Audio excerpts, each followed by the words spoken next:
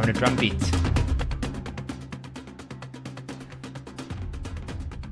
Sorry guys, just making a cup of tea and doing a few things. Let's turn that down a bit.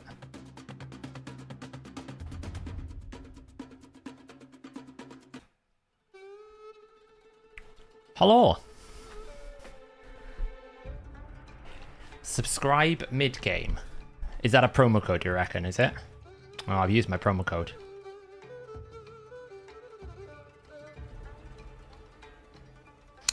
Hello, hello. Hello, how are we doing? Why am I early today? Because I kind of don't want to be up at 1 in the morning and I kind of want to play a bit of Diablo 4 potentially. So I figured I'd start an hour early. Get it out of the way. Maybe we'll still be streaming. We'll see. Let's see what happens. Yeah.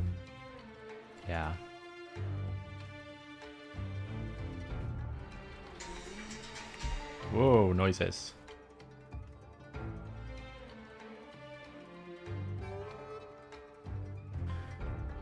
What am I trying to sort myself out here? Right, D&D. Right then. Hello, how are we doing? Oh, what do you want, cat? I'm gonna pay the cat. It's a decent promo code. What, subscribe mid-game? I don't think I can do it though because I've used my 24-hour. So I think, unless that's like we're talking about the promo one. Yeah, I've reached my promo code limit today. Oh, cat. It does, Jessica, that's true. Are we talking about the Call of the Arbiter promo code? Are we talking about another promo code here? Yeah, we'll be doing the gear cleanse in a bit, Matthew, because I always like to do a gear cleanse on stream when there's an artifact enhancement coming up, so... Yeah, Harmony's the Call of one. Are you saying there's another one?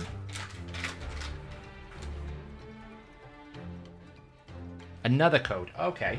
I'll try it on a different account now, because I think I've got one I haven't used on yet. You don't want that one, you want these, don't you? These are the ones you want. I got her some catnip treats, and she loves them.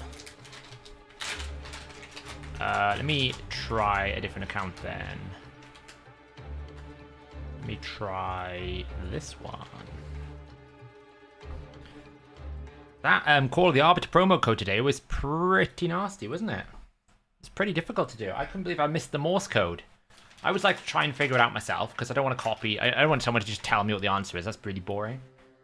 But me and Hellhades and Lockers, we were at it for like a good 10 minutes trying to figure out where the code was and trying to decipher it. I tried doing like the mountains and everything on the map, like the different locations. That didn't work.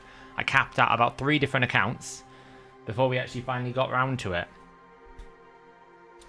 Right, so you're telling me... Oh, yes. All this. The promo code is subscribe... Oops, not that. Subscribe mid-game. Oh, that's quite a good one. There you go. Let's take a picture of that.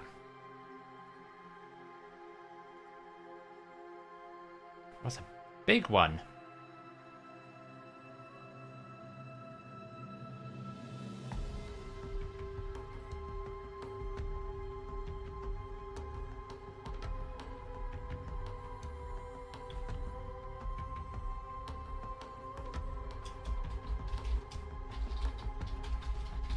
I don't know how you guys find these promo codes. I really don't. It's quite impressive. The free-to-play is in a bit of a bad state again. I'm working on it. I need to play the game, but I just haven't had time. Oop. Let me sort the cat out here, and we'll get back to it. Click on that. Get that.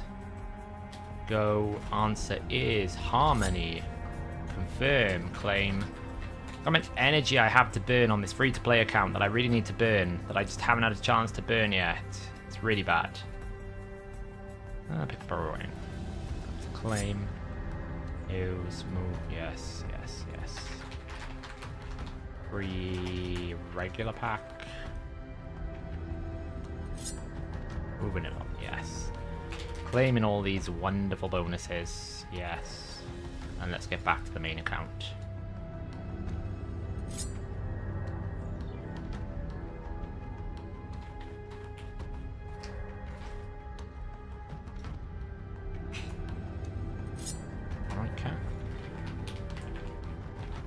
One more then, that's it. Otherwise you're a little pig. One more. You're interrupting the broadcast. Right. The cat is bribed. No more. That's it. Go away. Subscribe mid-game is a promo code. Let's do this. Promo code. Subscribe mid-game. It's pretty good. What did I miss? Dreadnought has gifted 1 membership and then came back with another 5 memberships. Wow. Dreadnought, really appreciate it. Not necessary, but I really, really appreciate it. If you have received one of those gifted memberships, make sure you give Dreadnought a bit of a thumbs up. Thank you and appreciate that kind of sub. Glad to have you all here. Right, let me go back over to my main now.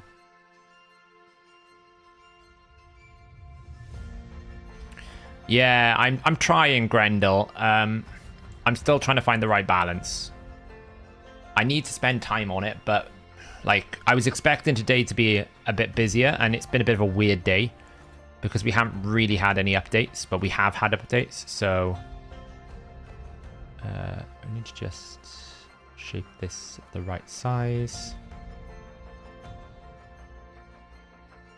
Okay, the right size. There we go.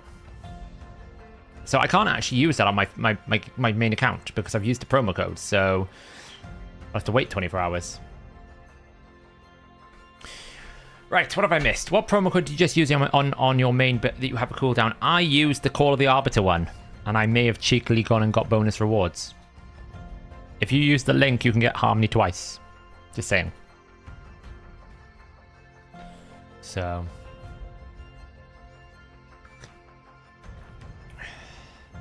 Hello, hope that you are well. What is the best way to do a gear cleanse of weapon, helmet, and shield by sets?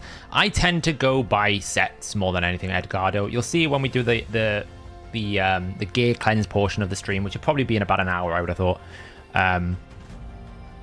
You can see the way that I do it. Howdy from Queensland. International stream.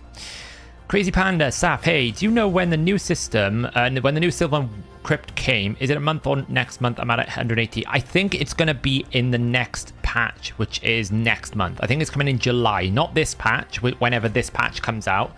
I think it's going to be not the next one, like basically in a month's time is when I think it's going to come. Saf, is there some kind of budget Sand Devil 24 team to your knowing without Ninja? There is ones with Chronum. Artak can probably go in Ninja's spot. Other ones. I'm a bit lazy with Sand Devil. I just prefer the Ninja comps. There are like max HP comps and other things around. I just prefer the Ninja comp. But yeah, I mean, Ninja can be replaced with Chronum Jamasa. You don't even need an area, right? Chronum can solo it himself. He's probably the best budget option. Go get your Chronum, and then you put Jamasa in the team. Jamasa just dies, and then as long as he takes 4 turns every time the boss takes a turn, he'll get back around to his revive, so he comes back, so it's safe. What is the link? Won't let me add it twice. The link to redeeming a promo code is here. It's there. Do you think they'll ever give us more storage for gear? I mean, it's getting that way. I mean, if you're going to add more artifact sets, you're going to add more, rebalance them to make more interesting, then you're going to need more storage, right? It's pretty bad at the moment. It's pretty bad at the moment. We'll talk about the fusion in a second, Angel. But I would say yes. That's my assumption.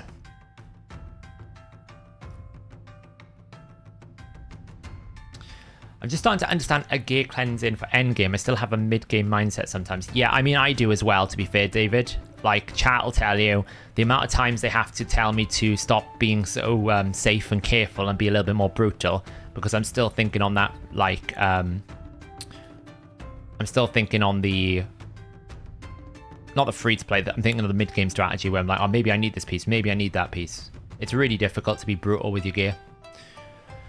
What if using promo codes on a free-to-play account is fair? Anyone? Yeah, absolutely. It's a free promo code. The way that I look at free-to-play, Daniel, is if everyone can get it for free, then it's free-to-play. Right? Starter codes. If you can start your account with a code, then anyone can start their account with a code. It's free-to-play. If everyone gets a free-to-play, like even the same things with... I suppose the Amazon Prime things were a little bit of a grey area because you have to pay for Prime. But, like, most people I know have Amazon Prime. Because they buy... Like, Amazon is where you buy most of your stuff these days. So, it's like most people I know has Amazon Prime. So, it's still free. But that's a bit of a grey area. But, like, promo code's absolutely fine. Everyone can get them, right? So...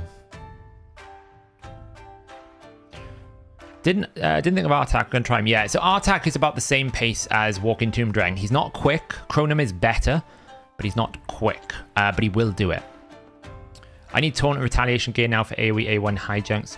I actually think Retaliation is really, really good. What I'm probably going to do over the next couple of days is do a video on Retaliation, a video on the Fury sets, and then I'll probably do the other sets as a single one. I was thinking about it a couple of hours ago, and I was thinking, well, what's the best way? Because I think the Retaliation set opens up a lot of conversations that is probably too much to cover in one video. And obviously the Fury set, we need to do math calculations between Fury, Savage, Cruel, Zeal, all the different damaging sets. So I don't really think things like Avenging and Affinity Breaker and the Curse set are that, like... There's not much to say. I still think Affinity Breaker's bad. You know, we can talk about them in those videos, but generally I think the biggest changes are going to be Frenzy, is going to be Retaliation, and I think it's also going to be the Fury sets. Bit of didgeridoo. We're playing an adventure film playlist tonight. Like shaking it up a little bit. Hey Steak, how's it going? What do you think about the change on gear sets?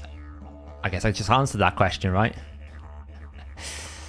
I got the opposite when I did my challenge account gear cleanse. People told me I was too brutal. Yeah, but I think, to be honest, it's not bad having a clean account. Like the only good thing with a new account, like a challenger account, is you've got space to be a little bit less brutal. But when you eventually, that does fill up quite quickly.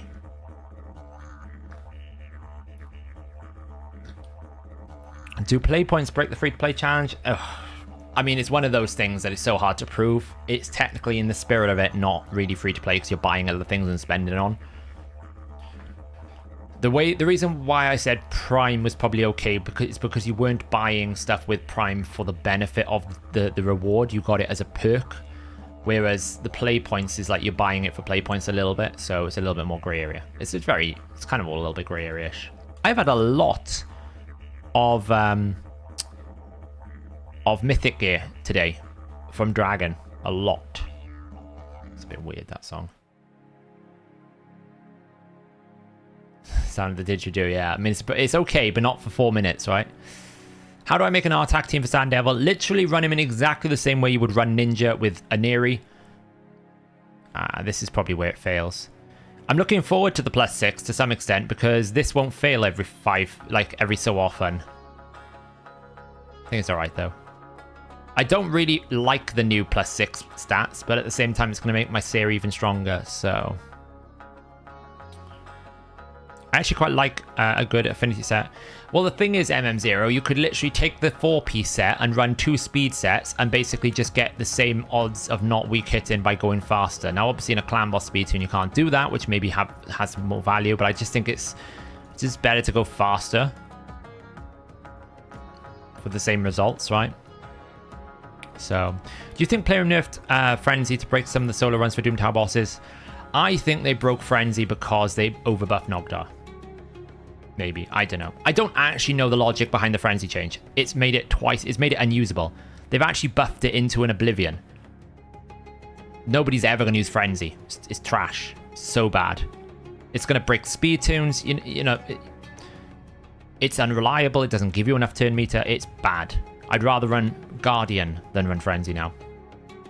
I'll show the Sand Devil 24 team. Don't worry. I'll show it. Can I see the stats of the team? Yeah, I'll show it. You don't need to do both. You do need to do one of them completely. and one of them partially. So, Saf, are split rolls on gear bad for the most part? Not really. It depends on the roll ranges, what they're splitting. If it's splitting across bad stats, like for example, if you've got crit damage with resistance, not so good. If you've got crit damage with crit rate and attack percentage, it's probably okay, right? And as long as it's rolling in a good high range, you're okay. There's no harm in having generalist items. You don't need to always triple roll and quad roll if you're getting the right stats in the right places. So,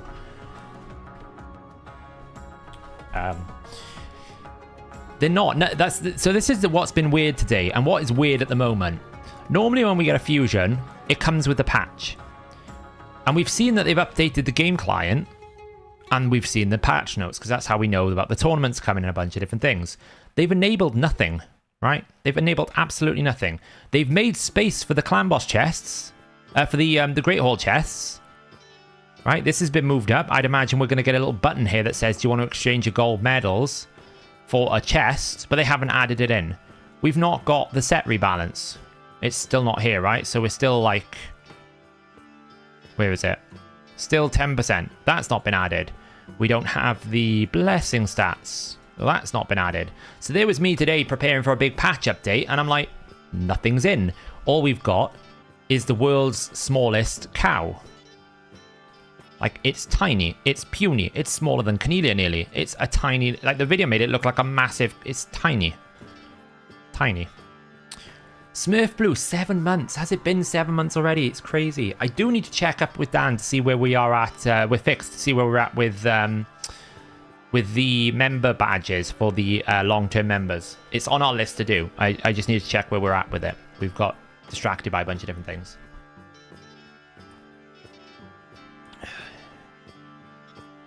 So... someone wanted to know what my Neri build was. So, I'm not paying that. That's ridiculous. Where is she? So mine is in Regen Defiant. She is at 286 speed for the Sand Devil. We don't actually have any perks for that. And then it's just 4.2k defense, 64k. She's probably tankier than she needs to be. 286 is a good speed breakpoint. And then I pair her often with Ninja, who is running somewhere up here at 251, 2.8k defense, 58 thing. That's where I run my Ninja. Yeah, the Dragon 10, yeah. The easiest way to show Dragon 10 is to show it in Optimizer. It's the easiest way to show teams.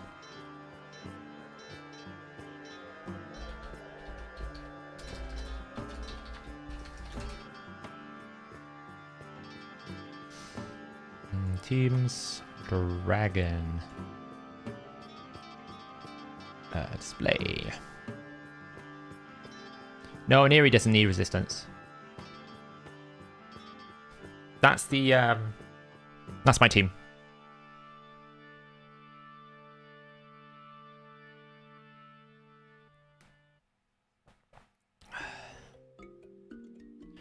Yeah, the update was huge. So I know from the amount of work we had to do to get the extractor up to date, they've upgraded lots of back-end components. So why RSL Help has probably taken a lot longer, because Farb is probably in meltdown trying to update all the different components that they've updated.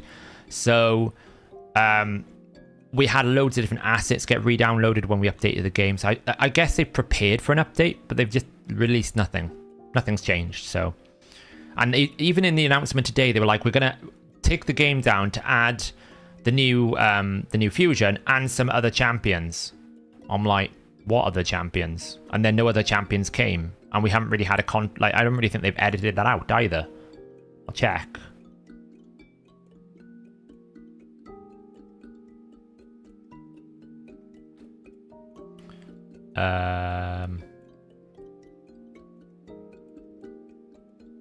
No, it's still there.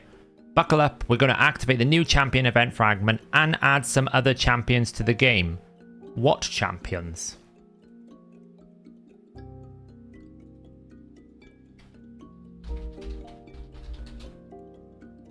I do not know.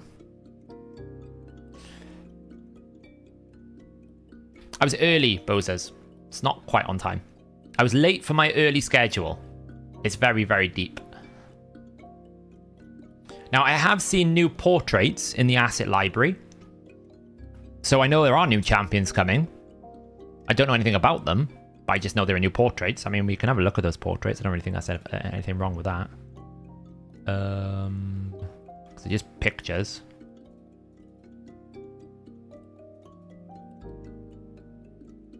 Got some new portraits coming.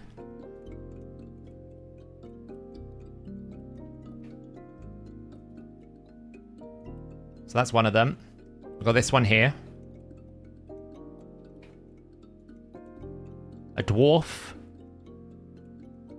We've also got some sort of vampire looking dude. That looks like it's some sort of Sylvan Watcher. Some sort of werewolf. Another dude here. An elf of some sort. And then this. So there's new champions coming, which you'd expect, but I don't know when they're coming. Now, I'm led to believe the patch is not going live till next week, so maybe we'll get some new stuff next week. I don't know. Maybe it's all going to get delayed.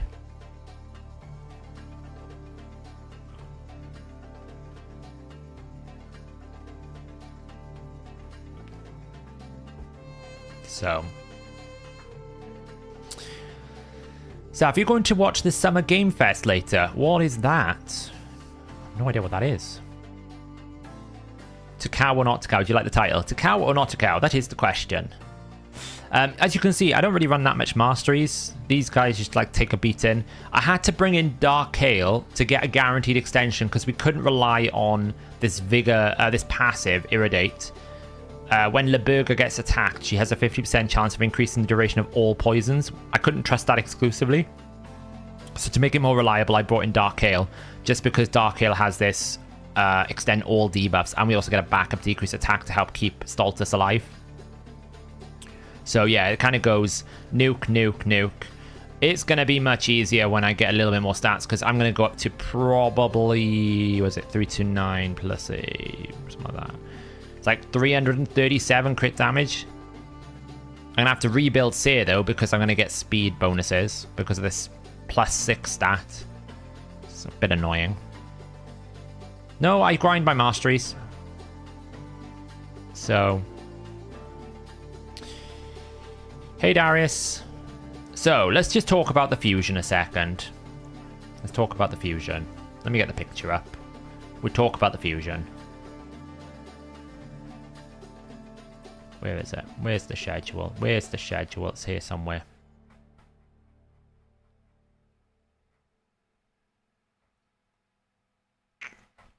Okay, probably don't have it. Let me go here.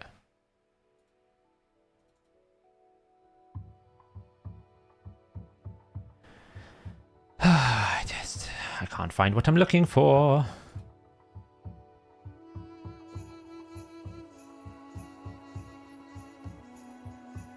Aha. There we go. I found it. Whoa, that's big. There we go. There we go. Get myself sorted here. So, let's just get the elephant of the room out of the window. Why is there 2 Summon Rush? I can tell you for a fact, with 90% certainty, it's not really a fact, it's more as an assumption. I bet with 90% certainty that Friday the 16th of June, we'll get the first Soul Summon Chase tournament, where you will summon your Soul Stones for some sort of elements of rewards. Why? Because that's where the chase should be.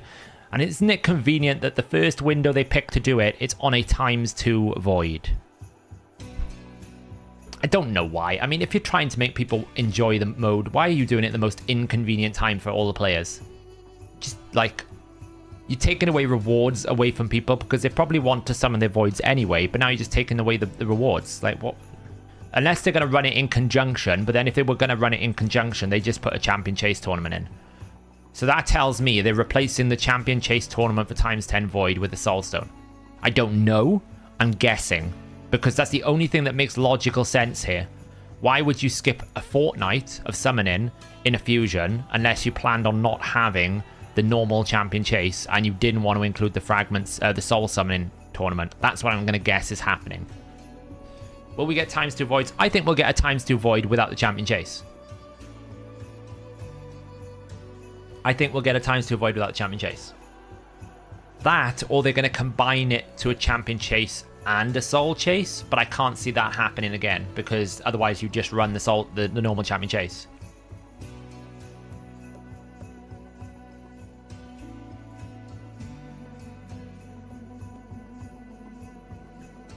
It could be a hero's path.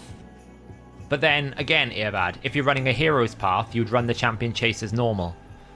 The only logical reason why you wouldn't have a champion chase for a times 2 void is if you were not running the champion chase for times 2 void. And then clearly they decided you can't have a fusion without 2 summon events, even though they've done it in the past, which is why we now have 2 summon rush. That's the only logical way. Now, you could say they're probably going to replace the champion chase with a hero's path where you have to summon times 2 void shards and summon souls. That could be logical, but it's still the same concept where the reason why we don't have a champion chase is because they're getting rid of champion chase and replacing it with something else. That's what I'm going to say. I'm guessing that's what they're going to do. They're going to get rid of the champion chase. That's not going to happen. We're either going to get a soul chase tournament or we're going to get a hero's path where you have to summon souls and summon void shards, or basically summon shards. That's a very likely possibility. Yeah, Earbad, you're correct. But it's still the same thing that I'm saying, that the reason why we haven't got a champion chase is because the champion chase is not going to happen. Just simple as. Now, what I do like, just to put a bit of positivity in here, I've seen they've been doing this a bit more. The Dungeon Divers events are getting more difficult, but they're extending the Dungeon Diver events over multiple tournaments.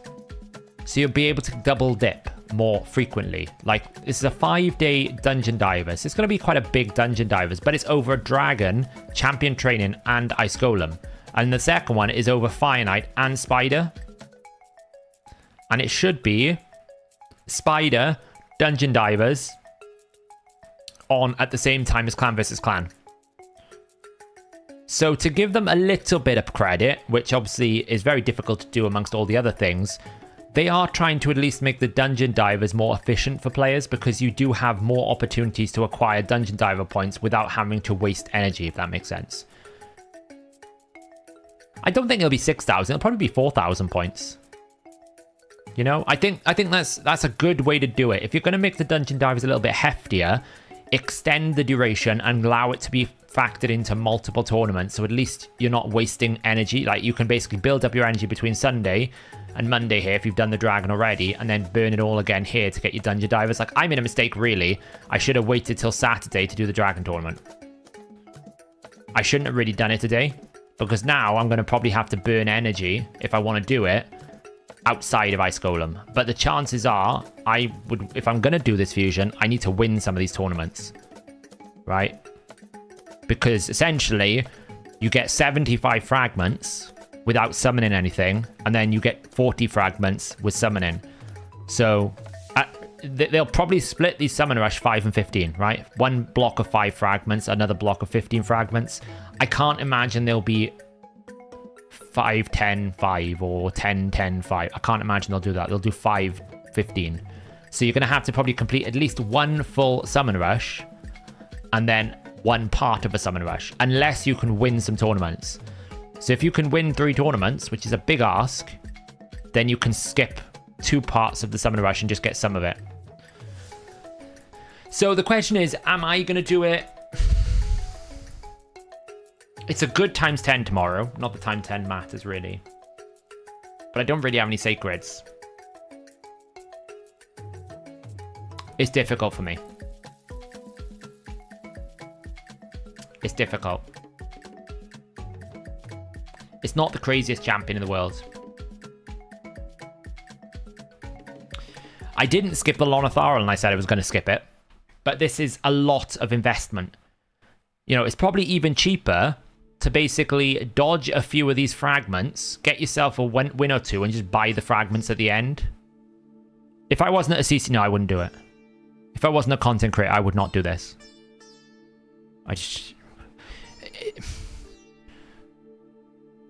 to be honest, if they're gonna create content that requires you to have decreased resistance, isn't it just better to bring increased accuracy?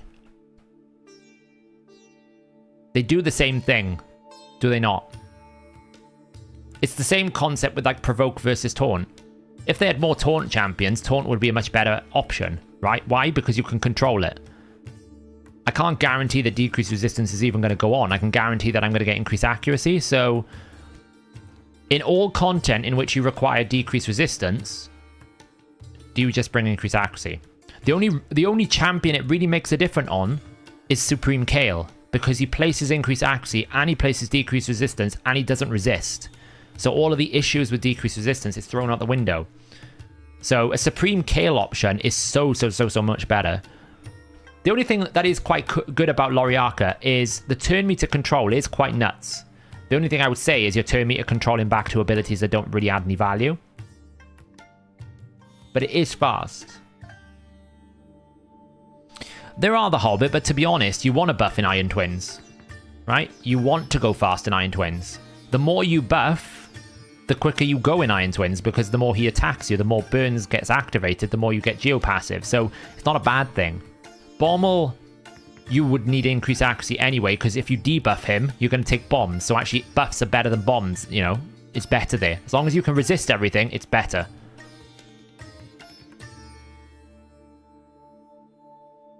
Well, no, increased accuracy AoE, Phil. What I'm saying is there's plenty of increased accuracy options. There's far more available increased accuracy for the team options than there are for decreased resistance. So increased accuracy is going to help the whole team. Yeah, I'm not talking about a single target increased accuracy here. I'm talking about someone like, you know, you can go and get Kurzad, the rare. He gives AoE increased accuracy.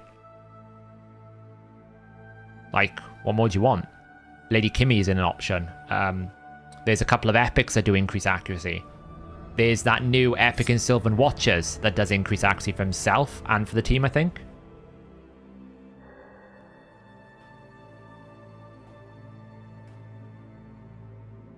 I think this champion is better than Jetney, Earbad.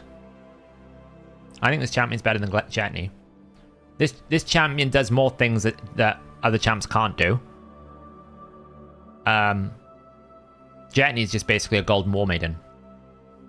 There's no arguing about it. That's all that Jetney does. Hey, Turgle. So yeah, am I going to go for it? We'll do a poll here.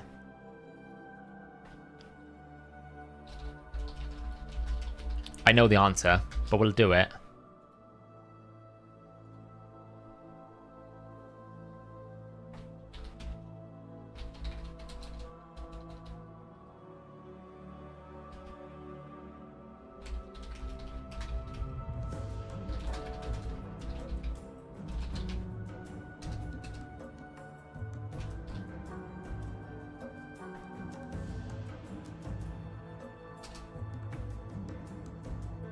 I'll ask you guys. I'm curious to see how many people would have done it, but are not going to do it now because of the Summoner Rush, versus how many people were never going to do it, versus how many people still want to do it.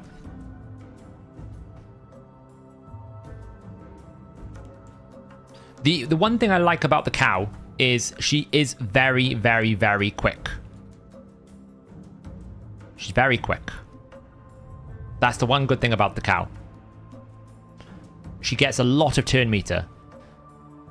I think it's a better champion than Jetney. I just don't know if it's worth the investment. My poll is totally broken, by the way. It says nobody's voted yet. Are you seeing the poll? Are you guys seeing the poll there? Because I'm not.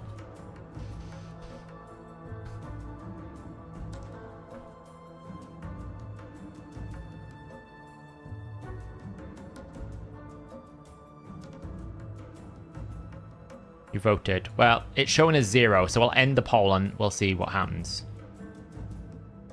Vote disappeared. Okay, let me end the poll and we try again. Let's try again.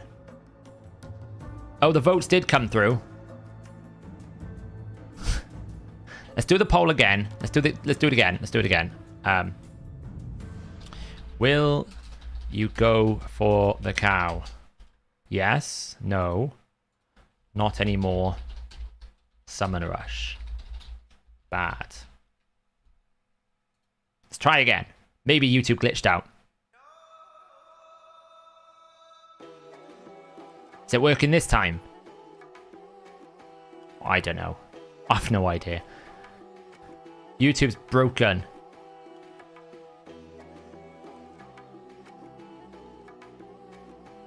So I'm having an issue with the optimizer. It communicates there are a large number of options and I should revise my requirements, but then comes back with no gear suggestions. Yeah, so you probably need to revise your options, Lily Tim. If you go into the main official Discord, they'll be able to give you some more advice and guidance to help you out there. It's not something I can really do on a stream because it's very subjective to what you're trying to do and what you're trying to...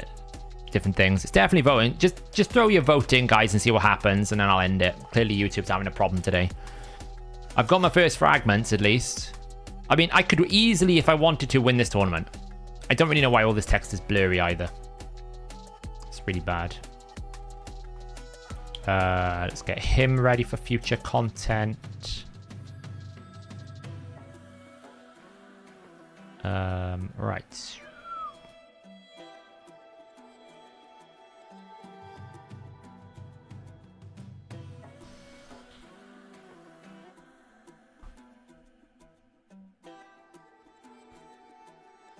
Chat screen had an error. Maybe YouTube's here. Yeah, they messed up the resolution somehow. No, I don't think it will be Turgle. I think the reason why we have 2 summon rushes is because the champion chase will be a soul. I know for a fact they've confirmed that there is no immediate plans to have souls in the fusion.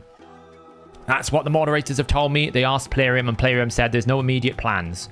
So that means probably in 9 months' time, they will do it, potentially. But basically, we can be a bit comfortable. You can basically rest in the comfort knowing for at least the next 6 months, I would say, there's probably never going to be soul summoning tournaments or soul paths in the fusion. You never say never, I'm guessing. But if you look at when they said that there wouldn't be any tournaments for the soul stones, they said the same sentence. It's been 9 months.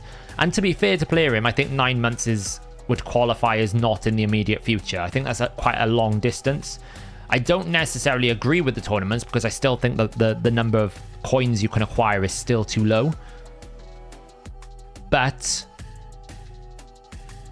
I can't really argue that they're breaking their word because they're not. Let's end the poll. No, not anymore. So a good chunk of you, 33% of you said you would have done it, but not anymore because of the summon rush.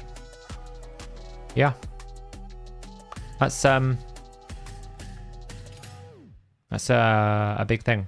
Yeah, so what I think is going to happen, average YouTube enjoyer, 3000, what a name, is I think they're going to replace the champion chase next week with either a soul chase tournament or a hero's path, which is probably going to be a combination of summoning souls and summoning shards.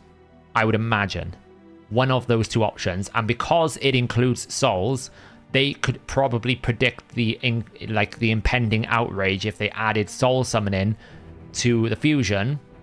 They don't want to do that, so therefore they've taken that event out of fusion cycles and instead added a summon rush at the end. Personally, I would have just gone and said, okay, instead of the summon rush tomorrow, why don't we have the soul summon rush tomorrow? And then next week we could have champion chase times void as normal, and the week after we can have a summon rush. And the summon rush and the champion chase, the summon rush at the end and the champion chase next week can be the fusion events. That would be a fine option. You get everything you want, but it means you're not pissing off the player base. But hey, I guess they want to really annoy everyone. So I don't think it'll be a Michinaki style summon, if I'm being honest. It could be. I mean, it's very difficult to know. It's very difficult to know.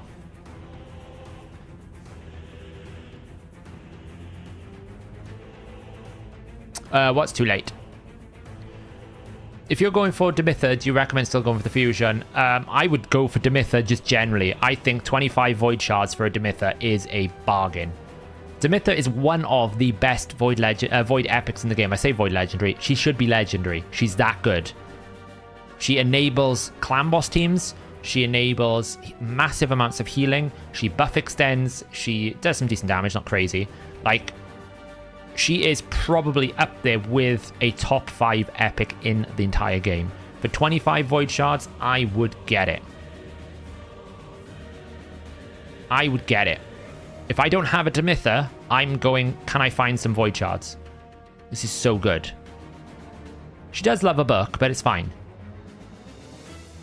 You just need to book a Raid 3 and a Raid 2. Like, there's so many Demitha clan boss teams you can run. I was talking to Earbad about it, and he was like, oh, should I get it? I'm like, I think you do want a free-to-play. I think it just opens up so many more clan boss opportunities that you don't have.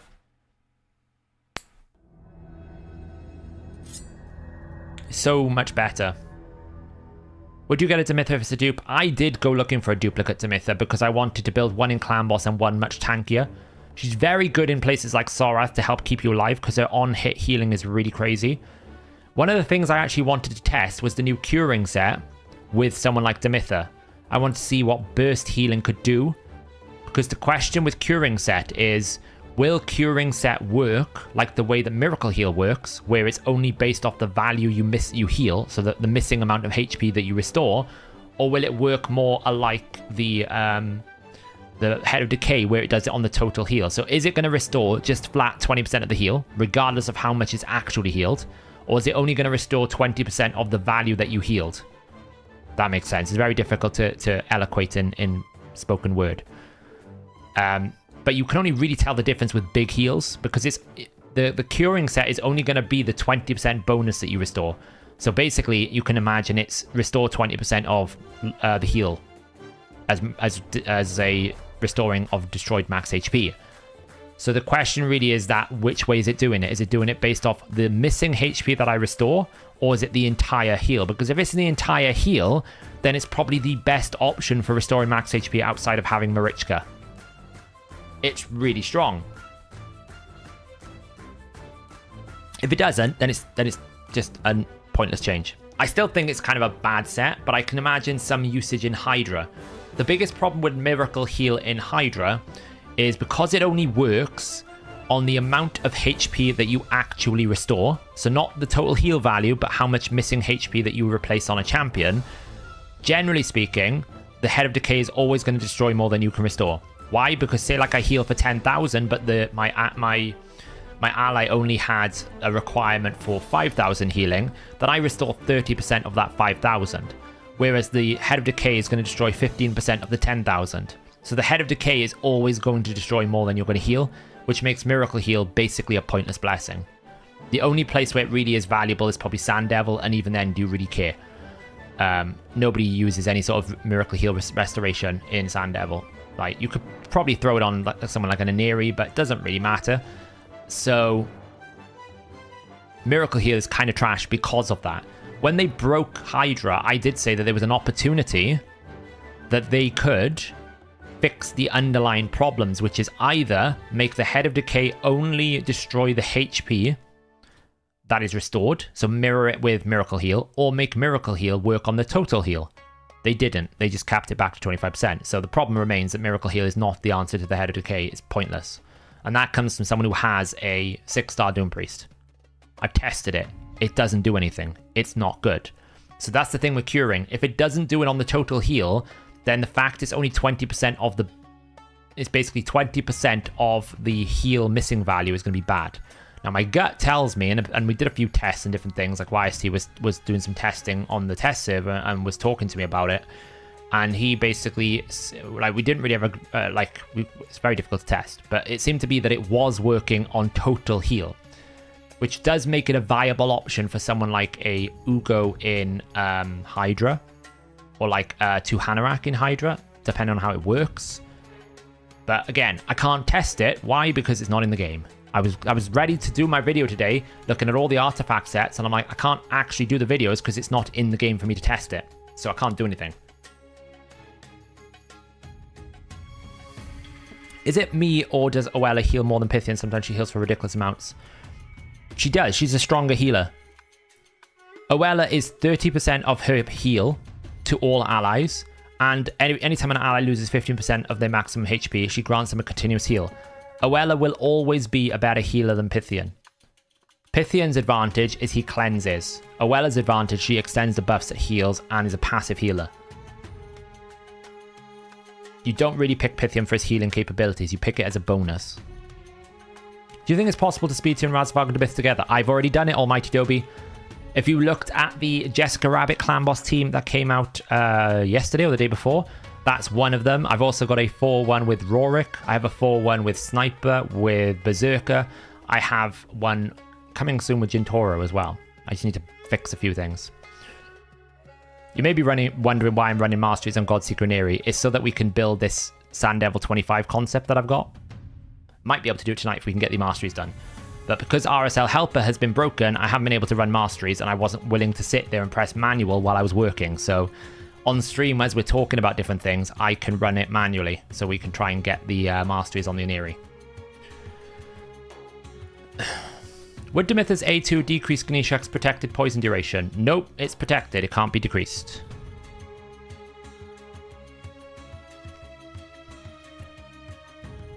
No test server. I know I don't get access to any of those stuff. I don't have the... I'm not part of the program, so I can't test it. What would be the best blessing for Oella? Probably, I think, Aura Carnifex, because you get 75 resistance, which is really big. So I've actually put Aura on my Oella. But I'm going to have to rebuild Oella now because I've got my Oella in Frenzy. Well, that's not going to work anymore, is it? Because Frenzy's been reduced to a pile of dung. A heaping pile of poop is what has happened to that Frenzy set. I don't really understand it. Don't really get it. No, Sand Devil 25 is going to be 1 Godseeker, 1 Burner, plus food. That's the plan.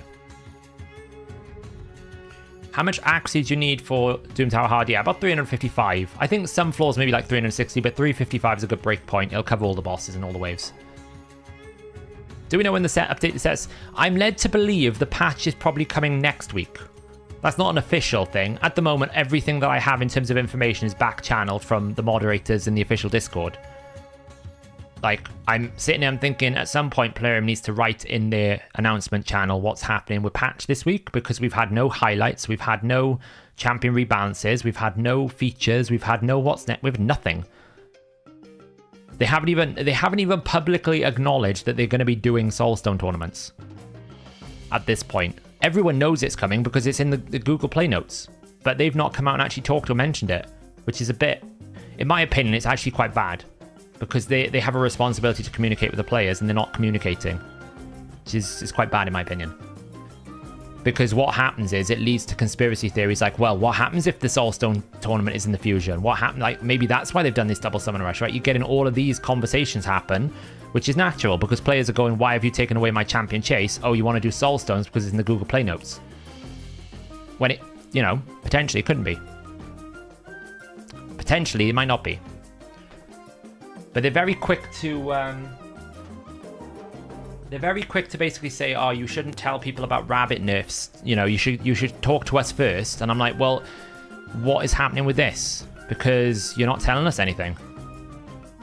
It's why I was 50-50 about actually doing the first video, because at the time when I recorded it, it wasn't in the patch notes in the Google Play stores. I was like, I don't really want to release any sort of unconfirmed information, and Plarium hadn't mentioned anything. But obviously once it went into the patch notes, it's much more confident that it's going to happen. But because everyone kind of knew about it and the sort of the higher clans and other things, and it was being discussed and it had been mentioned in the raid server, I was like, well, everyone should know about this because it's going to affect your gameplay.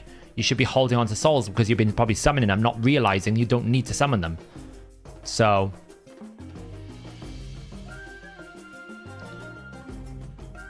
I don't know why they're not.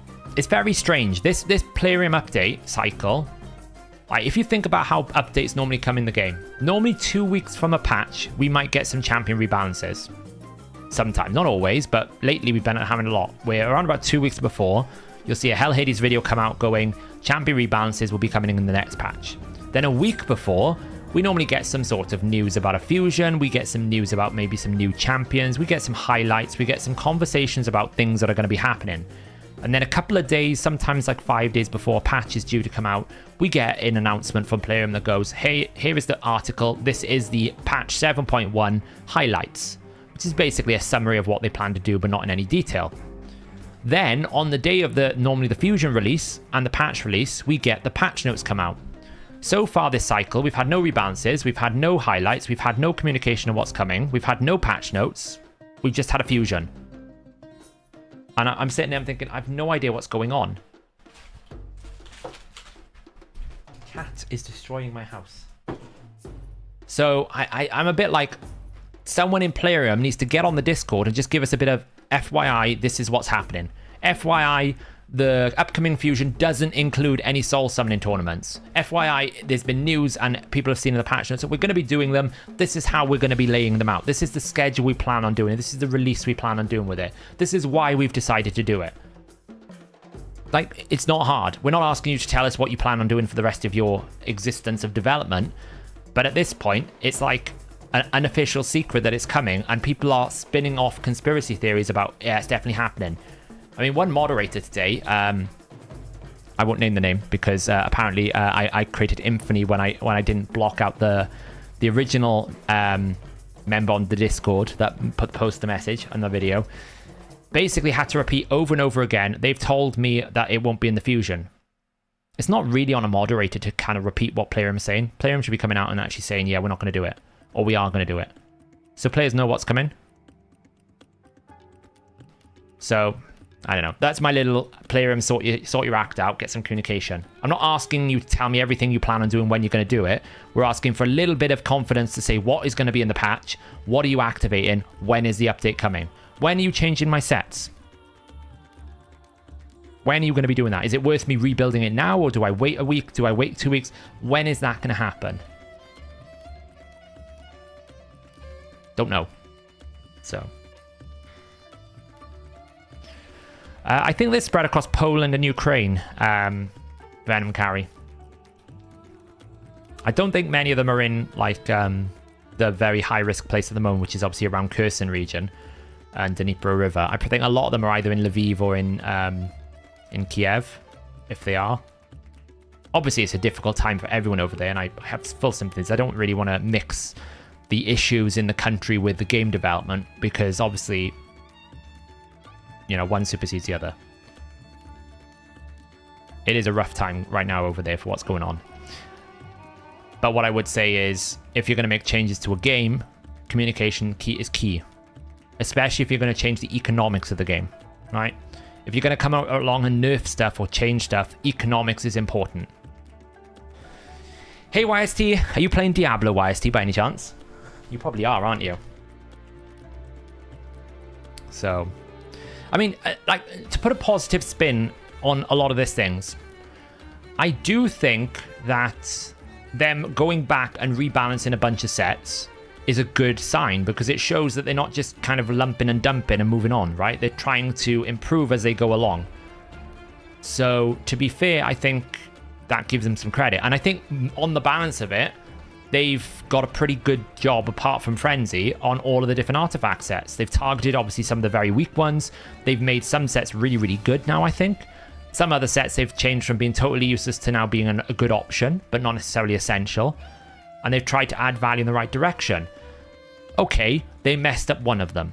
But on the balance of the rest, they've done a pretty good job. And I think we've got to give them a little bit of credit for going back and dealing with a system that, you know, probably should have had an update. But that also coincides with, well, you've just added Retribution in the game and you've added these Zeal sets. Like, I've got no space. You're going to have to sort that out.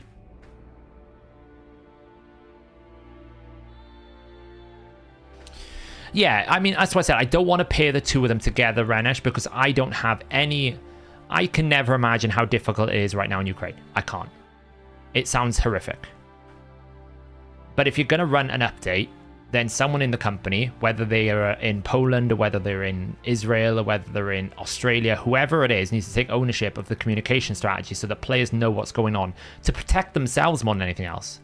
Because right now, if I look on Reddit, probably there's 100 people going, look, they're trying to rip off the players again because they're going to put soul stones in the fusion and they're trying to make it harder for this, because it could just be that someone thought about it, didn't really realize the consequences, and they've messed up.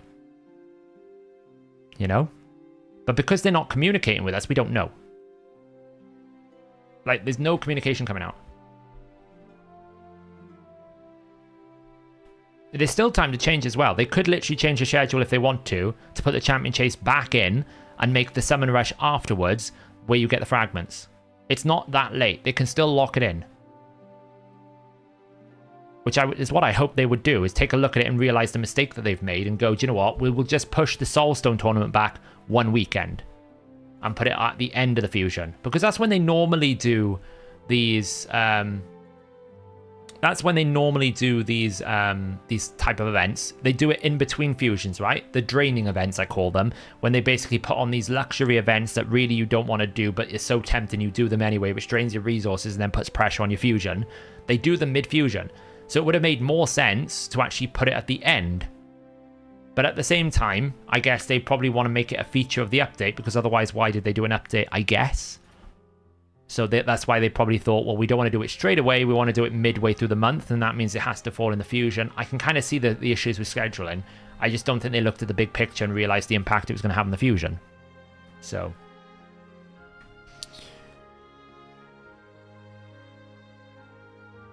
I mean, it could be the new CEO driving more revenue. Could be.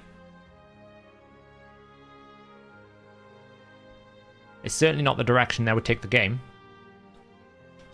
Yeah, the Soulstone... I don't know if it's going to happen next week, but what I said at the start of the stream was the only reason why there wouldn't be a champion chase is if they don't plan on having a champion chase, which means either there is a Soulstone chase tournament or a Hero's Path, which is a combination of summoning shards and summoning souls, and they don't want that Hero's Path to contain fragments because it never has. Do you think the thumbnail thingy would be a Soulstone or Essence picture if it was a Summon Rush or Souls? Do you think the thumbnail thingy for the Soulstone? I don't know. Honestly, they normally put the rewards, not what you need to do. Yeah, a bunch of the guys, one bunch of the team are still in Ukraine. They're still working in Ukraine. Credit to them, because it's horrific.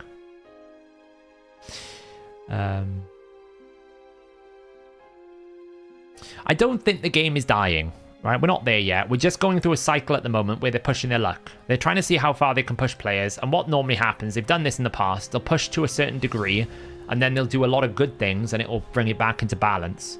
Doesn't always bring it back all the way to normal balance, but it kind of makes things a little bit better. So I just think they're kind of testing the water to see how much... I think what they've realized is they can push the monetization of souls harder to try and make more money, so they're testing the waters to see how hard they can push it, to see what players are willing to accept. Hence why the Soulstone prices have halved, if you've noticed. You're getting twice as many Soulstone now, because I think they realized that they were pricing them too high, so they've dropped the prices to see if that makes a difference. And I'm all for experimentation. I just think that they've overlooked a bit of an issue with this one. By making it basically a not a desirable fusion as a champion, and then actually adding 2 summon rushes, it's kind of caused a problem. It's like when they did the hybrid models.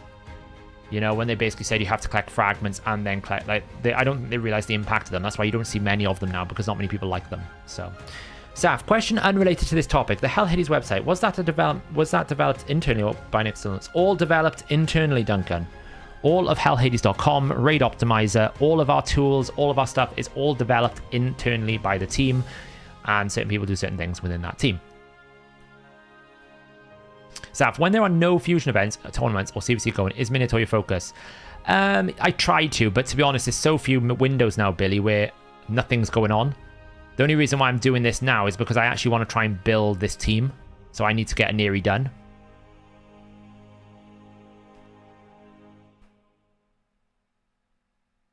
Thanks, Dr. Torag.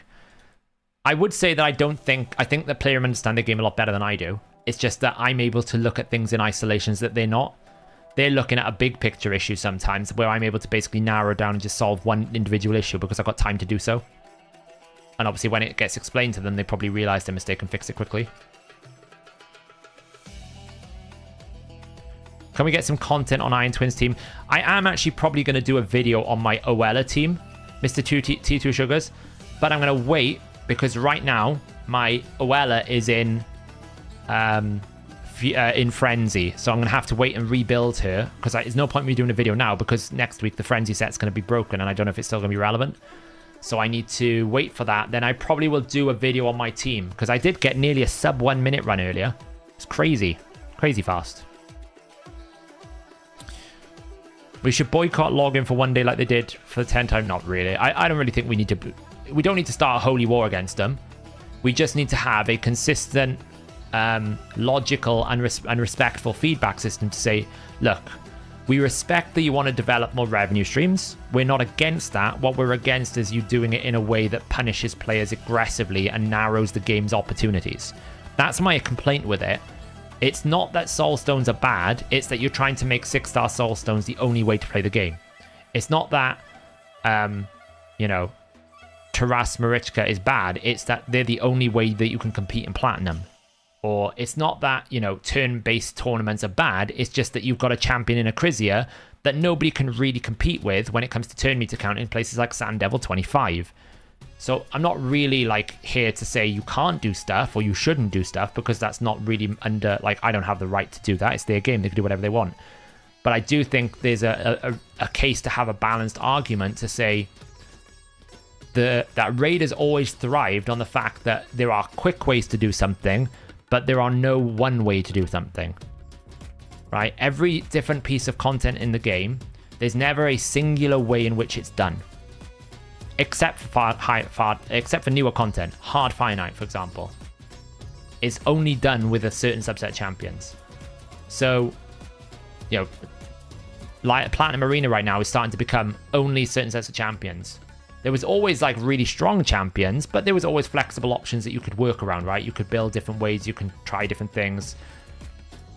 If you think back in the day, we had things like blender teams, we had go first teams, we had go second teams, we had tanky teams, we had counterattack teams. There was flexibility. Now, live at Platinum Arena is just, but like Taras Marichka, Ultimate Death Knight, 2-turn stone skin, GG. It's boring. And that's the direction I think is the problem, is they're narrowing the game. Raid excelled by having lots of options, but there were some really, really OP options, right? But they were never required. But now we're moving towards content that you need to have this. You must be 6-star soul. You must have this champion. And that is where it's a problem. See you later, Airbad. Have a nice rest. It's Thursday. You're nearly there. You're nearly at the end of the week. So... Twins, I mean, Twins is worth the energy on Sunday, for sure. Sunday's Twins are very good. In my opinion, what you get on Sunday in Iron Twins is what you should get every day. Now, what I will say is I think we will eventually have Soulstone tournaments in Fusions, but I think they will release them alongside other forms of Soul acquisition. I don't think they would release it in its current form, because I don't think they would accept that there's enough ways for you to earn it without like having to spend lots of money. So I think they will add it when there's other content, right? There is stuff in the game still about Atlas events, Atlas tournaments, Atlas bosses. We know that there's a clan boss thing there that is a new piece of content. We know accessory dungeons are coming. So I think what they will do is they will add content that rewards more stones. Once you get to that point, then it will become part of the fusion. And as long as we can earn the stones, it's not a problem. It's actually better, if you think about it. If they divide up the summoning between souls and shards, as long as we can earn the souls properly, it's better. Because it's less requirements on the shards. It's much more flexible for you as a player. But in the immediacy, they're never going to do it. They're not going to add it. Do we know how good the 6-star soul stats are? Did Hellhades show it off on the test server? I'm sure it's been showed off on the test server, right?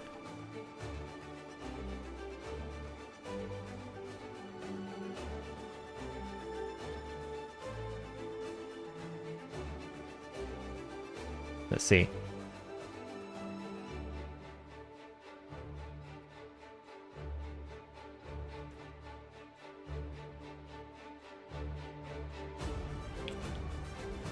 No, he didn't. Okay.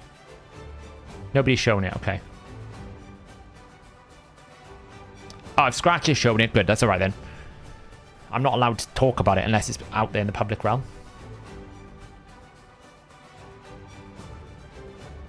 Basically, you're going to get stats based on what you get in the set. It's a lot. Let me see if we can find out Scratch's video.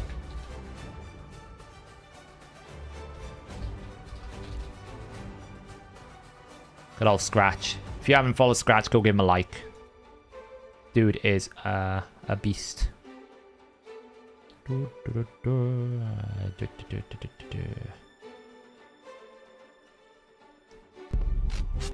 me see if it's in here.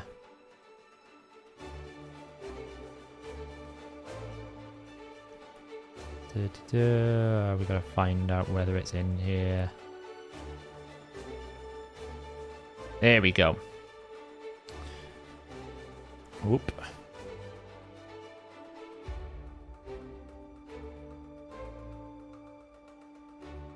Okay. Stats from Scratch. That's a series from there. Stats from Scratch. Should tell him about that. Maybe we should have a segment, me and Scratch, where we go Scratch Stats 101. Basically, the way that it looks like you're going to get is you're going to get more speed. It looks like they've doubled the speed here, because normally you would get 10, you're going to get 15. Obviously, if you're epic and rare, you get less, but it'll equate equally. I think they've basically put 50% more speed. It looks like they've taken half of the other stats. So you get half of your 2-star and half of your 4-star. It's totally unnecessary. It's totally unnecessary. It's so strong. My Seer is already broken. You're going to give my Seer another, what, 8% crit rate? Crit damage? It's obviously based off what you already have, right? So, like, that's there. You can see this one is defense and resist. It's like half. So basically, they're going to give 50% more speed and then half of the 2 and 4-star, ignoring the HP. See? Accuracy 50, defense. And it's going to scale based on rarity as well, right? You see here. Faultless defense will be 7, 3, 7, 5, and 8. But the legendaries are going to get the bonuses, right? It's a lot. I don't really think the resistance one is such a big deal, Ethoface, because I think resistance as a stat is generally poor. What I'm looking at is this stat here. Where is it? That's a lot. This is a lot. So are you saying that I'm going to log in after patch my CP is utterly broken? Are you using Frenzy set, Hobbit? If you're using Frenzy set, yes. Because Frenzy... Not at the moment. Once they've patched it.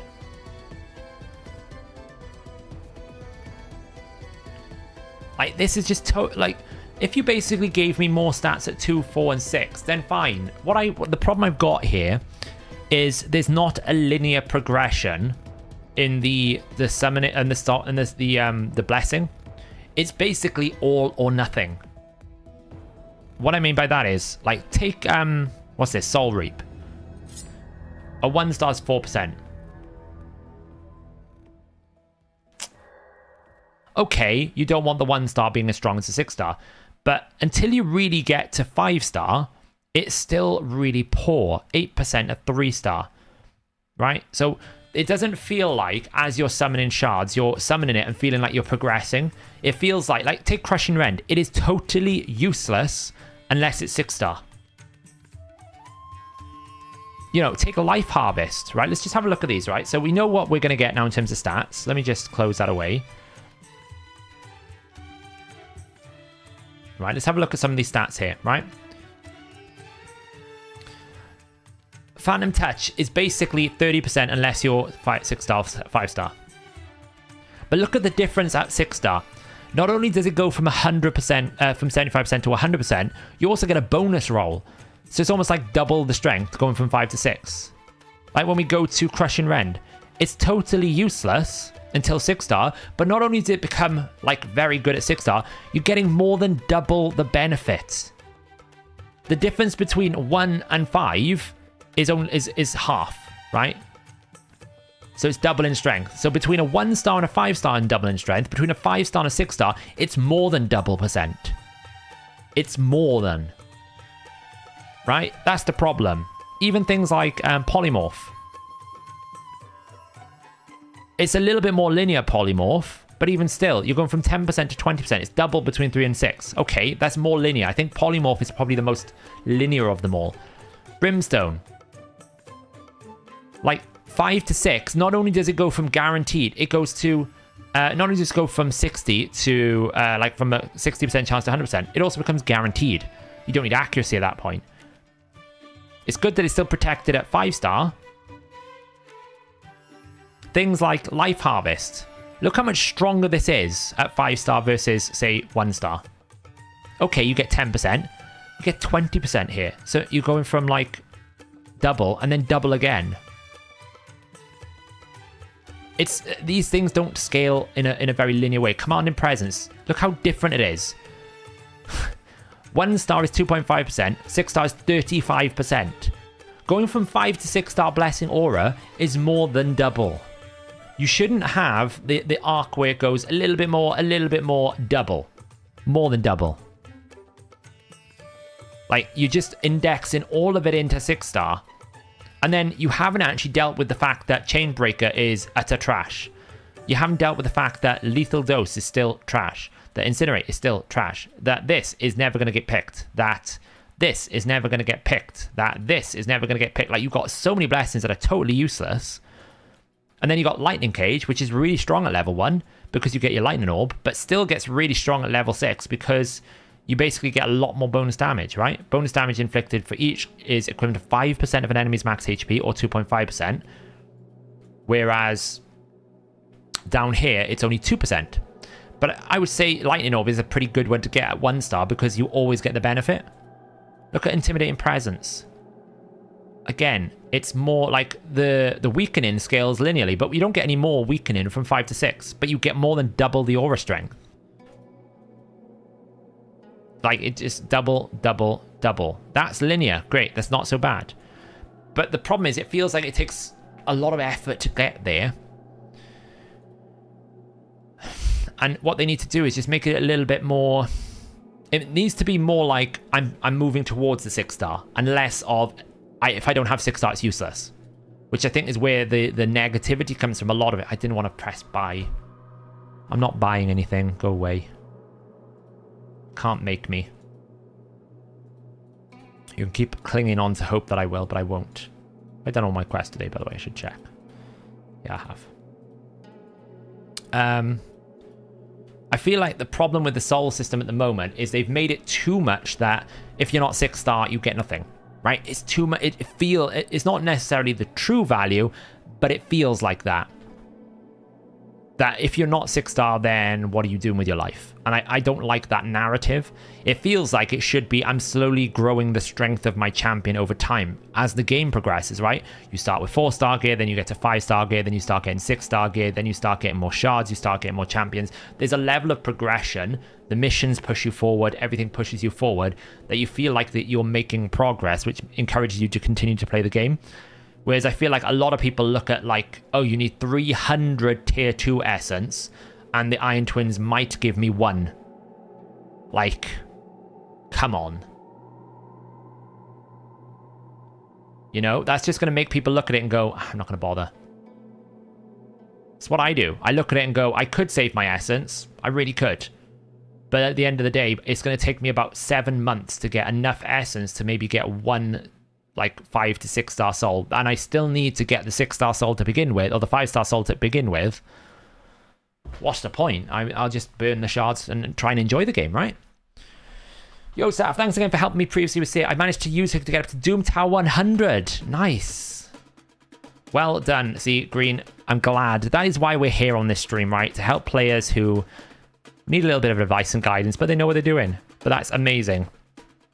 Everyone give a big hype to Green Virus for achieving that, because completing your first Doom Tower rotation, especially this one more than anything else, because 120 is farmable and lethal gear is so good, is a major achievement. It's a majorly big achievement. Hey, Saf, when are you going to post a new free-to-play episode? Do you know what? I've been struggling with it. I haven't had time to play it as much as I'd like.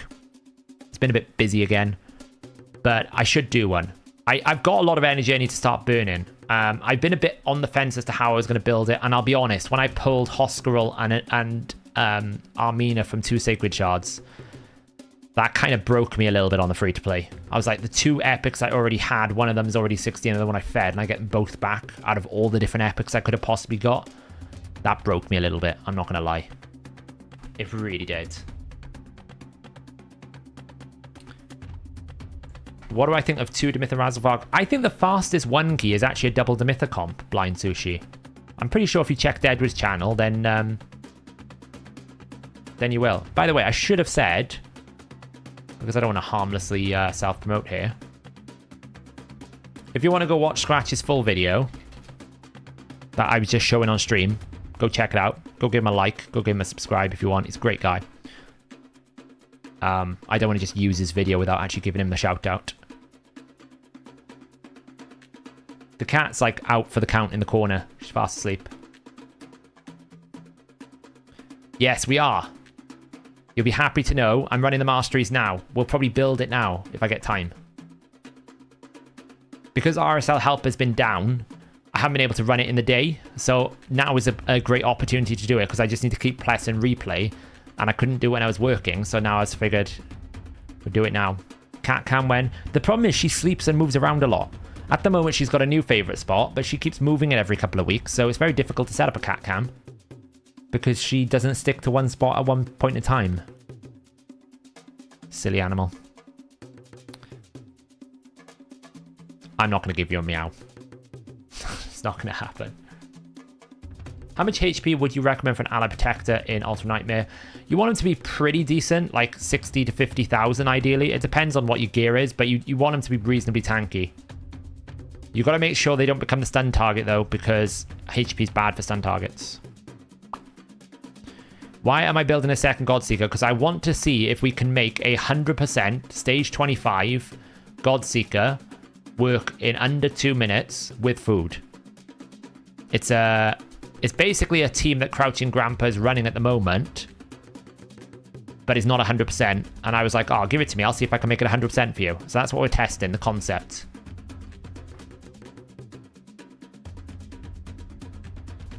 Should we dislike it? No, just put a comment on his thing saying, Saf was showing how amazing you are doing content creation, so we're here to just give you some love. Do that. Then follow up with, like, congrats on the baby. Hope you're not, like, too tired. Oh, that's awesome. Glad to hear. It's good to see that people are out there protecting cats.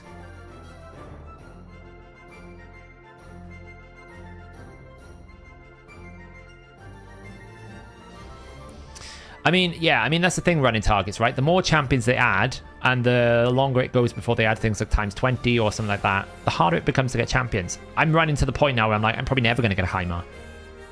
It's probably never going to happen.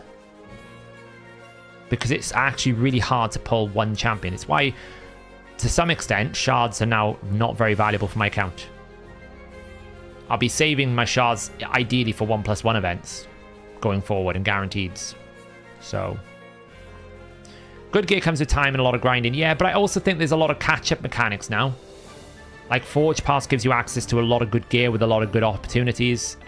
Perception is one of the best gear sets. You get, you know, Lethal from Dune Tower is a good way to catch up on the Savage grind. You've got Guardian sets from there. Like, there's so many more catch-up mechanics with grinding gear that, to be honest, actually grinding gear is not that valuable anymore. Running dungeons doesn't really yield me my best pieces. No, Carnifex. This is not gonna. This 25 stage is not gonna work with a fully booked Daenerys. The concept does involve ninja, yes. You lost your cat last week. Sorry to hear, Trev. I actually don't know what I'm gonna do when the day ever happens. I'm gonna be in pieces. You probably won't see me for like a month. I can't do it. Yeah, Bob, so mine, it just takes her a long time to discover she can do stuff. So I bought her a new cat tower. Instantly liked the new donut bed. Hasn't used it now. Used it for about 2 weeks. Hasn't used it since. Took her like a month and a half to figure out that the actual top level is actually great for her to sleep on. Now it's her favourite spot. She's a strange one. She is a stranger. It took her like 6 months to realise the donut bed was a bed.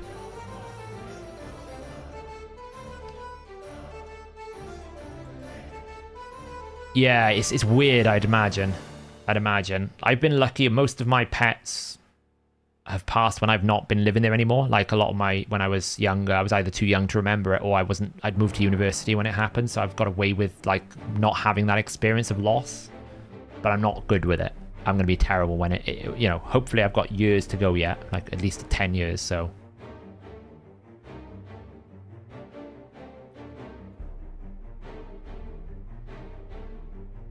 yeah, cats. People say cats are not, like people say dogs are better because they're more caring. Honestly, my cat literally, if I come home, is at the door waiting for me. It's like a dog half the time. The good thing about cats is if they want attention, they'll come ask for it. If they don't, well, they're pretty low maintenance. So if I want to go travel for a bit, I don't need to necessarily get a cat sitter, because I know she wouldn't do very well in a cattery because she doesn't like people that often. I just get someone to pop round, spend a couple of hours, and just make sure she's got food and water. They're very low maintenance. I wouldn't be able to do that with a dog. You'd need someone to like take them to a kennel or something.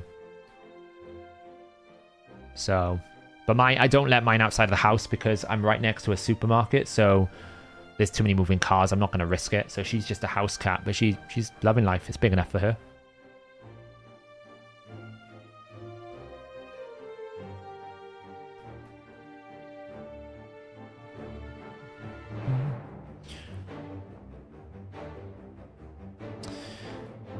What was the Zandina question? I've only started using the last 10 days, so that's interesting. Yeah, we normally, if there's a free regearing session, we do often put like a free premium for the optimizer, just so like it gets the most value of the window. We know a lot of people tend to do their optimizations, like we see a big spike anyway, so we figured if you're going to do a lot of gear removal and stuff, then we'll try and help out. We try to do what we can to help the community. That's the whole point. Is she stuck to you when you get home? If I've been out for the day, yeah. If I'm downstairs on the sofa, she's like, right, cuddle time.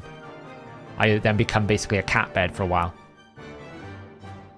She's taken to sleeping on the bottom corner of the bed lately, even though she's got her own bed for a while, and then she'll move around, which is quite hilarious. As long as they've got a big enough space for Calf, and you've got enough entertainment for them, so like you've got scratching posts, you've got toys around the place, and obviously they're not left alone, it's absolutely fine. There's no reason for them not to be in the house if it's safer. Obviously, if you put them in a box in a very small part of the house, then that's not healthy. No animal should live like that. But she has the free run of the house. She basically can jump around, move around, whatever she wants. She's got toys all over the place. She's got enough scratching posts. I tried to put her by sofa so she doesn't like scratch anything. But she's never complained, so she's pretty happy. Happy, healthy, that's all you need.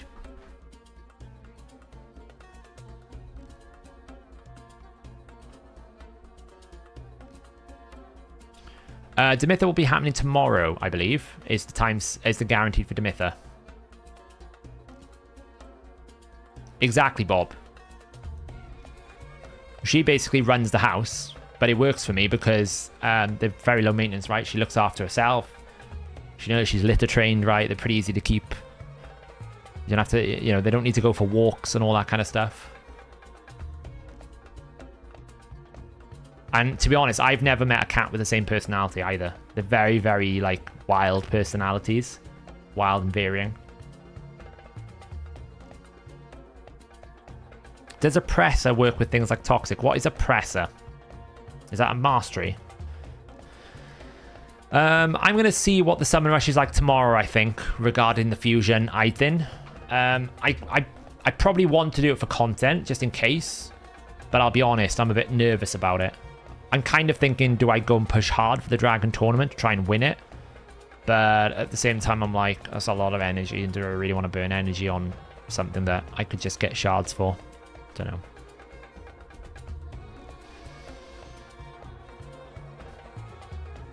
What's the best way to beat floor 114?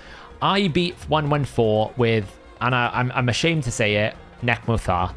I basically killed floor 114, and I like to basically say it as like death by 1,000 Nekmothar turns with Romantu.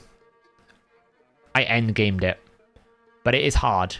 The best way you can do it probably is like try to annihilate the. You want to try and take out both Sifis and then try and tank and try and stay alive with a reviver, right? Someone like a Pythian or Ukko to stay alive. I basically ran it with Nekmothar, Ukko, Vladimir, Constantine, and Romantu. Another way you could do it is run someone like a block revive champion like Foley, Fenax, Inithwi to try and block them when you kill them. That's another way to do it, so they can't keep cycle reviving. But yeah, I just Nekmothar'd it to death. Extra turn after extra turn after extra turn, and they just couldn't stand a chance. Turn me to Fill Mastery from support tree, same as War Master. Does a press... I'll have a look now. Let me have a look. Press...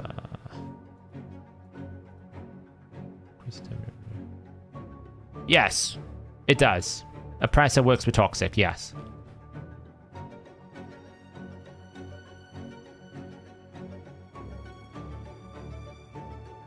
Right, so we want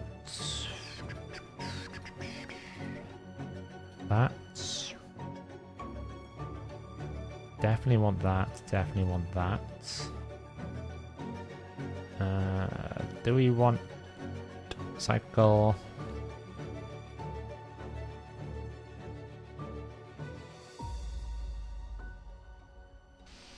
No, we don't want cycle, do we? Go with that. That.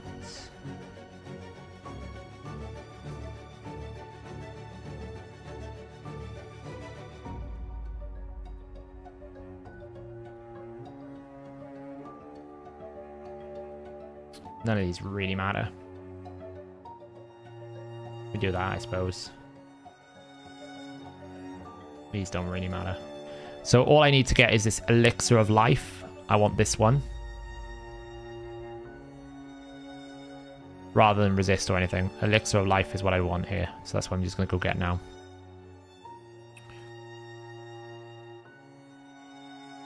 I earned quite a lot of gems from the Deck of Fate, so we're burning some gems at the moment. Is Halfback any good in content outside of Arena? Yeah, of course. She's a massive nuker. Self-buffing nuker. Self-buffing nukers are very strong. Think of places like Dark Fae. What do you need? One-shot your waves. Well, if you self-buff, you don't need to bring an increased attack.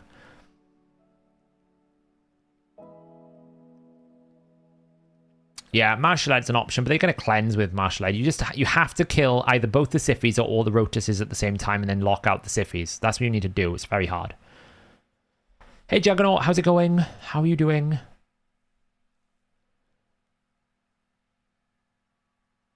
Does Sniper affect chance to increase duration of buffs? No. Sniper only affects the application of a debuff. Only. So when I apply Leech, when I apply a decreased defense, when I apply decreased attack, when I apply things like Poison, Hex, that's what Sniper works on. Things like increase in skill duration, increase in debuff duration, activate things, that is not affected by Sniper because they're not debuffs, they're activation effects, they're effect IDs that are not the same. Have you tried an area attack to incentive? Yes, I have. It's a bit like Dreng. It takes god wait, like it's so slow. It takes like 8 minutes, 7 minutes. It's not good. But it can do it, it's just not ideal. That's it, Gustav, right? They're much more high maintenance dogs. My mum's got a dog and she is like on the go all the time. It's tiring. By the way, Saf, I just pulled Kaimar from one Sacred that I got in the last... Thank you. I'm glad you've got your Kaimar. I don't. I'm still trying to get over the Whirlim, destroying my Mercy.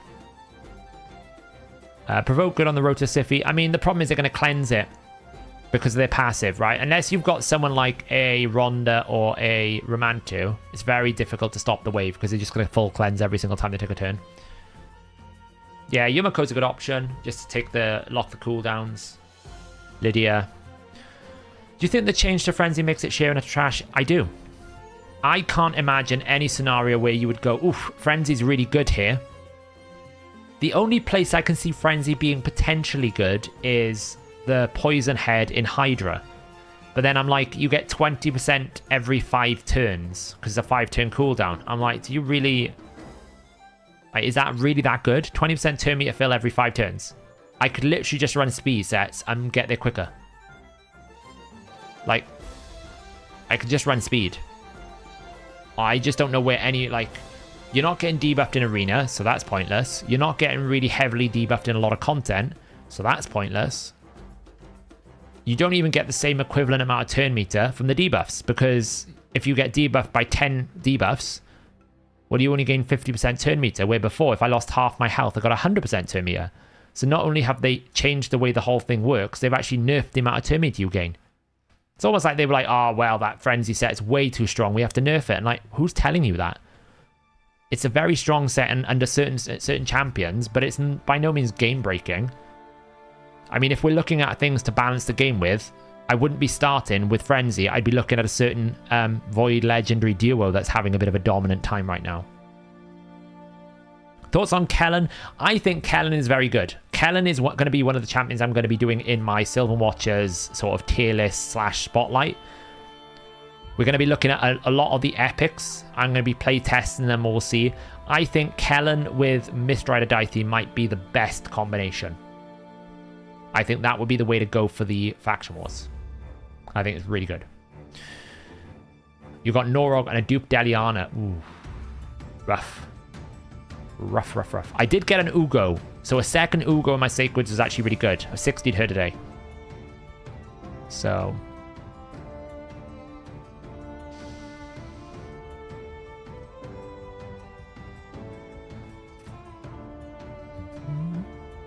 The Poison Hydra head, yeah. The head of Decay, I think it is. Or it's a head of Blight.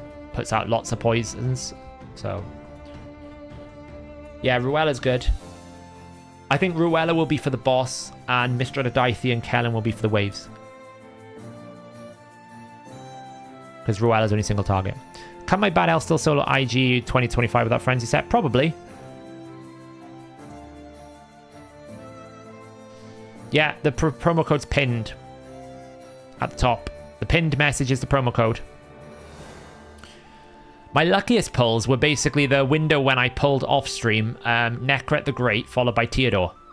I pulled one random shard and I got them off stream when I wasn't pulling for anything. I think I had a pretty good times 2 ancient or times... Yeah, I had a pretty good times 2 ancient when we got Sisia.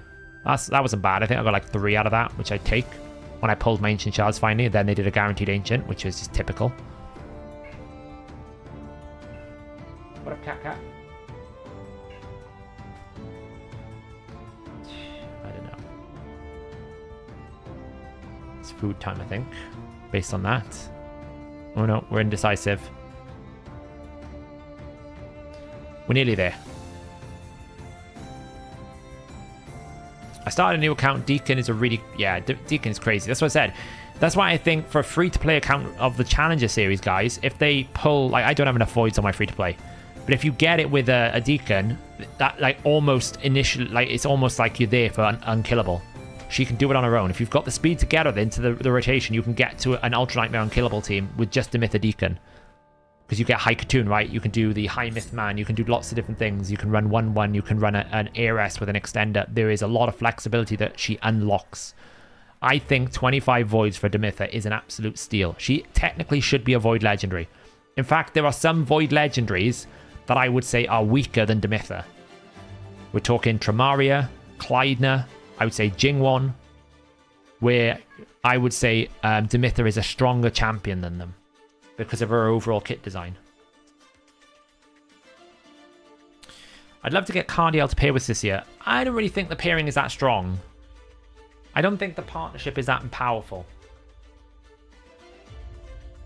I think Ornn would be very good for Festral, but what I generally tend to do with Faction Wars these days, I blitz it. Ornn is really an Orogrim. He's a solo champion, so if you're progressing and you don't have the epics, I think he will be a viable option. But he's never going to help you 3-star things because you can't keep the team alive. He keeps himself alive.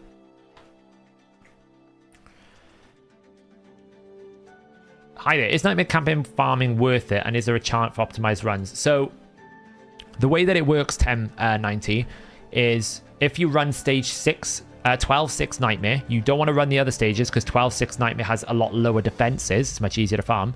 If you can do it within 25 seconds, it's probably more time and energy efficient to level champions in Nightmare.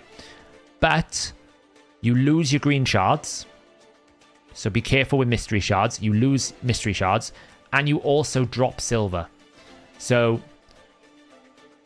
the TLDR is kind of like 12-3 Brutal is better silver than 12-6 Nightmare. It's more energy per XP, but you get green shards, whereas Nightmare is quicker. You get more energy by XP. I think it's by about 10%, but you lose green shards and you lose a bit of silver. So it's, do you want to be more efficient with your energy and experience and time, or do you want to get a little bit more silver for your efforts and get the mystery shards at the same time? I tend to do the 12-6 Nightmare farming when I have the Forge Pass mission to get 75 boots from campaign, and when I'm struggling for time. That's when I do it. But if you can't do it within 25 seconds, then you might find, even though you can do it, it's actually going to take you twice as long. So your XP per hour rate, how much experience you're earning per hour, is a lot lower because you're not able to complete it as efficiently as you can Brutal. So, what Lego can replace Demitha in Clan Boss? It'll be things like the Alsgore and the Helicats and the Towers, but they are different Clan Boss comps.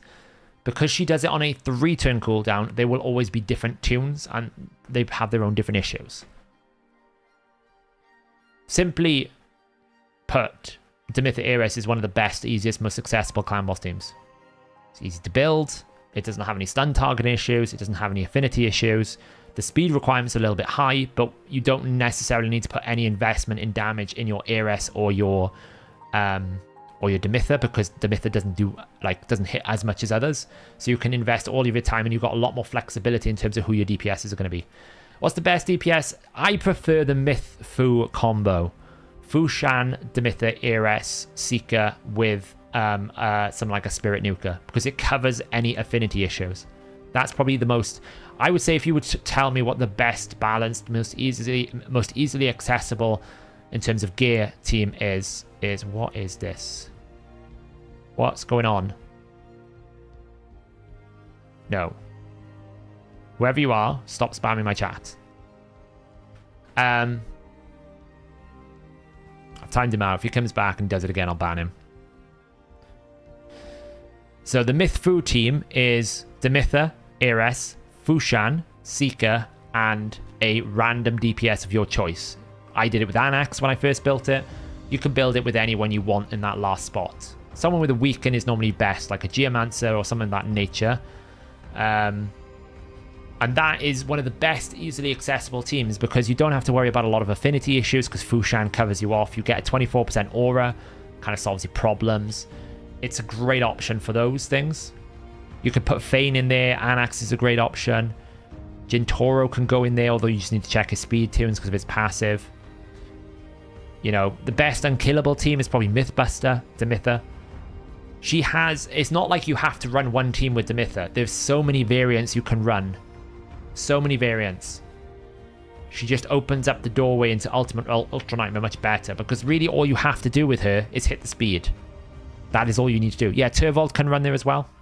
Turvold can run there. All you have to do with Demitha is hit the speed, because she doesn't do an awful lot of damage. You can use Skrank, but remember he has a turn meter boost, so you just need to adjust it a little bit. And to be honest, even on weak affinity, Myth Fu, like even if it's weak affinity for Fushan, you still 1-key. It's so good. And it's full auto, Brutal, Ultra Nightmare, Nightmare. You name it, it covers it all. In a normal killable team, is there an easy obtainable champ that can do a better job than Geo? Acrisia? It's not really an easy obtainable job. He's probably the best epic damage dealer, but people like Venomage are pretty good. Venomage is a very good sub for Geomancer, because you still get that passive style effect. You get a bit of poisons, you get a decreased defense with it, and a decreased attack, right? Venomage is a pretty good option, a pretty good sub for Geomancer. But there's not many champions that can do what Geomancer does. So, I'm a young account, only level 56. Is there any team is there a team with Demitha, Kyoku, Deacon or so? There are Kyoku speed tunes, but she's one of them, like the nastiest ones to try and speed tune. I don't think there are any with Demitha and Kyoku, but you would want to look at RV, going into Deadwood Jedi's website, have a look at some of the beginner Demitha comps. There's like a high myth man. There's ones where it's like high Katoon with Demitha to get you into the speed tune. It may not be like a 2 key, but it's probably a 3 key. You'd be surprised how accessible a lot of these Demitha teams are. I wouldn't say so anymore, Pocket, because I think there are a lot more accessible speed stats, right? You can get like area bonuses, Pocket. Okay, you've got to do a bit of live arena, but you can get a bit of basic speed by doing a bit of live arena, right? You can max up, like I've already got speed to 12, and I'm not anywhere near like the Kraken tier of live arena. So you can get a few wins even on a younger account. Get a little bit of bonus speed from the area bonuses. You can get it from like faction guardians eventually. Like it's much easier to hit those speeds these days than it has ever been. I agree, like 12 months ago it was probably a lot harder, but now you get speed from everywhere. I agree. I agree, Pocket. All I'm saying is you could do a little bit of it and get a lot of return for your speed in Clan Boss. That's all I'm saying, is you don't need to go absolutely nuts in live arena. You can play a little bit for a couple of weeks, get your bonus, and then peace out, is what I'm saying. Yeah, you just got to wait for the next step up, Stiko. The closer you get to gold, like silver 4, gold 1, the harder it's going to get. Like, I don't play it daily, so I might do a few now, just to get my daily out of the way. I do it every so often. What about farming 12-6 Brutal if you care more about the XP than silver? I've not done a comparison in a while on it. I only ever do 12-3 because it's better for silver. But it's still better experience. The silver is probably a little bit closer. But as I said, the main difference is you lose your mystery shards. So if you don't care about mystery shards, then you're okay. If you care about mystery shards, then it's a problem. Right. I don't really want these. I don't really want that. I don't really want that. I don't really care for these. Okay, so just go like max her out, shall we?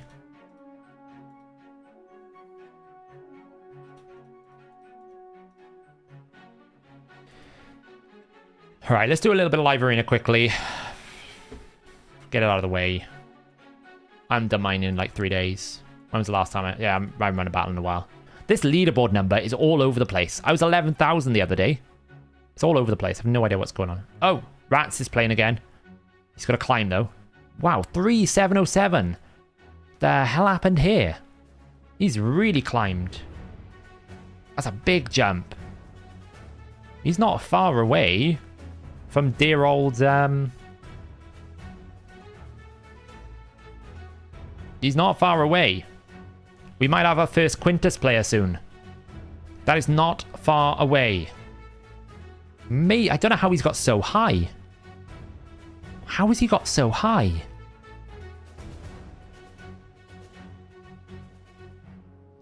I mean, does it have to be night? Yeah, the reason why you do 12-6 Nightmare is because the defense numbers on the mobs are like 3,000 less than any other stage at 12 on Nightmare. I don't know how he's got so high there.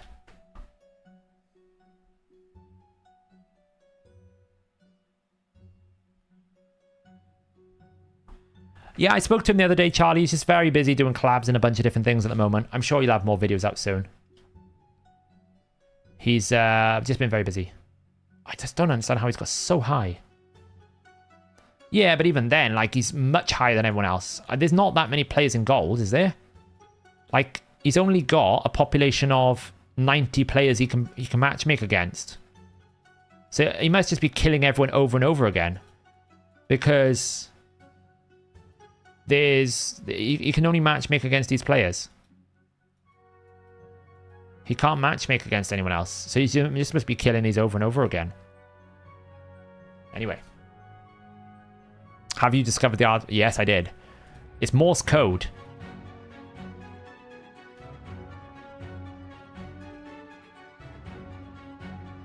It is harmony. Let's get this out of the way then. Probably make silver 4 today. Or whatever it is, silver 3, or whatever number it is. I don't know. I find that I have too many mystery shards. Do you feed the 1 stars to the higher? I don't really make, I don't make 1 stars to 2 stars. I'll often use the 1 stars to like feed champion at 2 star a little bit. So I don't do another run, so I'm energy efficient. So I'll like take them to like 29 a little bit, then I'll use the 1 stars to get them to 30. Depends on where the Forge Pass bonus is. Could he be getting boosted? I don't know. It's just, it seems like a much bigger gap, you know? It seems like a much, much bigger gap. How many fights on your free-to-play challenge? I've done none. I did 1, actually, back in the day.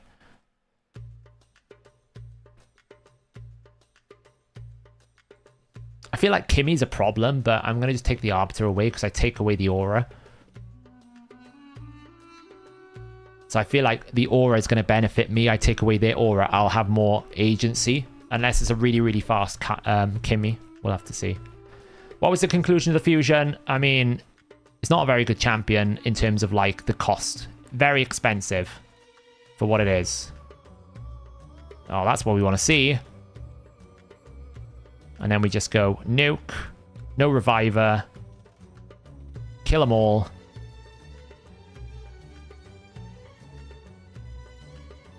Poor guy. Yeet. That was awkward. Take the Arbiter away. His Kimmy had to go first, but he lost the aura.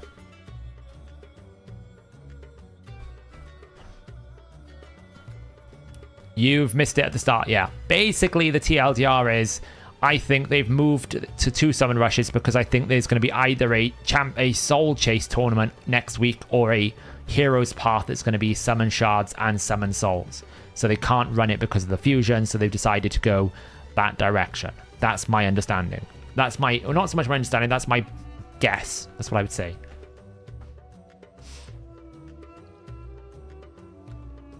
Like, if my mystery shards are running low, I do make the 1s into 2s. But, like, on the free-to-play, I have to. I mean, he could be getting boosted. I wouldn't have thought that's going to work, though, because people don't want to boost themselves out of gold. They could be win trading to try and keep themselves in gold or something. I don't know.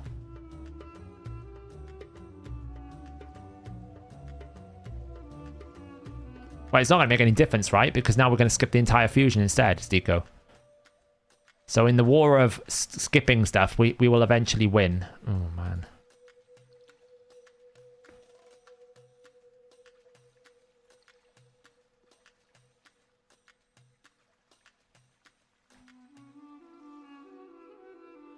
I'm not looking forward to this fight. The only hope is there is a low level. But I mean, how has he got Yumiko? This is what really frustrates me is these players are like not even level 100 and they walk in with like, yeah, I got a Leo, I've got a like a Yumiko, I've got all these things. I'm like, how have you managed to get these champions and I'm still here at level 100 3 years in, I still don't have a Warlord or Yumiko? Like, seriously. It's not that I'm jealous. I am, but like, seriously. I got a feeling I'm going to lose this one. Oh, I stole the increased accuracy, but I'm going to get locked out. So now pray for... Oh, I didn't. I got resisted. Come on. Kill him. That gives me a revive on death. They have no reviver. So Karato's got a one-shot everyone. He's not going to because he has no increased attack, so he's useless. So you have the champion, but you just don't have the gear. Oh, man. Don't kill me one by one.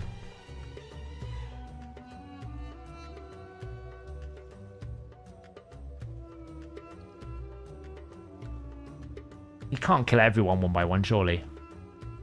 There we go. It's close. It's like, where are we going with this? Bring them all back.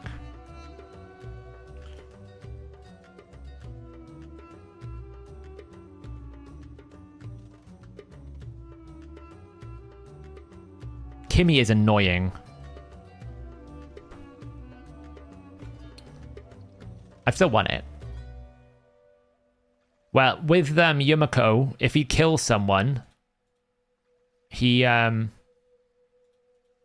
he kills someone with Yumiko, he gets an extra turn. Karato needs Yumiko more than Yumiko needs Karato. I mean, he's lost this because his nuclears are dead. He hasn't got to revive, so He should just quit. He's not going to for some reason. So if he was able to chain kill, then it's really strong, but he was never going to be able to kill my Duchess, and I just revived, so...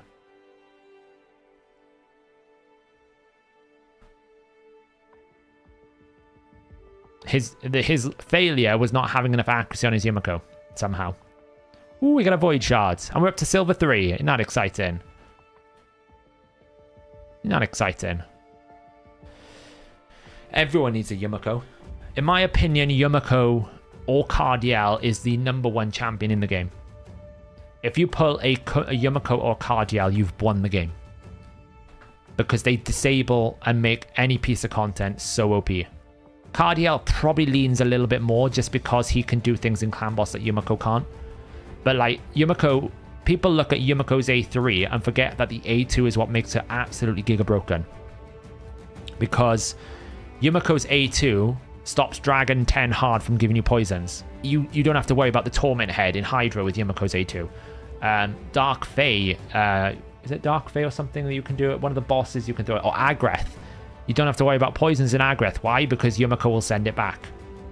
Like, Yumiko just disables bosses. She's a monster.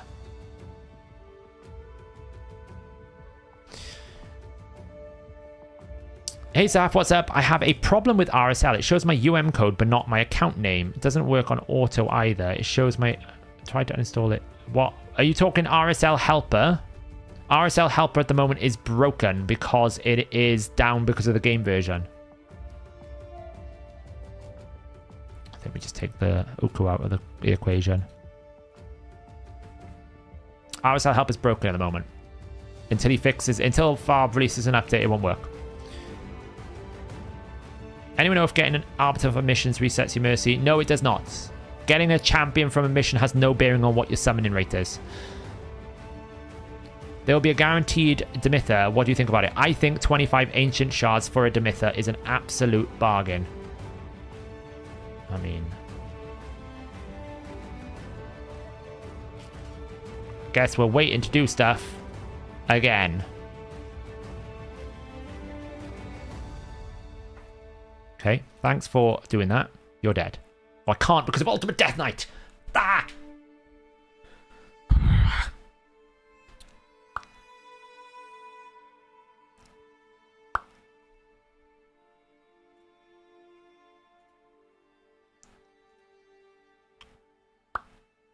Oh, we can kill someone. No, we can't because of Ultimate Death Knight. Yay! I mean, you're going to AoE, are you? What are you going to do? You A1 in or AoE in? That's what you were doing. I thought you would. Are you familiar with any Valkyrie Razavad Clan Boss tunes? I am not. I have not done them. 25 Void Shards for a Demither is an absolute bargain. Right then, let's get rid of some buffs. Well, we stunned one. It's all good. We stunned one. AoEs. There's one. Can we fix Soul Reap? If we are going to fix Polymorph, please, can we fix Soul Reap that it ignores 100% defense on my Soul Reap? Honestly, I'm losing the will to live with it. Every time. She should have died. I won, but she should have died. Ah, oh, jeez. Like, you're willing to fix things. Like, fix that. Yeah.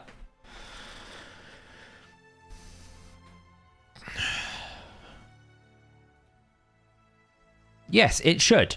Soul Reap is coded as, if someone falls within the threshold, you kill them. Well, apparently you don't. Because of, like, it's not ignoring all those effects. It should ignore all those effects and kill the target. Doesn't need to block revive, but it does with Constantine. Like, that is really frustrating that that happens, because it makes the blessing worthless.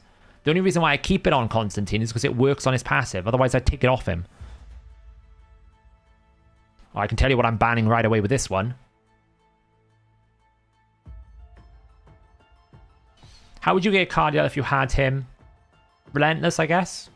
I don't really know. Use so many ways. It depends what you're using him for. So many ways. No, what happens, Renesh, is Harima's... Oh my god, this is a hard loss. try that. What happens is Harima passive reduces ignore defense effects by 50%. So because of that, the Soul Reap doesn't ignore 100% defense, it ignores 50% defense. And because it doesn't ignore all of the target's HP, it doesn't do any damage. It doesn't even bypass shields, which it should. We're going to lose this, by the way. 100% loss. 100% loss. Oh, polymorph. Maybe we get lucky with some stuns. Oh, we got some stuns. If I can kill his Stultus, we win. Basically. So whether I can do it though. Can I kill it? Right, okay. We've got a good chance here. Think I win. He's quit. The value of block revive. That was 100% loss if I didn't kill his Stultus. Because I killed his Stultus and I got that stun, I won. Bit of RNG, but hey. We take it. If Stultus got a turn, I would have lost. For sure. For sure. Yeah, Demither is worth every Void Shard. Honestly, I cannot speak highly enough of how good Demither is.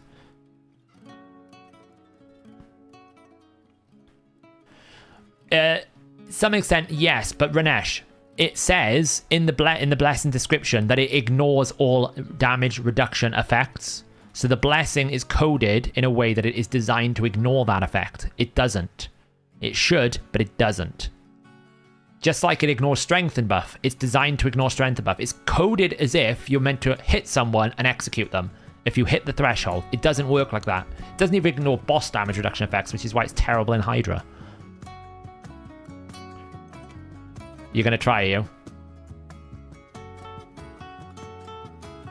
No, I didn't win on that. I won, Dutchy, because I stunned the Stultus and I got decreased attack out on him. So Stultus didn't get a turn. If Stultus got a turn, my DPSs would have died, and then I wouldn't have been able to revive them.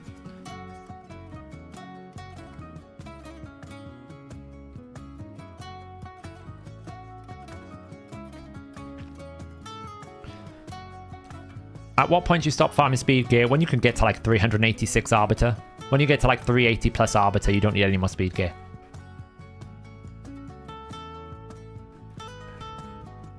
If you're using a Man-Eater and one Keen, would you go for Demither?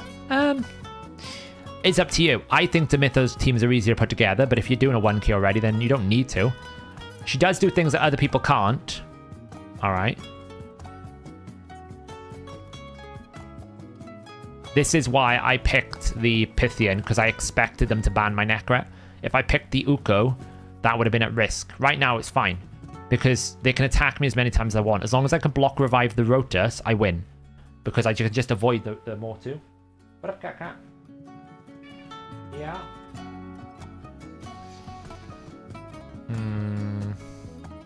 They can't debuff me, so I might as well just block. I could try and kill him. Let's risk it. Damn, I didn't get block active skills. That's what I was hoping for. I was hoping for block active skills. He should A3 my Pythian if he's smart. Why would you do that? You kill the reviver that's taken a turn. Now you've lost. Because you didn't heal enough. Oh, okay, maybe you did now. Oh. It's going so well. Now we have to wait 300 million years. Oh, that hurts. Oh, don't counterattack.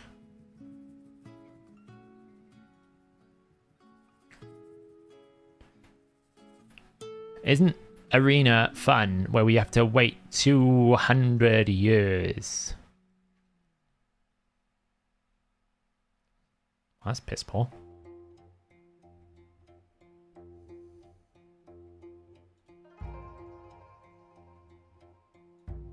Wonder if I can just kill the Duchess. Oh, it's close. Not far away.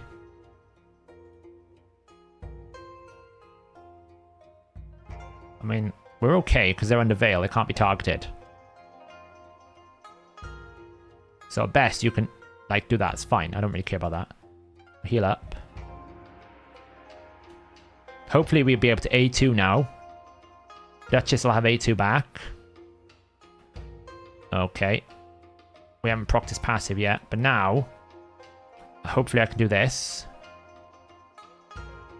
Drop people's turn meters a little bit. Rotus will get a turn. That's fine. Don't care about that. I just want to do this. So I can do that. Right, we kill 2. Revive everyone up. He's got 2 targets so he can block revive. I don't really care what you do with them. Nearly.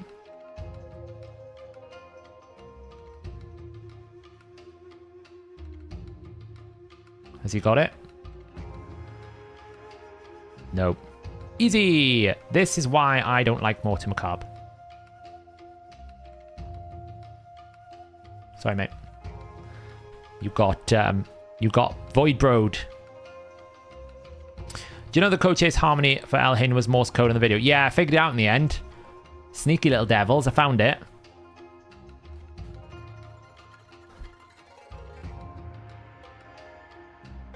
HH website says 25th void for Demitha. It is 25 voids. What am I missing?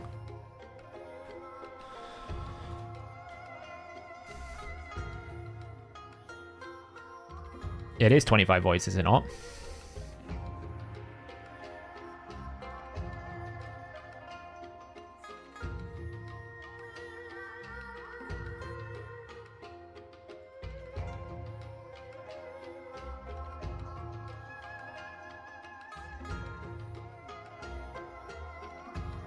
Oh, I just misspoke. It's 25 voids. I just misspoke.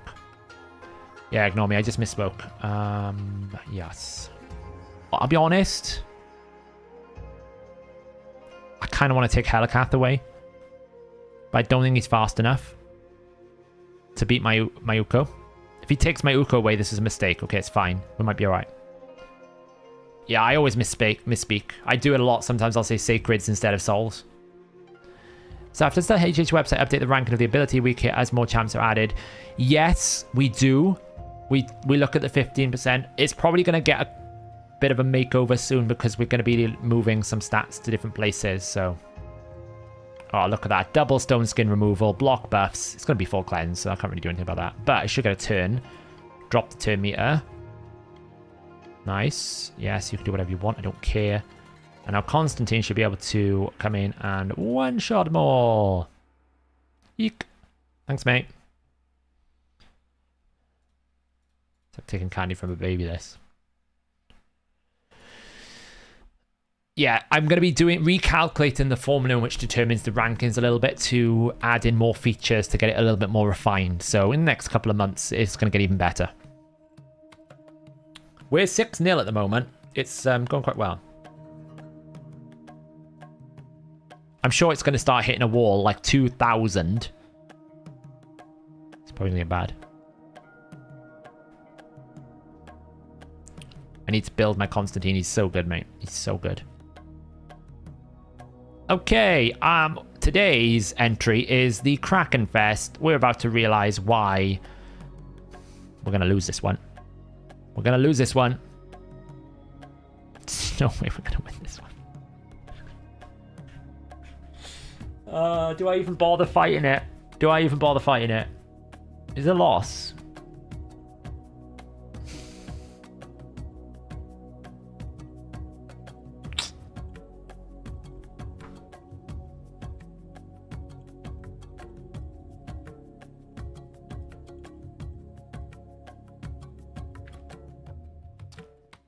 Here we go. Are you ready for it?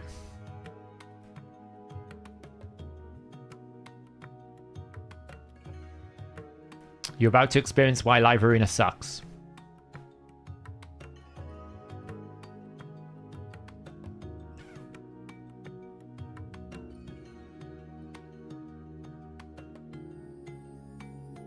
Lockout.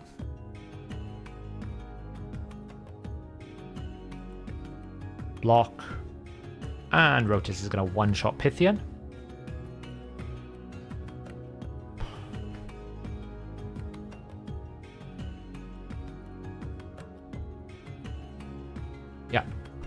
Good to know. Not enjoyable. I'll never use Ultimate Death Knight. I'll never use it.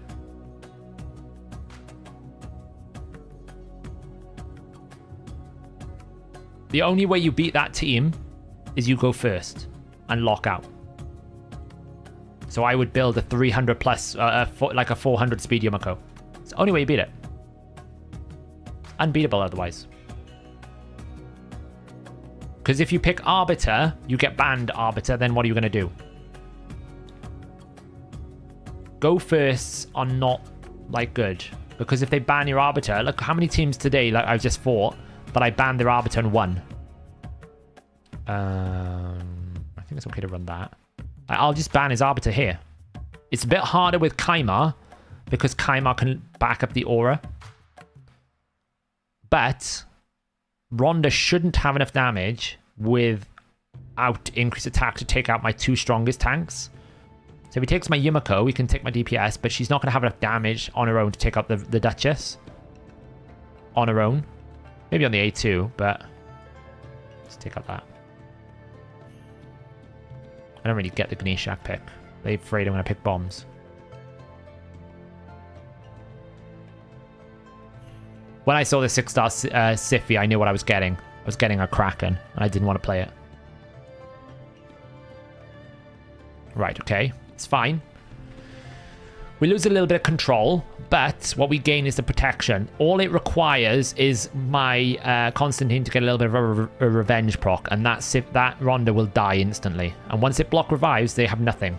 The bombs can get a bit out of control. That's the only thing I have to be careful of, is the bombs could be out of control a little bit. The Kaimar makes this harder. Because of this scenario right now. I have no cleanse. I should have brought Pythian, really. But I don't think his bombs with that increased attack are going to kill me.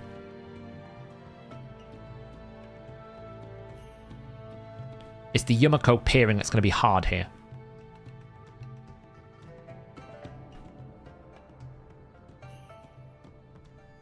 Oh, damn.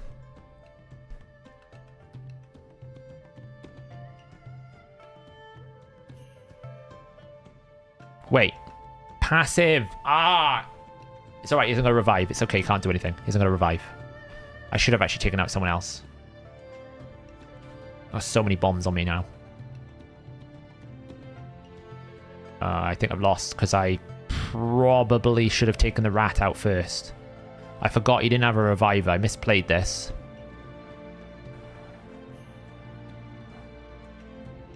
I think I misplayed this. Big time.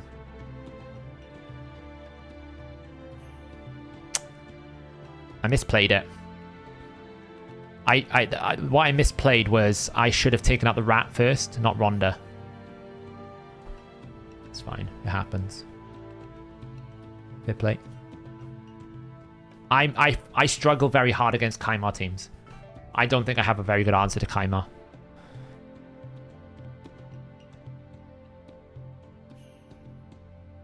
Honestly, it wasn't that Ganeshak won that. It's that I should have killed the Ganeshak first. If I killed the Ganeshak first, I would not have had a problem. I just forgot he didn't have a reviver, so I was thinking the Rhonda was the threat. But of course, the cycling of the bombs eventually gets you out of control. But you can see, without the increased attack, his bombs weren't enough. If I'd brought Pythian and cleansed them away, it would have been so much easier. I made a mistake. But he probably would have banned my Pythian instead, right? So... swings and roundabouts.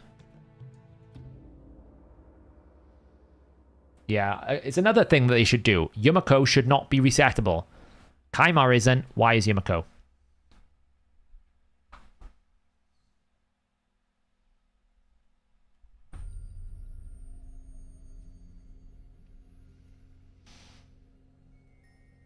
So, oh, this is taking a while. It's probably going to be some terrible pick like a Necret or a Baron or a Jorgid or... what do we got? Come on, pick it.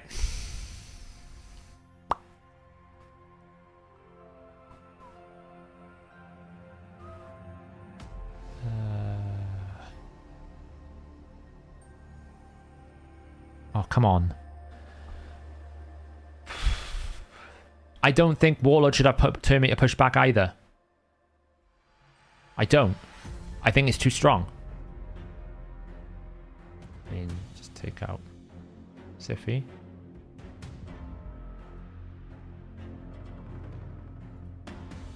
I don't think Yumiko should have her A3 resettable. I don't think Warlord should be able to drop turn meter with the A3. I think neither of them should be in the game. Because I think it makes them too strong. He already takes all my skills out. I don't need a cooldown drop. Okay, well, you'll probably kill one of my champs. As long as you don't stun my other one, it's fine. Oh, come on. Thank you. Okay. Well, Yumiko died. He died. Please don't stun me. Please don't stun me. Please don't stun me. Please don't stun me. Nice. Can I get a turn? Am I allowed a turn? How are they all so much faster than me?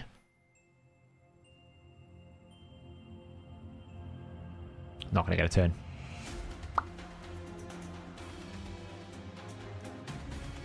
Have to revive. Not going to get a turn, am I?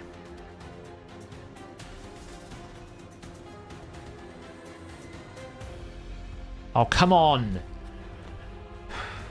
How much RNG are you going to win here? Oh, come on.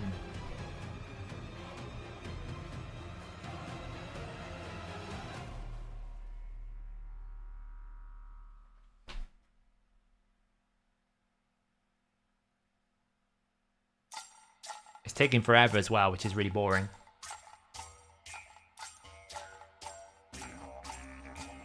How many ally attacks does this Lanicus get? Oh, for the love of all that is real. How many extra turns is she going to get?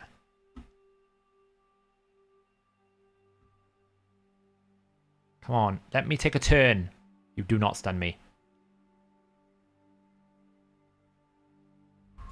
I have to revive. And put him under. I just need one attack. If I can get one attack, we win this. That's all I need. Come on, just let me have one attack, please. How is she getting so many extra turns? I really want to know. She's getting so many extra turns. It's really a joke at this point. Right. Let me take some... Oh, come on. Don't have A3. Don't have A3. Don't have A3.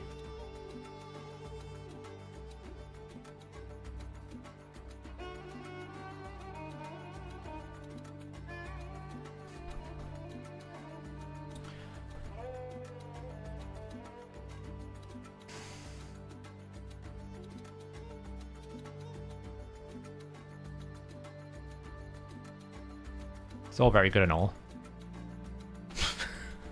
All that to lose for come on. Oh, for God's sake.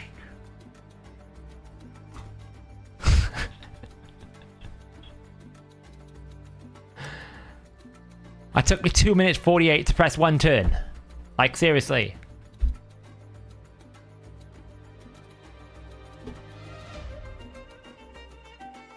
That's what I was saying. I just needed one turn.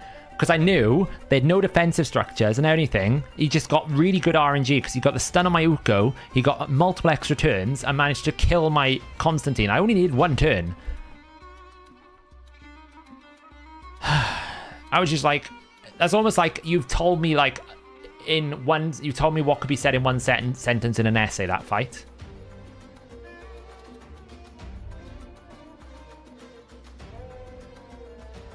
I'm quite surprised by how many extra turns she took. If he just had more,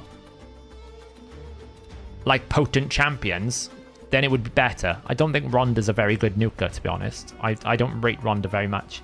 If that was, like, a Baron, I would have lost that because the Baron A1s would have destroyed me. Or if that was, like a Phenax A1, I would have been block revived.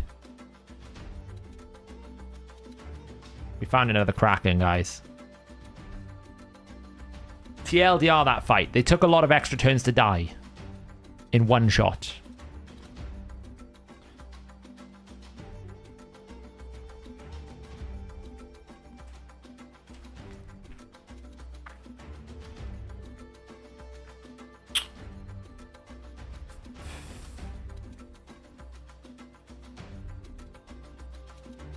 Yeah, I don't know why he went for the Vlad, to be honest. I feel like I have to take out the Siffy. Oh, okay.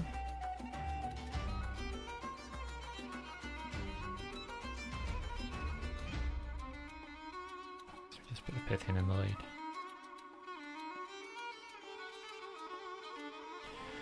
After some times, you still think the ban phase would be somewhere in the middle. I think it needs to be more than that. I feel like the entire game mode needs redoing.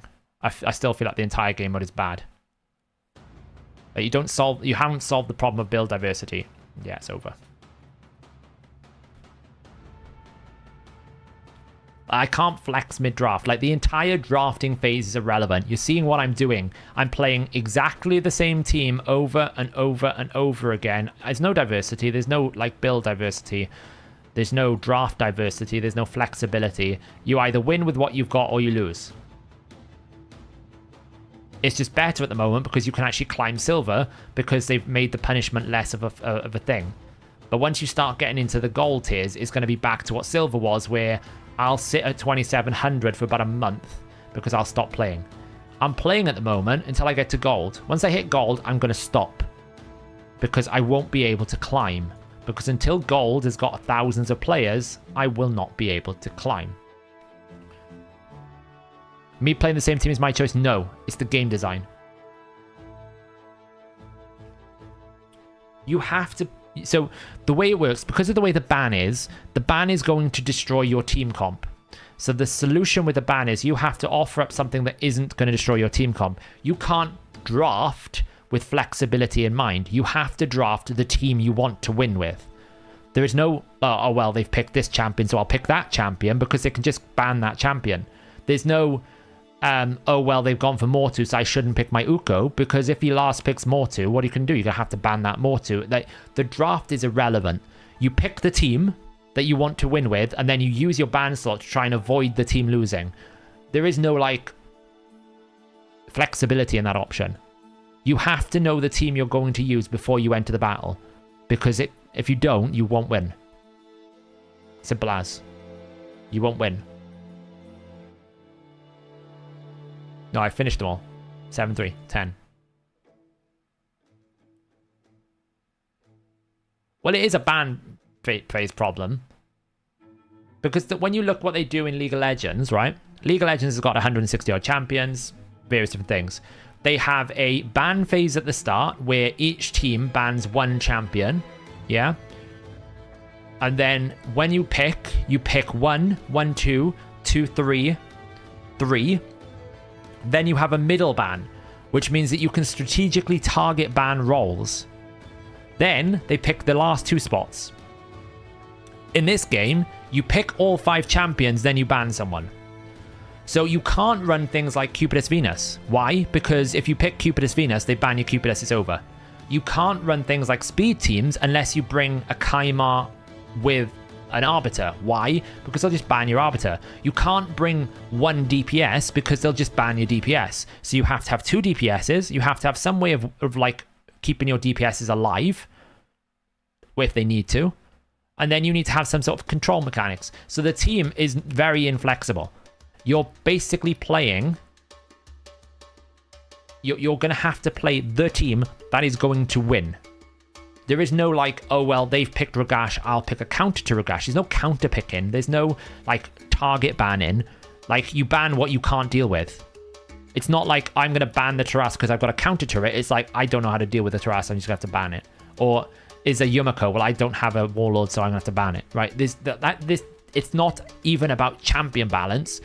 The drafting system to begin with lacks any strategic thought. There is no strategy. It's pick your best team, run the team. Constantine is good on his own.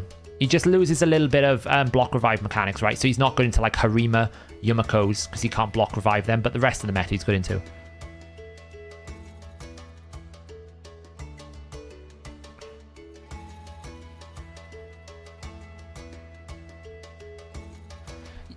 So what I think is the better way of doing it, but some people obviously complained about the fact that it requires you to have a lot more built champions, is you essentially draft a subset of champions from your roster, which then can have pre-pick ban and then post-pick ban or something.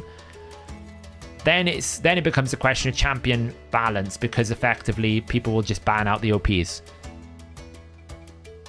Now, if you did take out the OP champions, then you could have a bit more draft diversity maybe, because champions don't just immediately win the fight. The problem with champions like Taras, Marichka, Yumiko, Warlord is they just immediately win the fight. If you don't have a solution to stop the Yumiko, you immediately will lose. As you saw with the Yumiko Kaimar team I lost to. Really, I lost because I couldn't stop the Yumiko Kaimar combo. So I couldn't do anything. So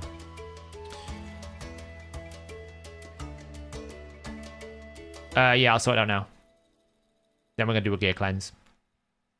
Do you know if the lead definitely places a champ first and terminate in live arena? Visually, it doesn't look like the way. I think it does, yes. Whoever you select as leader. It's 3v3 push to goal fight, just a game of gear check. Gear check, defense check more than anything. You need to basically make a defense that's scary. 3v3 is all about trying to make your defense look like you don't want to fight it, so that your points losses from defense in 3v3 is a lot lower. You'll see I'll often, I'll tank this week now to basically farm some gold medals. I'll drop down to gold 2, and then next week I'll put my defense in. I'll climb back up to gold 3. I jump between it because I just don't want to fight them properly. I'll fight easy fights. So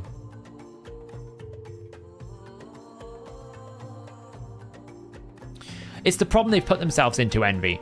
They've essentially created a problem. They made a mistake by basically making champions too powerful, certain champions.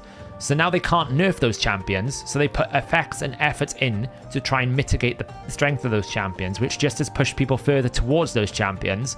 The only real solution to solving those champions is either to nerf them, which they don't want to do because that's a loss of revenue and people will not forgive them, or to add even more powerful champions, which makes the pool even more linear, and it's like an exponential problem.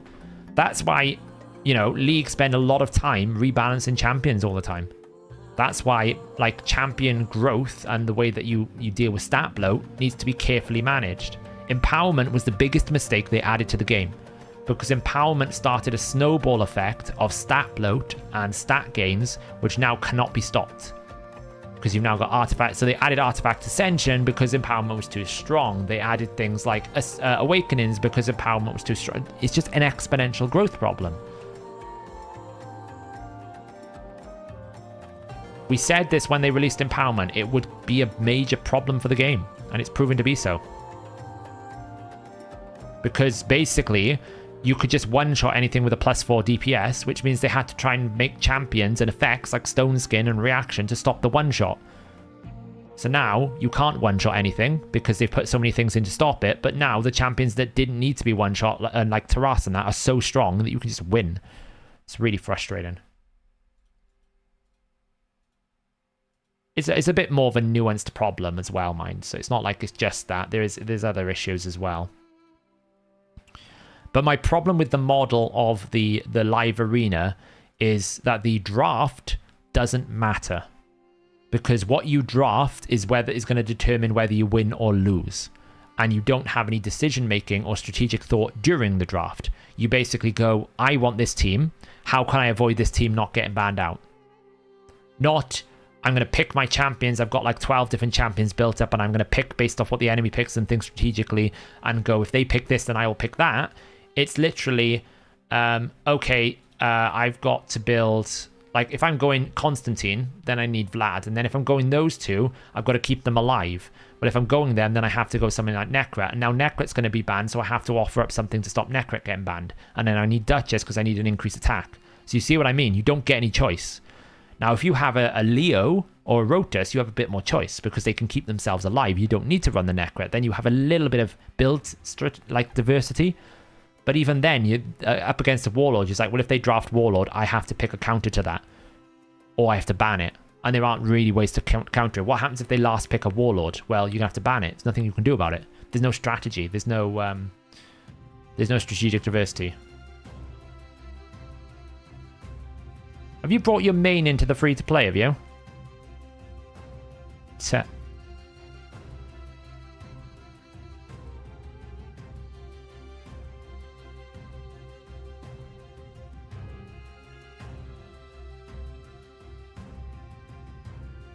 Yeah, I need to play the free-to-play. Haven't had a chance.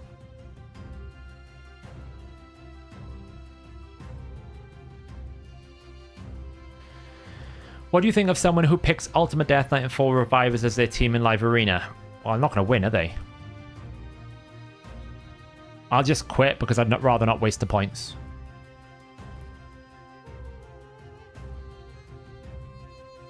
Alright, okay.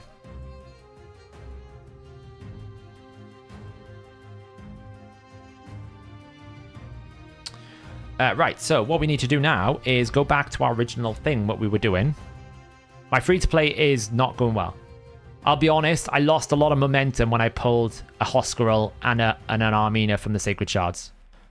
That crushed my spirit a little bit, I'm not going to lie. Hey Raz, how's it going? It crushed my spirit, and I haven't really recovered it yet. That's kind of my answer, yeah. Don't do the cow unless you... Well, I'll never say don't do a fusion, but if someone said I'm not going to do the fusion, I can totally understand why, and I wouldn't say you're wrong.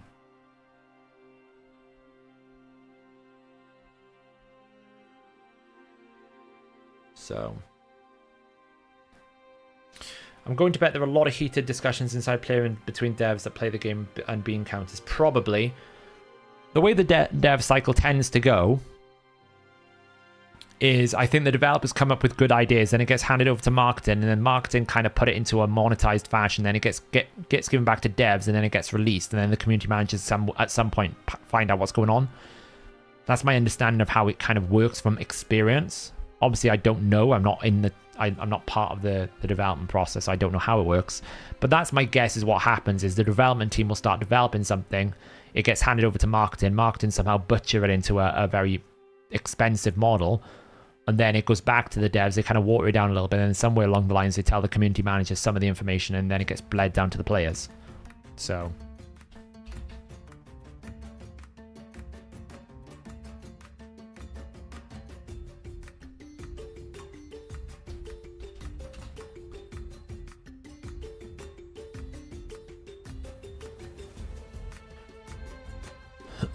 or I'll just leave, I guess. I mean, I'd make them play, I guess. I don't know. I've never come across that. I feel like most people who play Live Arena want to win. So I've never really come across that problem. It's a times 10 Scarelia with a guaranteed Demitha. The times 10 is actually quite good. You know, if I was going for the fusion, I wouldn't be too upset pulling the shards on the times 10 because the champs are alright. Not that a times 10 gives you much, but still.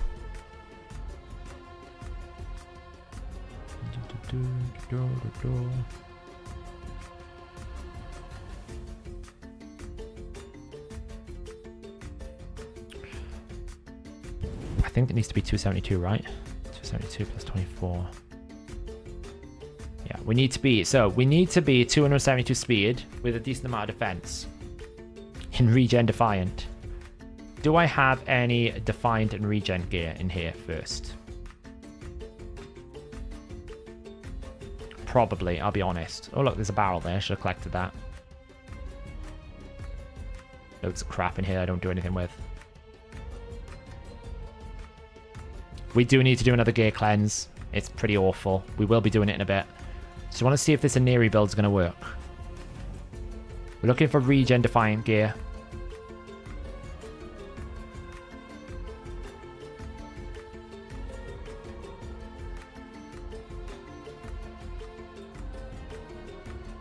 Oh, there's some Defiant gear there. Oh, we're out of space.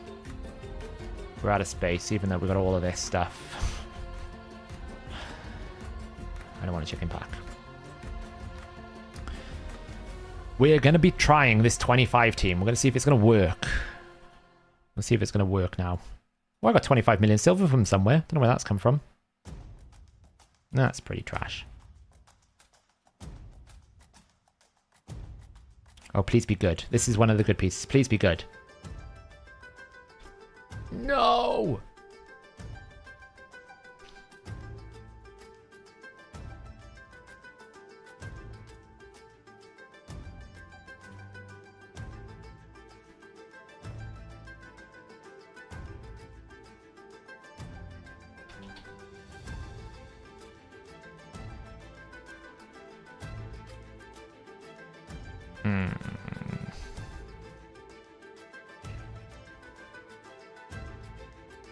just roll some of this stuff up.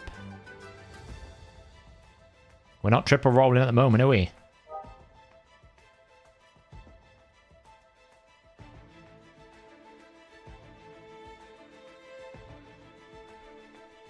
Just going to roll some of this stuff up first, just to get rid of it.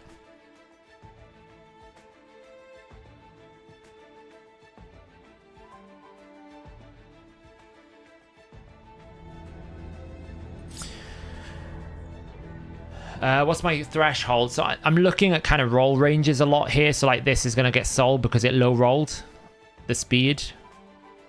For the toxic, I was hoping for speed and crit rate. Like here, if it triple rolls or double rolls, then we might ore it because it's 6-star, but it's pretty bad now.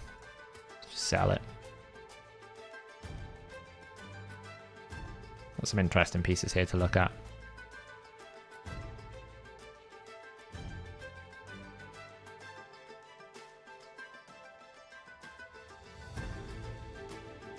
No crit rate.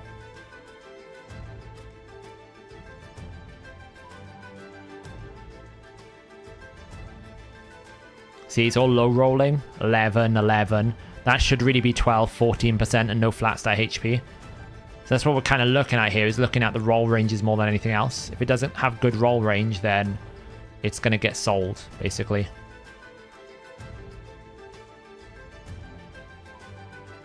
Alright, that's going to get sold. It's low rolled. It's actually quite hard to get some good gear sometimes. These are dream gloves if it double rolls crit rate. Didn't, and it low rolled. Sometimes with these I would keep it if it rolled a good third stat, but no.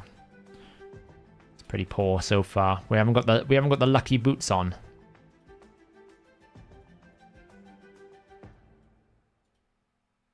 It's pretty poor. It's got a double roll crit rate. It's not even done that. It's a low roll as well. All that gear is getting sold. Do I have a roll range sheet, Saf? Somewhere. I'll have to find it and put it on Discord.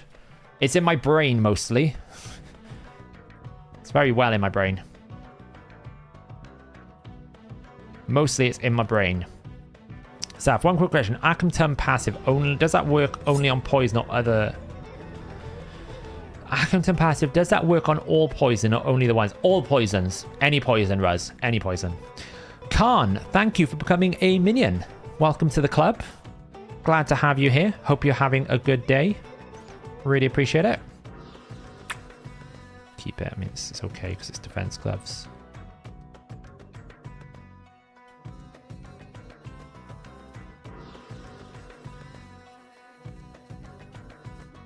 Like, the reason why we're going to be doing gear cleansing is because it's an artifact enhancement, so we'll probably go up and get some soul stones and stuff. Might as well do it at the same time.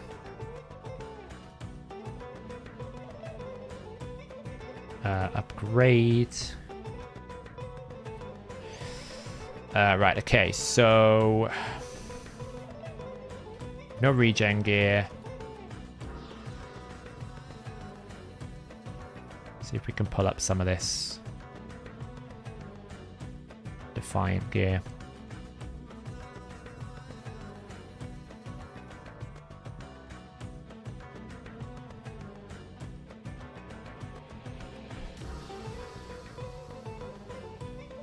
Yeah, we're playing an adventure film. It feels like we're in some sort of like Prince of Persia times, right? It's really cool.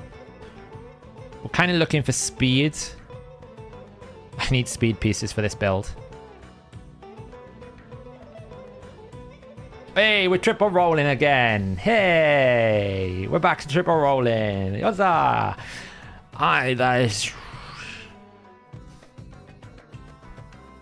It's the worst upstat, really. Yeah, my inbox is permanently like that. Where does Demitha get played outside of unkillable teams? She's a very strong healer. Can go into Iron Twins, can go into Clan Boss, not Clan Boss, can go into Hydra, can go into Doom Tower bosses. She goes into secret rooms. Very, very strong for healing. Yeah, I mean, we basically can work it out. It's what, 25 divided by 4. It's like a 6 roll. It's actually quite a high roll. This is quite a high roll. Volkaf. It's a 6.25 average. It's quite a high roll. Is using the optimizer essential for progression, or do you think you can can you progress? Well, you can progress on mobile. Optimizer just helps you find really good builds. At some point you might want to use it, but you can play the game and progress as long as you have the fundamental knowledge. What's the minimum speed for a Demitha for any unkillable team? Well, if you go in 1-1, you can go quite slow. 2-1, you tend to be somewhere in the region of like 260 to 300 odd. Mine goes quite fast because I have quite like exotic teams. I'm honestly tempted to rework this. I feel like a rework is good here. Because attack percentage, even though it's a pretty good roll, Defiant is not a set that I would use with attack percentage. I feel like it's Chaos Orable. Where's my normal Gear Cleanse advice people here? It's people who tell me what to do and what not to do. Mullet Reaver's normally the guy. I don't know if he's lurking. I don't know. Bruh. I'm hoarding Skrellet, yeah.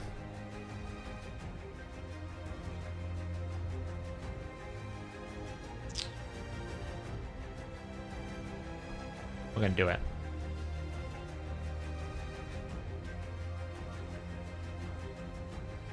Oh! Damn it. You win some, you lose some. It's a sell now. Whoa. Rough. It had limited usages anyway, so it's not like I've lost a lot.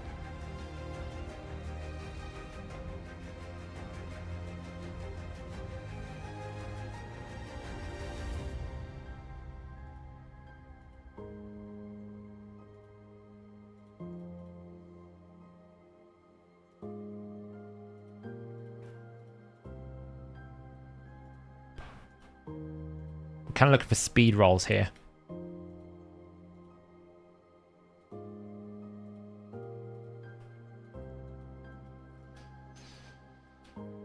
Yeah, it was frustrating.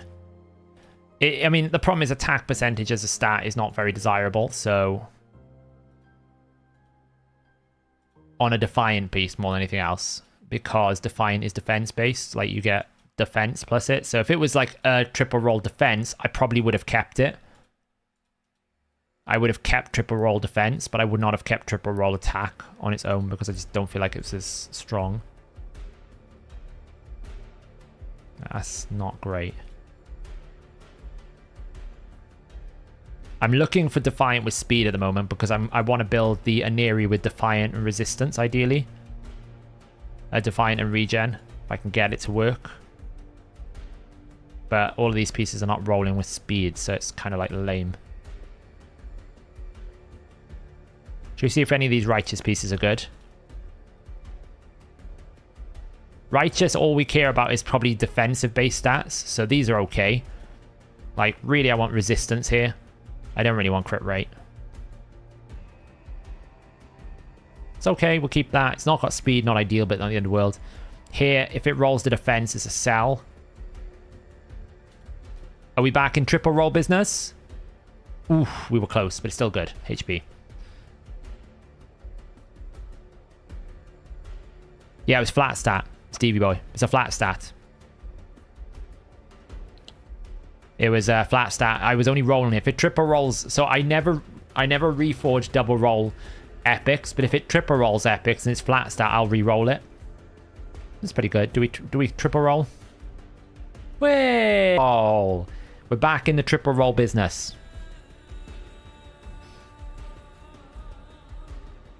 Like here, I've kept these. If they don't triple roll, I'll sell it. Probably. It's a sell. Sometimes it's good, sometimes it's not. Yeah, so like these pieces where they're flat, I'll keep. Like, that's not really great, but I should, you know. HP percentage, speed, crit rate. Probably like speed of resistance. Whoopa! Nearly. Still really solid boots, right? Speed resistance as a set with speed resistance substats and HP percentage. It doesn't really get much better than tankiness. That is a really good tanky build. Triple roll. Triple roll resistance. Ooh, it's a split roll. Still speed boost is worth keeping. I keep these only in case crit damage rolls. But it's flat stat rolls, it's a sell. It's pretty bad.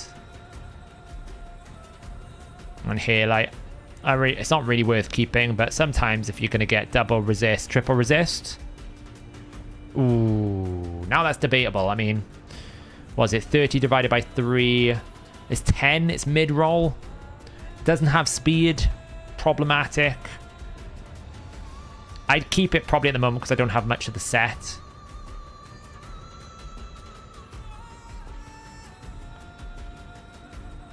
Yeah, it's a sell. Roll attack. It's borderline, that one. Probably sell it. I don't think Righteous is worth hoarding an awful lot. It would be really nice if I didn't pop out of anything and instantly get a pack offer. Just every once in a while, can I just have a little bit of peace and quiet? Seriously. Let's pick up some of these. Got the Soul Stone.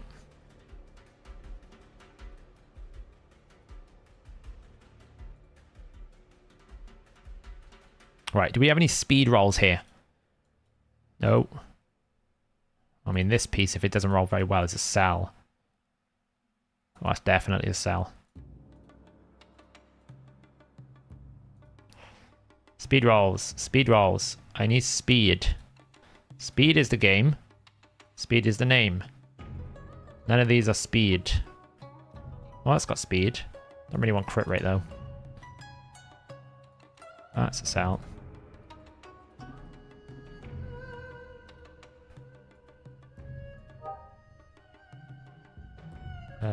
I guess we're kind of done.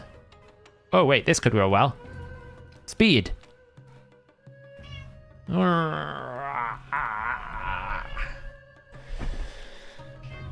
Wait, got one roll of speed. Try it. Oh, that was an expensive one. 2.6 mil, that was a mistake. Never do that. Nobody saw it. Nobody saw it. Didn't happen. What? What? Alright. Chill out. World's not coming to an end, honestly. Cats. She's just hungry is all. She's woke up, she's hungry, she's telling me. Right, okay, so. That's the best we're going to get. What's our glyph situation like? This is a very difficult build to achieve because we have to go incredibly fast. No, let's just throw, I don't know. That. Don't place a buff, it doesn't really matter. What's the glyph situation like?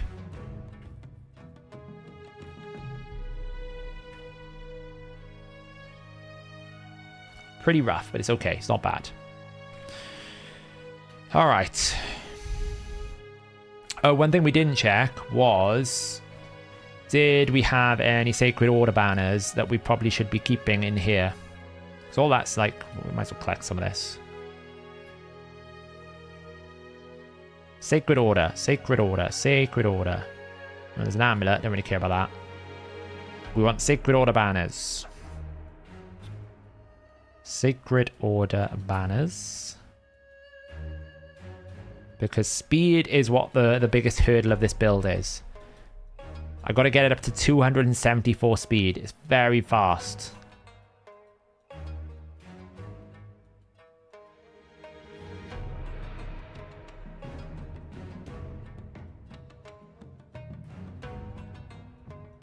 I don't think I have any in here, do I? There's some defiant pieces there.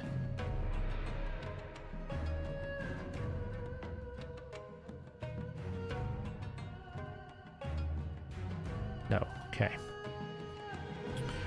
So what we've got is what we've got. So a Neri 2, where are you? You are. What do we got going on here then?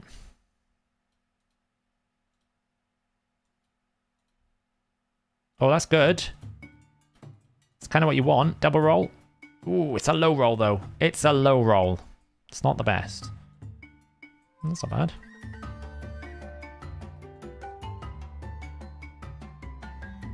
Well, we dodged everything there. That was good. That's a sell. It's a sell as well. It's a sell.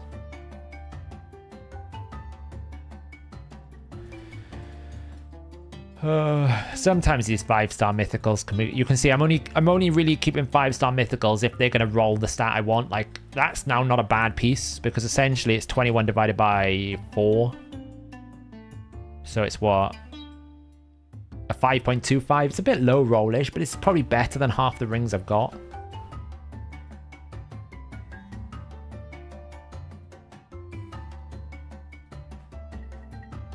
Kyoku still should be able to, yeah.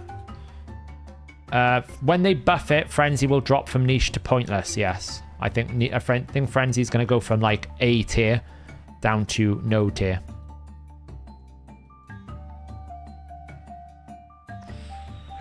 It's not bad. It's kind of useless though. It's kind of useless. Anything else up here that I've got?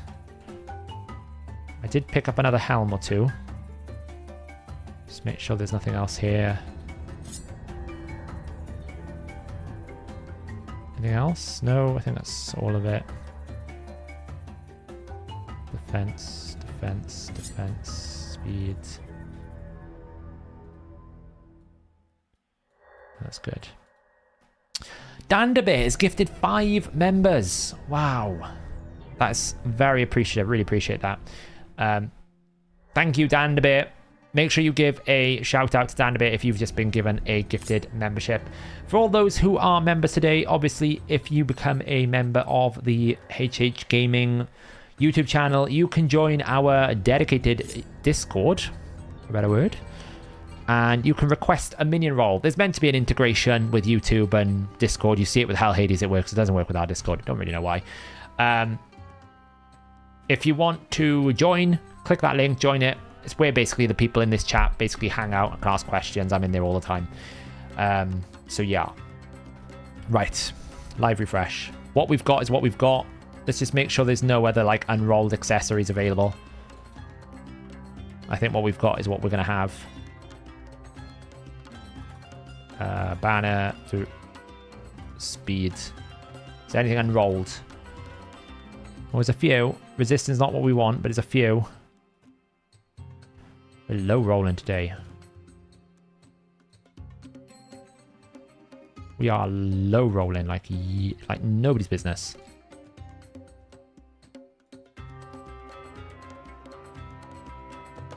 It's better high roll.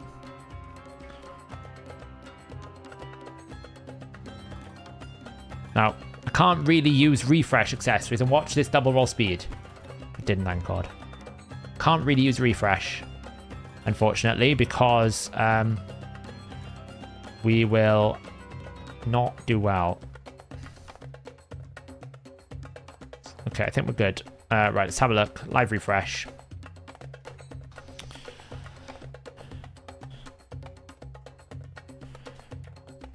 So, whenever I do this, I look first and I go, right, I need speed more than anything else. And to be honest, it has to be in health or defense. Otherwise, she's going to die. We can ignore the sorting. The one she's got on is the fastest banner that I possibly have. So that's the one we're going to go with. Counterattack doesn't really matter here, but we probably want to go something with a lot of health and defense. We don't need accuracy. We don't need resist. We just need to survive. So probably we want like some decent substats on it. So we can go health with defense and sort by defense. That looks like a poor option. Or we can go defense with health and sort by health as an option. This one looks good. So we'll go with that one. Why? Because it's giving me more health and defense than probably any of the other ones. And then the ring is the same thing. I want defense with defense percentage. Ideally, we organize it by defense percentage. So we can go this one. That'll give us more HP than the one she's got. But we probably also want to go like health with health percentage.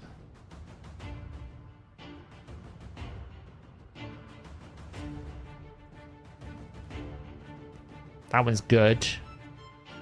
Potentially. This one could be even better.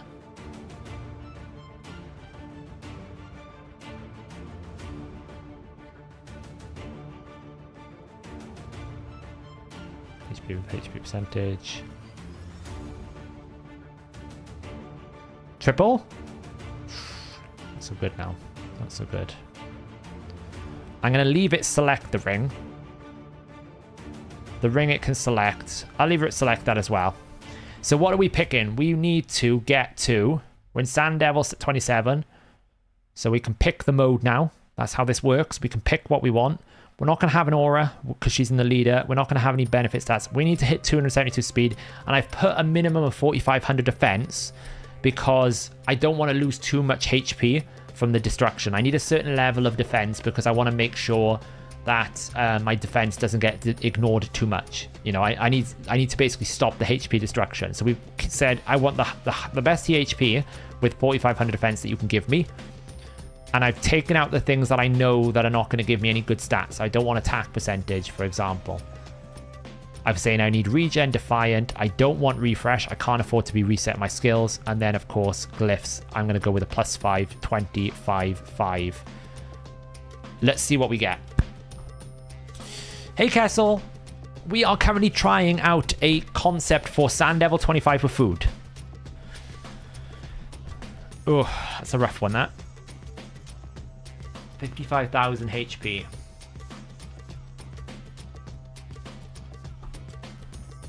Who does it take off? Drang. Let's try this build first. We're going to try this build first. So, firstly, we need to upgrade this. This is where all of our silver is going to get burnt. A bit more HP, that's nice. We want to get this, because it's going to recommend that.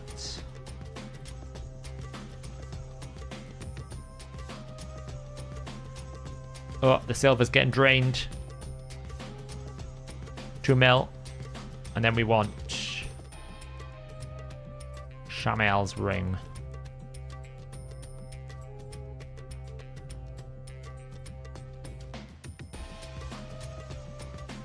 That one, defense, flat, yep.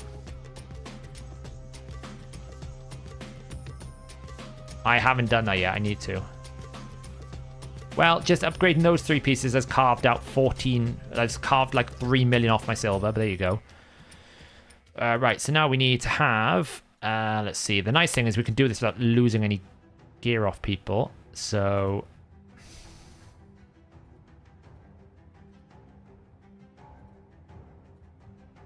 chosen that one for some reason.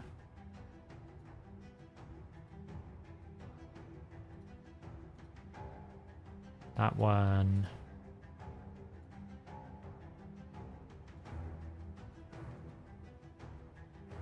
Remember, I started this stream today on 24 million silver. And I'm already at 6. I hate this game sometimes, I really do. I wonder why people can't get much enjoyment out of the game when they lose so much. Oh, no space in my inventory. That's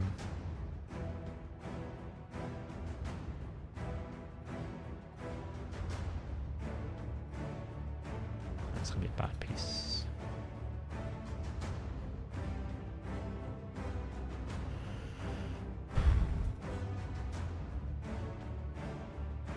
Check my DMs when I get a chance.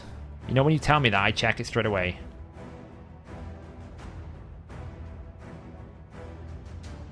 Oh, you boosted my server. Ah, that's cool, thank you. I don't know what that means. I'll have to have a look.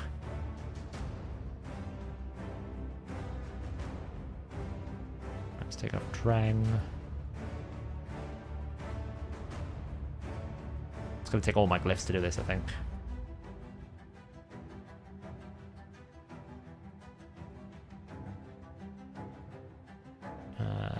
Purple one with speed. That one. Okay. Firstly, we got to upgrade stuff. Let's see. Let's watch all the silver vanish overnight. I don't even know if I have enough silver to do this. If I'm being honest. Oh, I forgot the chest.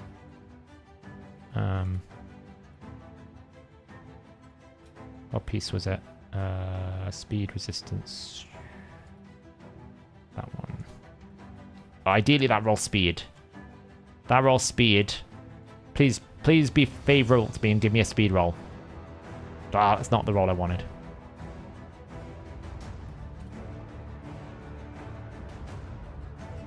Well, that was cheap. HP and defense would have been nicer, but there you go. Can't win everything. Right.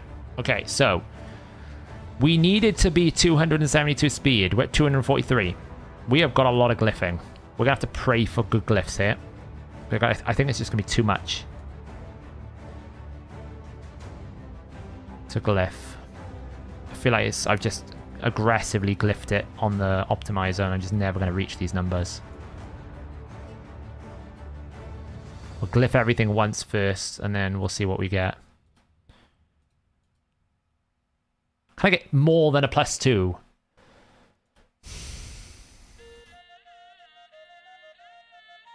Oh my god.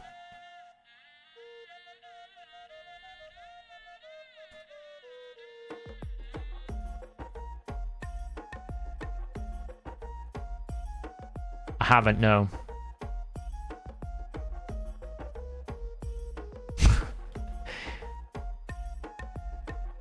Okay, well, we've glyphed everything. Maybe we can ascend this. Let's go grab some oil. Maybe we get lucky and we can get some 12 boots from... It's painful, isn't it? Every time. Just building one champion cost all my silver. I haven't got enough silver to upgrade the shield. I've literally burnt 24 million silver just building one champion.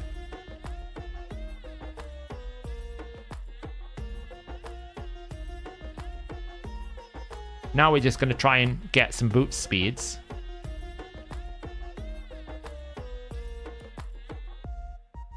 Now we're just going to pray, see if we can get the speed boots done.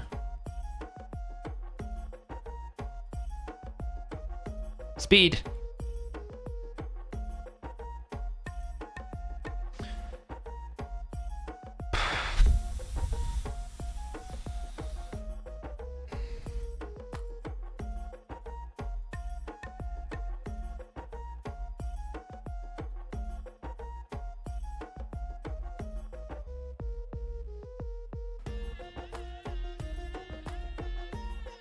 Sorry, Tito. You're losing your boots. Tito, you're losing your boots.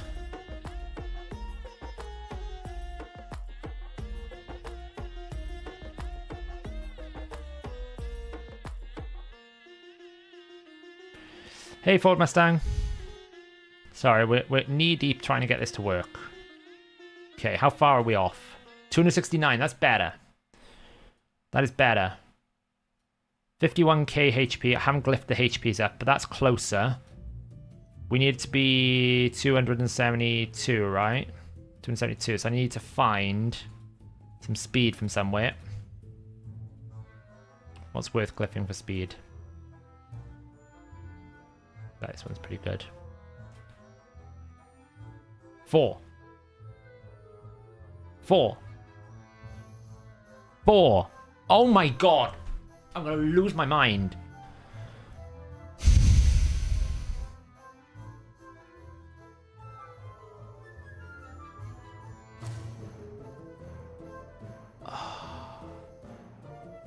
Is there a wall I can run into, please?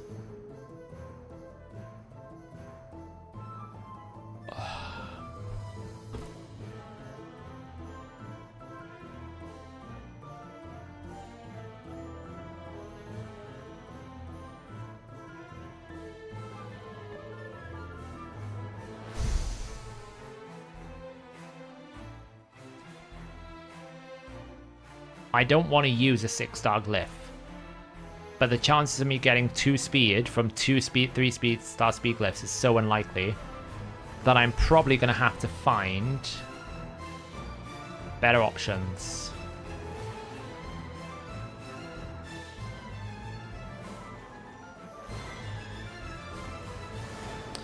Wouldn't it be great if we had area bonuses for Sand Devil, right? Wouldn't that be amazing? Wouldn't that be a treat?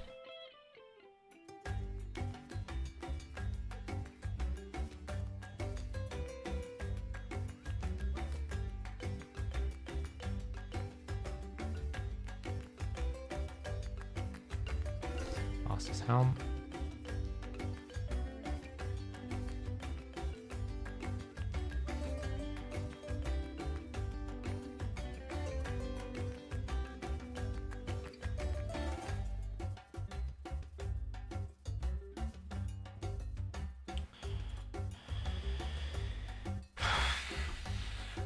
It's up there with one of the worst ones, yeah. Saf, do you share your calc sometimes? I've seen the calc for Sand Devil. Yeah, sometimes I do. I don't like giving out speed tunes for... Hey, look at that. I can take it from my other one. I don't want to even do that. I don't like giving out speed tunes for things that if the user interface is bad. So if the tool is not very user-friendly, I don't give it out normally. I like to keep hold of it until it's better.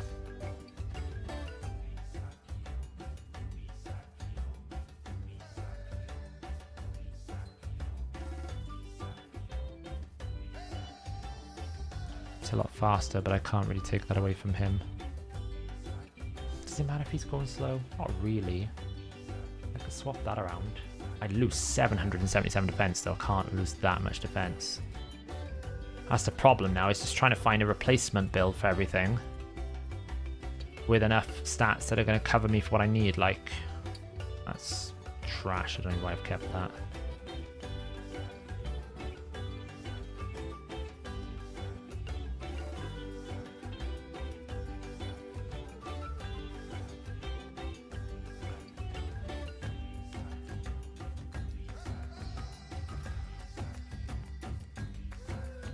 Sorry guys, I need to focus on sorting this out first.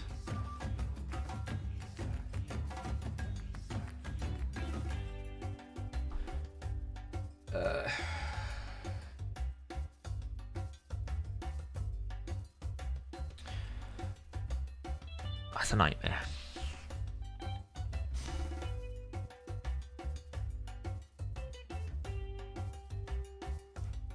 Okay, that's one.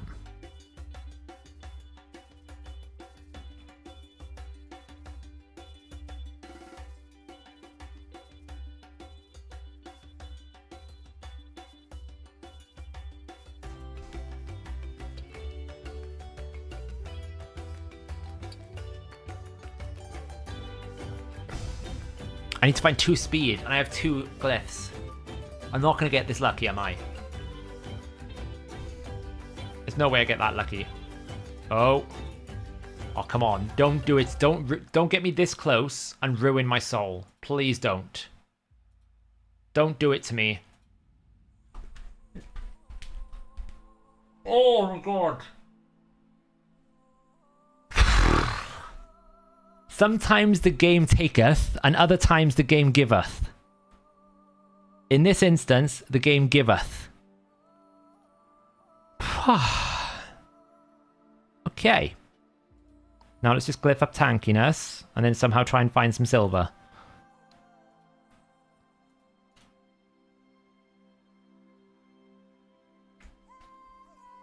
Game. There you go.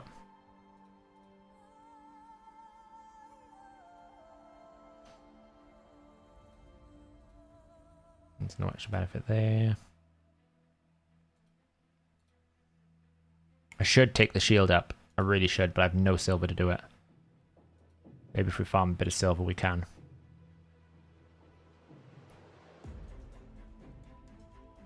Hey, Russian tuber. Nothing extra there. It's good.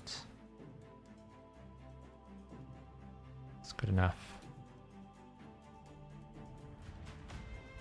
Screw it. Boom. The worst possible roll. One more. Oh my god, this game is doing my head in today.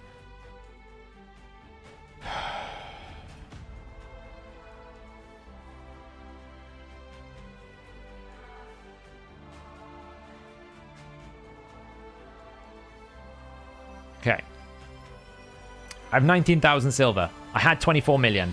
It's bad. 53,000 HP, 4.6k defense, 272 speed. Let's see if this is going to work. Let's see if it's going to work. So what should happen, right? What should happen is this.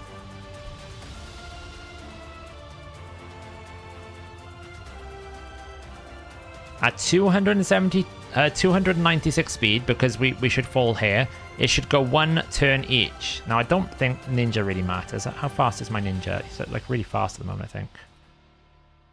Surely I finished this. I haven't even finished the artifact enhancement. How embarrassing is that?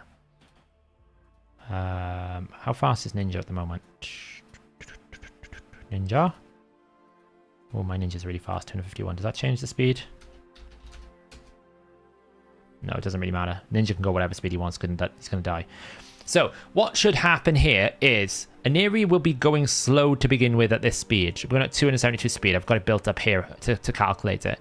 When all of the food dies, she'll be up to 296 speed, which means even though the boss is going to, like, put me asleep, Aneri should still go 1 to 1 to 1 to 1. That's the key. We want Aneri to make it to keep going 1 1 1 1 1 1 1 1, which means what should happen is if we look at Aneri's Aneri should go A1 to open. Then the Sand Devil's going to kill her. Then she should revive Ninja. Ninja will do an ability. Then Aneri's going to go A2, A1, A1, A2, A1. Then the boss will kill her again. Then she's going to revive. So we need a 1, 2, 3, 4, 5 turn cooldown. So we need 6 turn cooldown on this book here. Where is it? So in order for this to work, she needs to be booked at a 6 turn cooldown. Let's give it a try. Now, the challenge is, can we keep her alive? More than anything else. So what we would do is we'd come in here and we'd say, this team is... I need to delete a team. I need to delete a team. Have I even got space to delete a team? Jessica Rabbit can go. Built that. So we're going to build a Neri 2. We're going to build Ninja. Now, you'd have a more squishier Ninja than I've got. But it doesn't really matter if he dies. And then we just throw in 3 food, right? So let's just throw in these guys. Now, Neri needs to be told to do this. I think she needs to be told to do that first choice. Pretty sure. Ninja will do that first choice. Don't think the rest matters. Let me check. I don't even need to do that. I just need to tell her to open A1.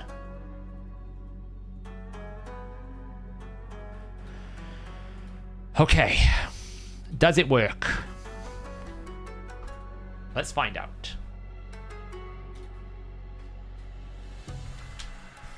I'm going to let it run before I try to check it. So A1, everyone dies. Revive. Revive the ninja. Burn, burn, burn. A1. Ninja dies. Ninja should die now. Excellent. A1. 1 turn. 1 turn. 2 turn. 2 turn. Die. Revive. She didn't revive. Why did she not revive? Did she not take an extra turn? Does it need to be a 5 turn cooldown? Am I calculating this wrong? Maybe it needs to be a 5 turn cooldown?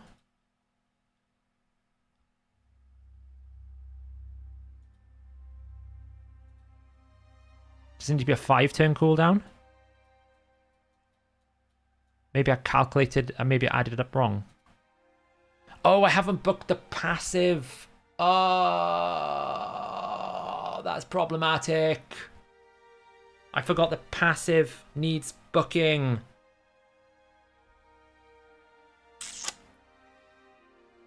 Oh, well, that's a problem, isn't it?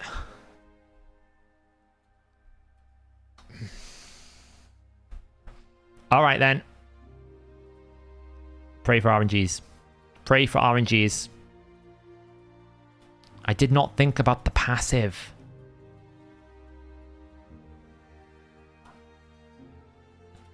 I forgot this needs a passive.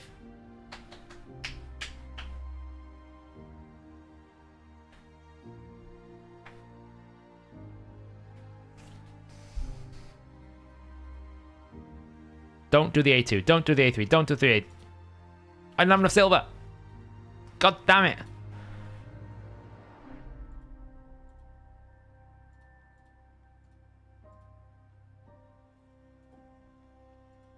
Oh, this is so awkward right now. Don't do the A3. We don't want this book. Don't book it. Don't book it. Oh, it dodged it. Oh, it's gone on the A1. Oh, this is traumatic. Oh. Okay, attempt number 2. Do not go on the A2.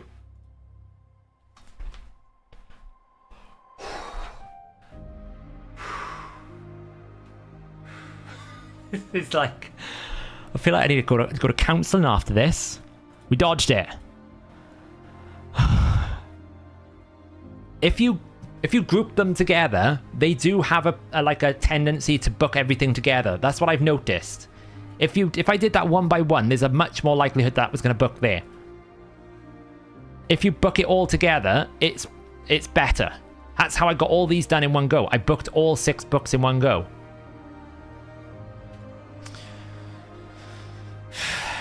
Okay. Time to go again.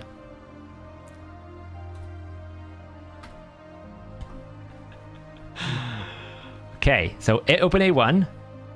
Die. Perfect. Revive. Boom. A1. A1. Ninja dies. Okay, he didn't die. Not great, but it's the end of the world. Doesn't matter if Ninja doesn't die. She's still going 1-to-1. Revive. Revive.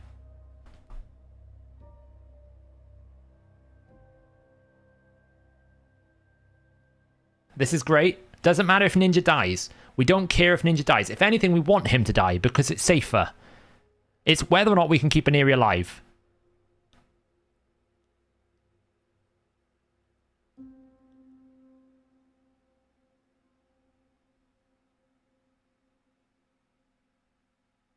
Oof.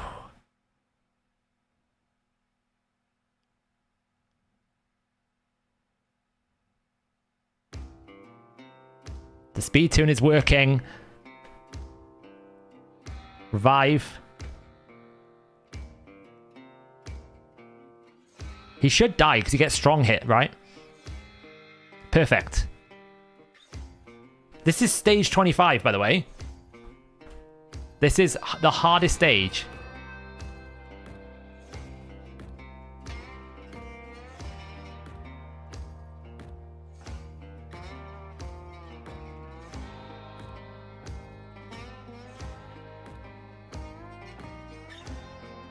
My ninja's built tankier. What you would do is you would build a ninja squishier, right?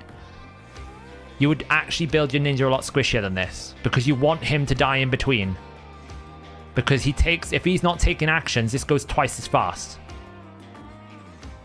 That's all we need him for there. We don't need him for anything else. Once he's done his A2, he can peace out. We don't need him.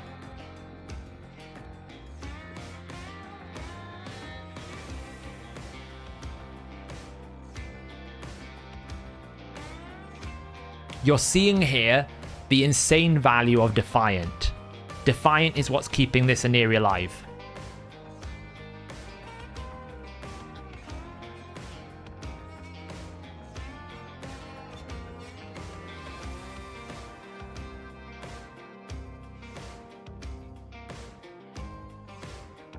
Six-turn cooldown.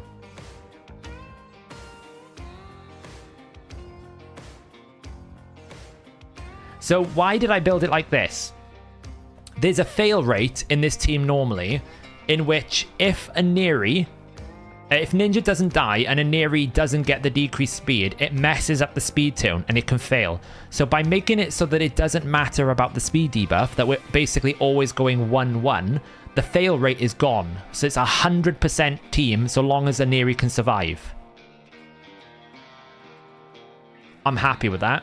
We're going to test it a little bit. What we're going to do now is we're going to weaken the ninja temporarily.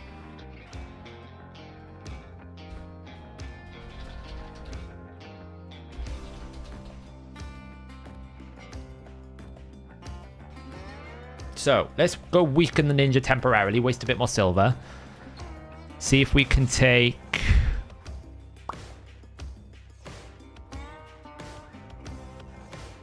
It doesn't matter if he loses speed, because he can basically run, like, he's running at 251 here, right? I can run him as low as like 222. Look, if I show you here, and if I go and take this filter away, right, I can run him as low as 222 speed and it would be fine. So he's built for 24, but he doesn't need to be.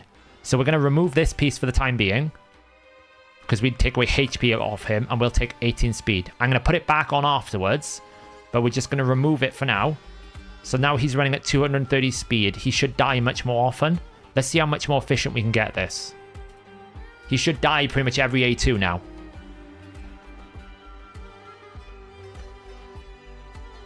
Revive, revive, A2, boom, knock, there, die. Perfect. Now, that's the fail rate. If Aneri dies, we're in trouble. So she just took a big crit. So we really need to make sure she can get back to heal. And you see there, we didn't get the decreased speed the first time.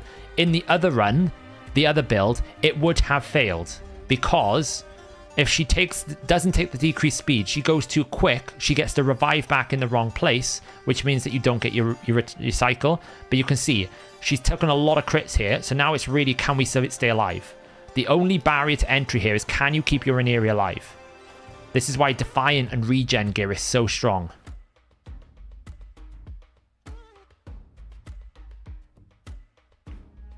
Would it work with Supreme Galek? I think so. I think he's okay. Ninja is obviously really good for it because he activates 3 times and then he can die. And the value is, once he's dead, you're saving yourself turns. So like in the upcoming turn-based tournaments, this type of team is probably going to be the most accessible team for people. It's just, can we keep the Aneri alive enough? If she gets crit twice back to back, it's a bit ropey.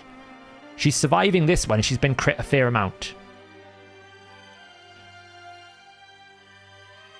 But you can see, because we're also going 1-to-1 and the A2 is cooldowned, she's getting her A2 back every time the boss is sleeping. So she's restoring all of her max HP every single time. She's almost getting rid of all the nastiness, which is really big as well. Being able to go 1-to-1. Watch here now. She'll have her A2. So she fully restores all of her max HP loss, which improves her regeneration. So when you guys were asking me why have I put 4500 defense, it seems a bit high, is because the defense will mitigate the max HP loss, which means my regeneration set is more efficient. If I put a lower defense but higher HP, then potentially I could end up losing a lot of HP because the damage reduction isn't the same way because of my max HP destruction.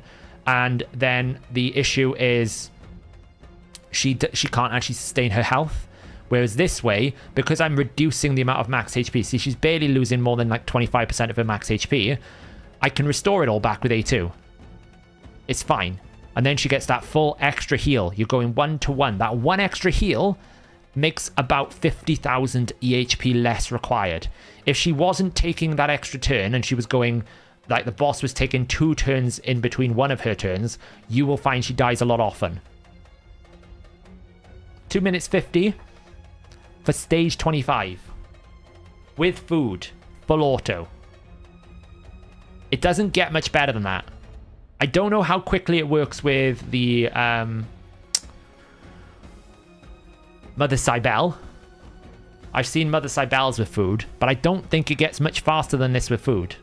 I'm just going to restart the game client and see if we can get it quicker.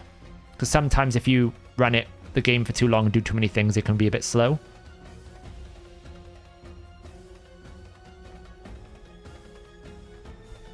Yeah, of course. I mean, I can't fix every problem wicked, right? I know it's avoid epic. I'll show the stats after. Keep in mind, I can get Aneri tankier because she's at a level 12 shield right now.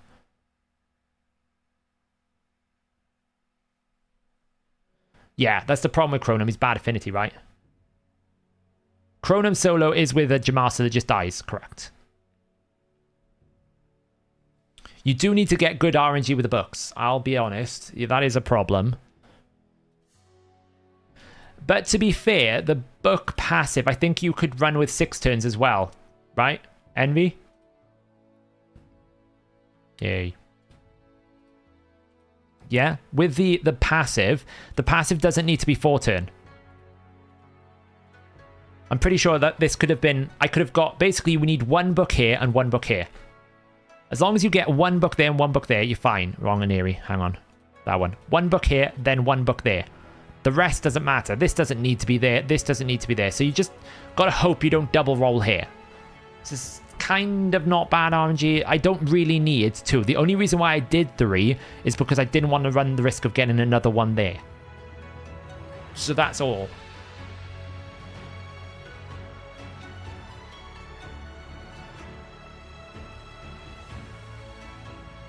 Right, let's see how fast it is.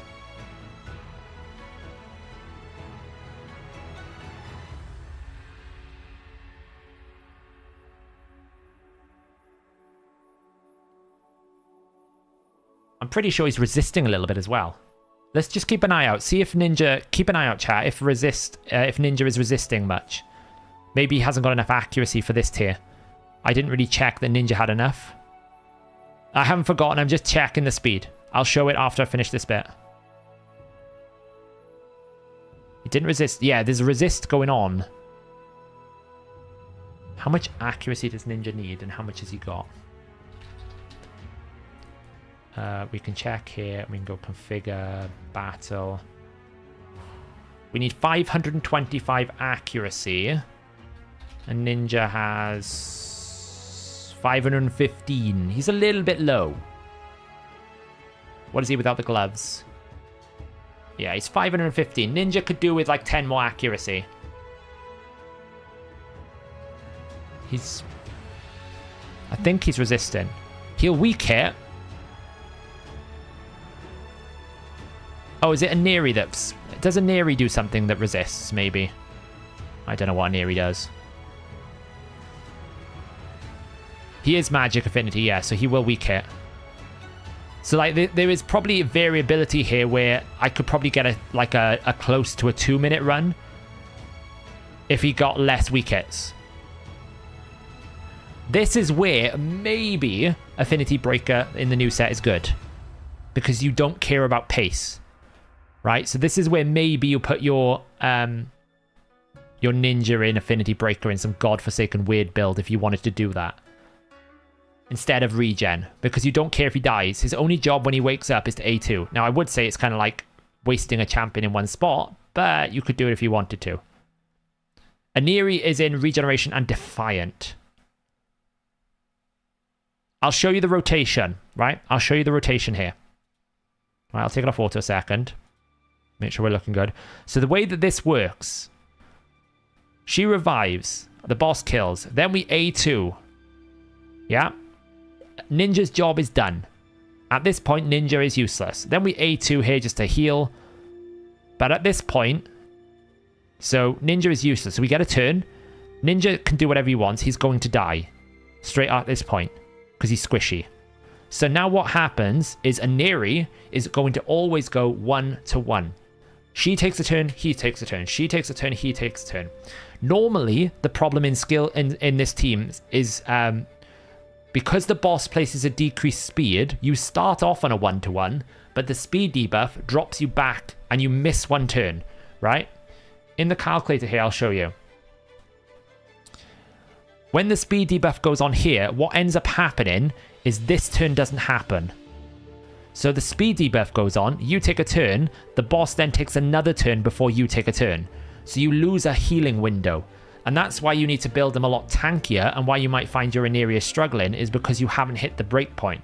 At stage 24, it's 286 speed. At stage 25, it's 296 speed.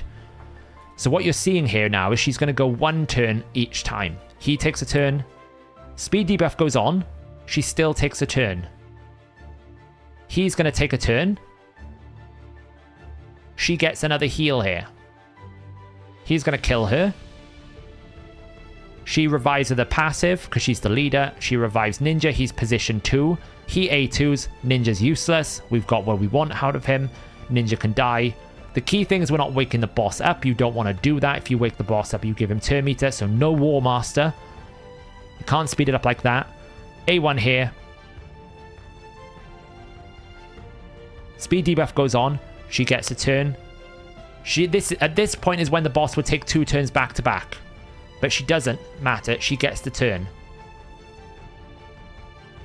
So it means you're always going 1-to-1, which means as long as you can keep your Rhaenyra alive, you won't die. Ever.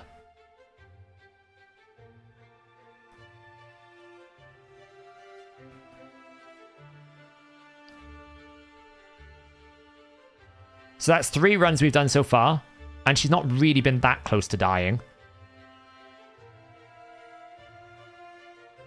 Let's run it again.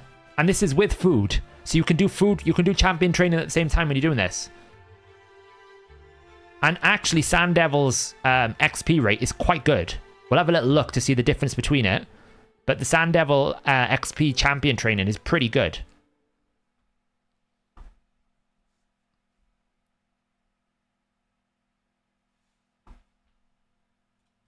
YouTube does not like the word subscribe. It keeps saying that you guys need all your messages get put in warnings. It's quite funny.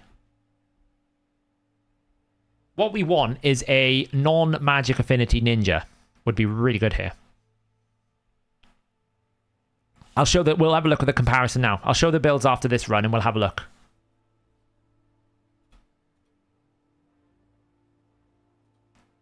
We might have just done tomorrow's video here.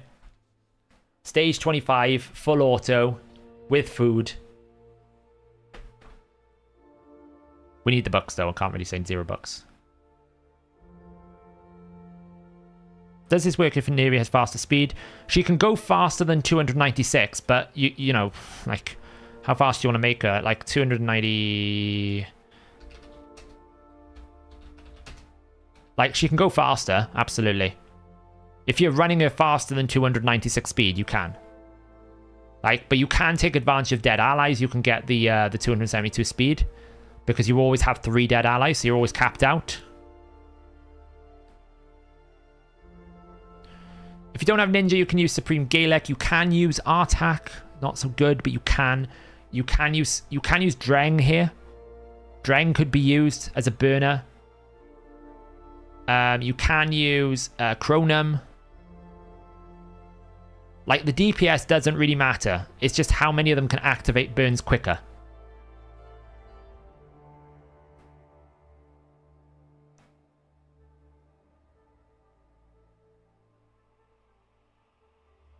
Like, what you can also do is you can put, like, a counterattack mastery in here. That will help you get an extra heal every now and then.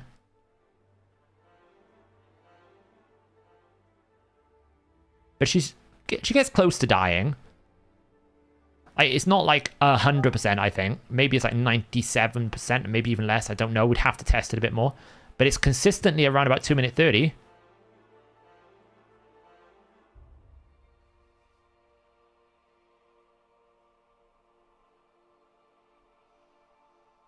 It's pretty safe. Pretty safe. So the build there was basically... Ninja, doesn't really matter what he's in. Like, he just needs to be higher than 222 speed. He can be squishy. You need the accuracy on him, right? Really, I need to try and find 10 extra accuracy on him. Like, that's pretty high glyphed. That's not high glyphed. That's not high glyphed. That's not high glyphed. That is high glyphed, right? So I could probably just go and throw a big glyph on this. There you go. He's probably fine now. It's now giving me max glyphs, thankfully. So that's a bit better because he was 10 a bit below. Ideally, you don't want him too tanky because you don't really want him surviving, because if he survives, he's going to basically stay alive more. Again, no War Master. You go with this. You do not want to do War Master. Yeah, you do not want to run more master. Counterattacks help. Cycle of magic to get A2s back help. Doesn't really matter. In this particular team, all you care about is, can I land my A2? His only job when he wakes up is to do this, and it will reset with Aneri, because Aneri resets the revived champion's abilities. So it goes, he dies, Aneri revives him, A2, good. Doesn't really matter if he dies. I took the gloves off him to make him squishier so he would die easier. I'll put them back on now after this. So that's Ninja. I got Brimstone on him, it helps. But it's not essential. Because obviously it will get cleansed. If this was at 6-star Ninja, or 5-star Ninja, this will be very, very valuable. It would save me 40 seconds because it wouldn't be cleansed. It would stay on at the moment it gets cleansed. And then we've got the Aneri. Aneri needs 1 book here and 1 book here. 1 and 1 minimum. Maximum 1, minimum 1. Doesn't need 4. Just can't have more than 1 here. Otherwise it breaks this team. And she is at 53,000 HP, 4.6k defense. She's actually quite squishy in context. In the context of like defensive builds, you've got to think my Stultus Dragonbane is at 100,000 HP with 4.4k defense. 272 speed. The key thing is you need to take this mastery. So when 3 allies die, you get your 24 speed. When your food dies, you get your 24 speed. And then I've just taken Elixir of Life as a healing blessing. These masteries don't really matter. To be honest, they help, but they don't really matter. This is the one important. This is very important. This is very important. And healing down the side here. Do not take Cycle of Magic in case she resets the cooldown of her revive too early. You do not want to do that. So I've avoided Cycle of Magic completely. You could take Law of Steel for a little bit more defense, but it's not really important. Defiant set is better than Immortal. Defiant set will give you more effective HP than Immortal. It goes Defiant, then Immortal, then I think nothing else, right? Those two. We've got basically some decent gear here. I mean, that could be rolled improved up. We can improve this further. We can max the defense out here. We can build a tankier. We could get HP percentages as a 12 roll there. We could lift up the HP a little bit more here. We didn't really get a good helm. If we find a better helm that substitutes crit damage, crit rate, we could get HP defense here. You can make this build tankier.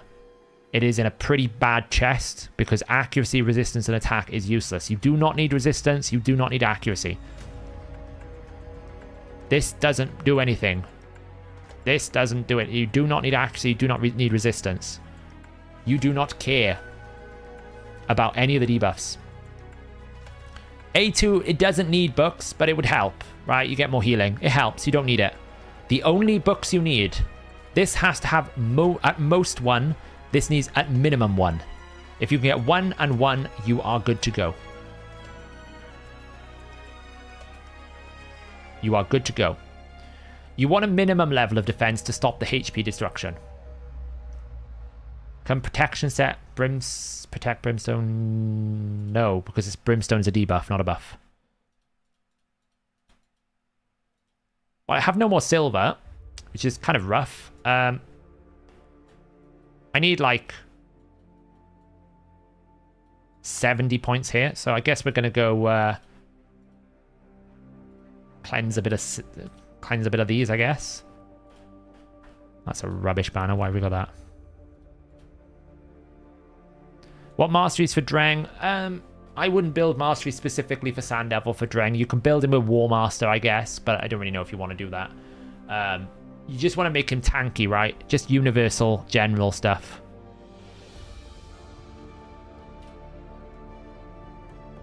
That's terrible.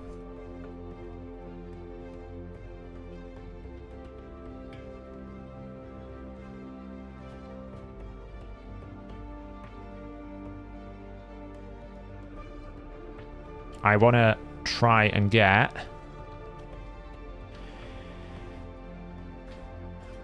Yeah, but you can build your ninja universal, Taha. Like, my ninja's built for boss killing. He's not locked into Sand Devil. He's built for boss killing, so it's okay.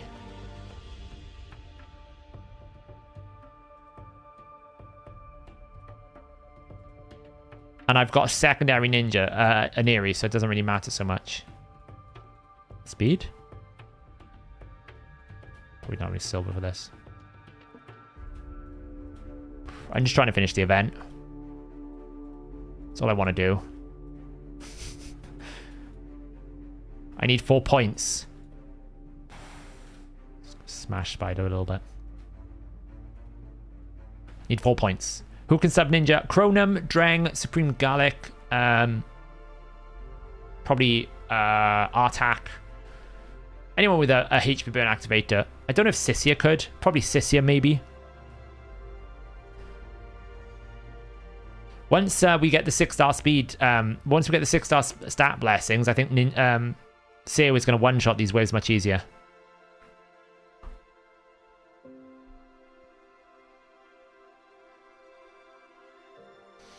I think Ice Golem hits harder than Sand Devil, though. I think it hits a lot harder. You've also got ally minions affecting things.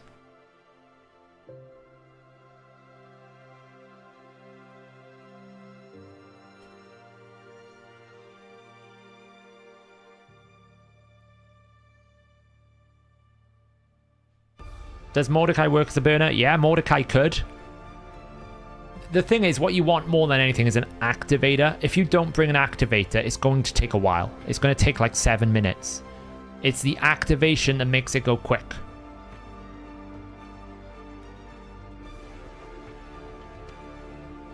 And to be honest, I don't even think Aneri is locked into the dungeon because I've got a super fast, tanky Aneri in Regen Defiant. Well, I can use that in Hydra, can't I?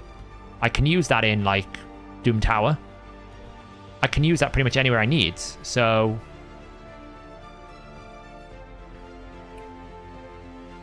I don't... The Seer calculator is built into the optimizer. We have... it's built into the optimizer. You can just go to Seer. If you select the A3 and select waves, it will give you the input and you can adjust the number of buffs that you're going to strip and it will calculate it in the skills tab for you. Basically, she's at like the 9% range. If she rolls like minus 10%, she doesn't quite kill one of them on the first wave. But with an extra 8% crit damage coming, she will, basically. When she gets a little bit more, she's going to one-shot it. I think that's the only reason why this team fails is when the waves don't go correctly. In Hydra, will Aneri miss those bugs? Not really, because you're using Aneri for the A2 and the A1 and the passive healing, Liam. You're not really using it for the revive and the A3, and to be honest, you're probably going to be able to cycle back round before you need the revive anyway. So I don't think it's a problem. Like, obviously, my 24 Aneri build is fully booked, so I have the option of both.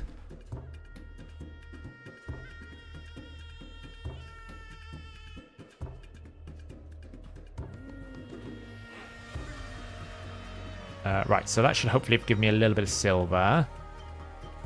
I just need 4 points. We need 4 points. So we're going to go and put some here. That should do it. Ooh. It's all right. There we go. We're done.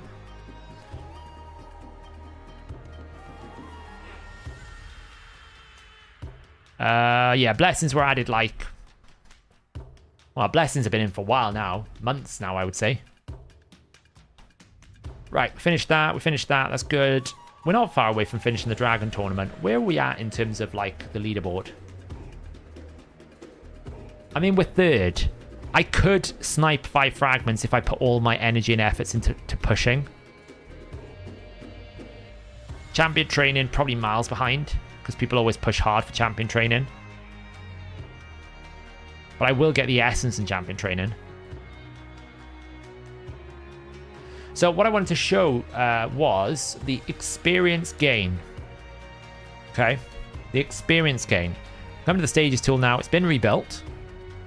The new raid stages tool.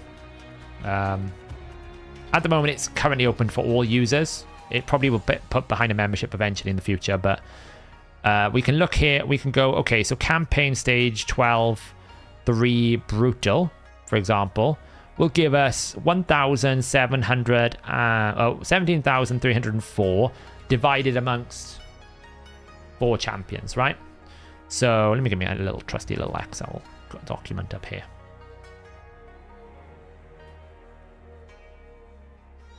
So 17,304 is what we get, but that's divided amongst 3 and doubled. So we first double it because we're going to get XP boosted, and then we divide it amongst 4. So basically per champion in campaign, we're going to get, in campaign 12.3, like 8,642 experience. Now in terms of Nightmare, someone was asking us earlier if we can do it at the same time.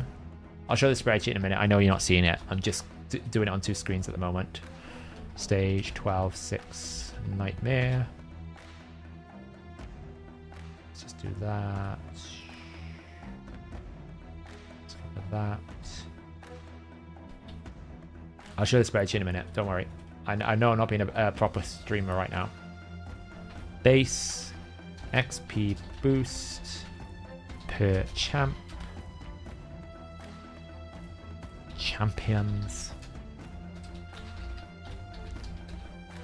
So 4. No. Format. And we're gonna say energy is 8. 16.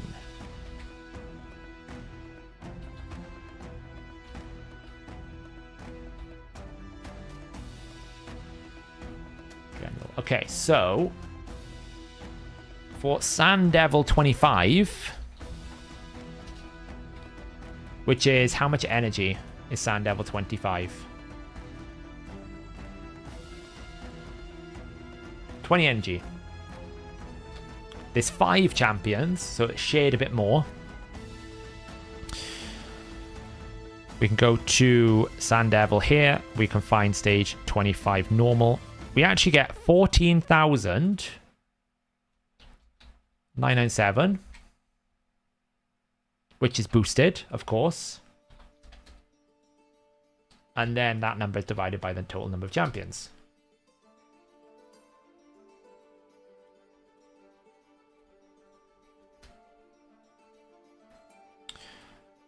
So let's just go back here and get the campaign numbers. So campaign stage 12.3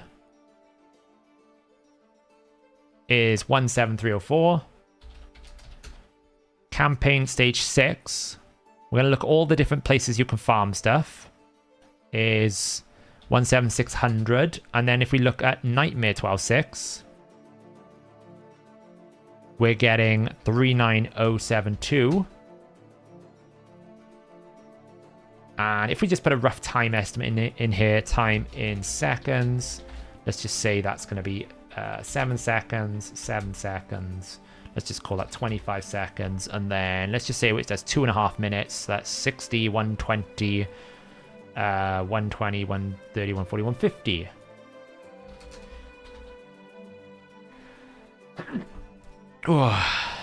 XP per energy, XP per minute.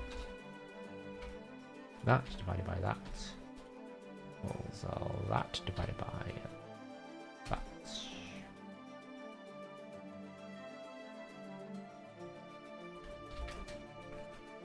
Okay, and the only other one we want to look at is probably, I guess, Dragon 25. Any other areas, guys, you would want to know in terms of like solo comparison here? Probably like Dragon 25 for food farming. Can it be done? I think it can, right?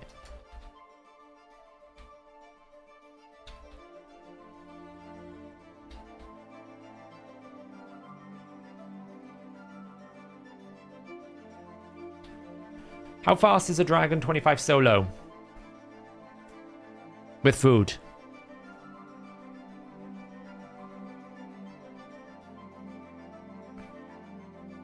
Is the new fusion worth going for then? Maybe. I don't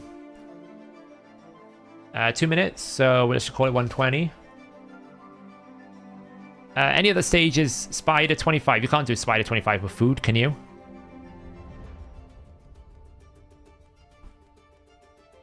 We're talking food farming here now. Solo food farming. Has the artifact set's proc rate? I don't think it's been fixed yet, Heliaxi, but I don't know. We haven't had any patch notes. Your tier does 1 minute. Okay, so we'll drop it to 60 then. Well, we'll do 2 tiers because maybe some people can do it faster, maybe some people can't, right? So let's just do it over 2 tiers.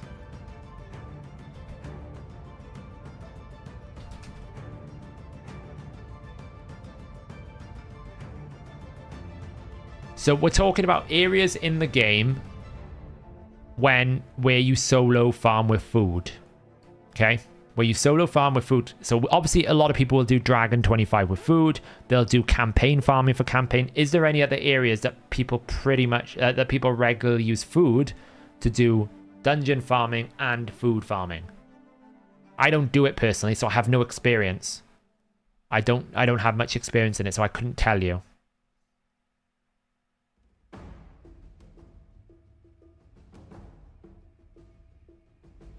You duo golem with food.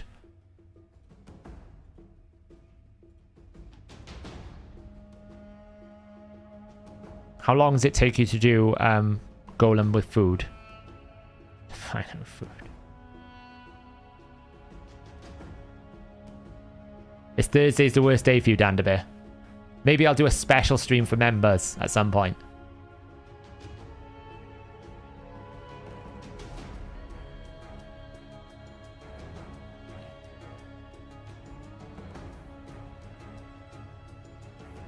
Three to 5 minutes. Spy 25. Okay, we'll go with this one. We'll look at these.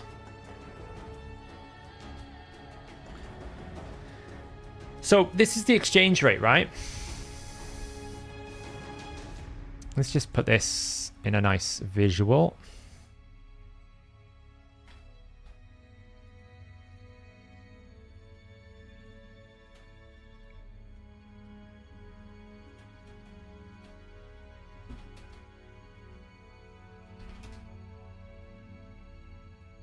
Just tidy up this chart a little bit.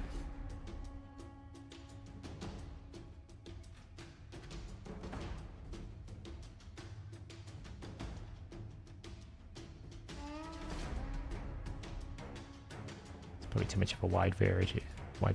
Let's just do that.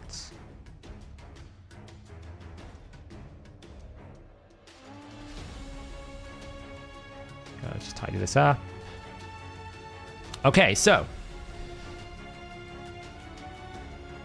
in terms of food campaign farming, stage 12-3 brutal is the best XP per second and the best XP per energy. It's the best XP per second. Unless you can get this below 20 seconds, even then it's still pretty rough, right? You just get so much at like a 7-second farm. In terms of the XP per energy, 12-6 Nightmare is better. Like I said earlier, right? Running 12-6 is better XP per energy, but it's not as fast. If you can get this up to like a 9-second farm, then it's by far the best, right? I know that some people can do 12-6 Nightmare with Ethos in 9 seconds. You're probably looking at somewhere between 12 seconds, right? So it depends where you go. If you go any more than 25, you can see that it's becoming very expensive in terms of time for you to be doing Nightmare, but it does reward you a better rate of XP per energy. Now, when we look at dungeons, though, you can see that Dragon 25 is basically on par with Sand Devil 25. Now, we're only looking at the XP an individual champion gets here, right? Because you basically take the XP you gain, double it because of the XP boost, then divide it by the number of champions in that battle, which is going to be 5 for these dungeons. So each one champion will get this energy here, and then we can divide it by the energy cost, and then we can actually divide it by time. So in actuality, Sand Devil 25 rewards more energy per XP, or XP per energy, than Dragon. You get better return of XP per energy at Sand Devil 25 than you do Dragon 25.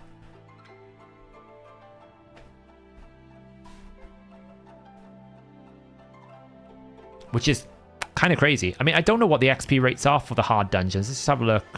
Someone's saying you can solo Ice Golem for hard 5 with Artak, okay? You get less. You get less XP. You get 1,380. I don't know what you get at 10. You actually get less XP there. What about 25? Ice Golem is poor. Ice Golem is poor for XP. Even at normal 25, it doesn't change this, right? So we can just add another row here. Ice Golem. It can be like 25 if you want. Ice Golem. We'll do Ice Golem 10, 5 hard as well. Okay, so that's going to be 20, 20. You're probably doing Ice Golem 5 hard in like 3 minutes. So 122, 60, 120, like 180. We'll just say with 5 champions. You're actually getting this.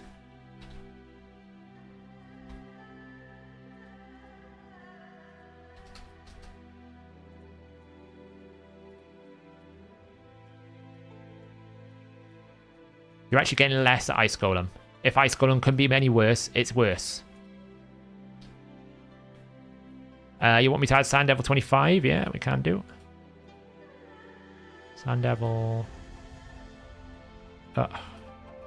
24. Same experience. It doesn't change. You get the same experience at Sand Devil 24 at 25. Do you save energy though? You do. Okay, so you do save energy here. This is 18. If you can do it within the same number of time, like 2.5 minutes, 5 champions, then it's the same XP per energy. Let's go to the border.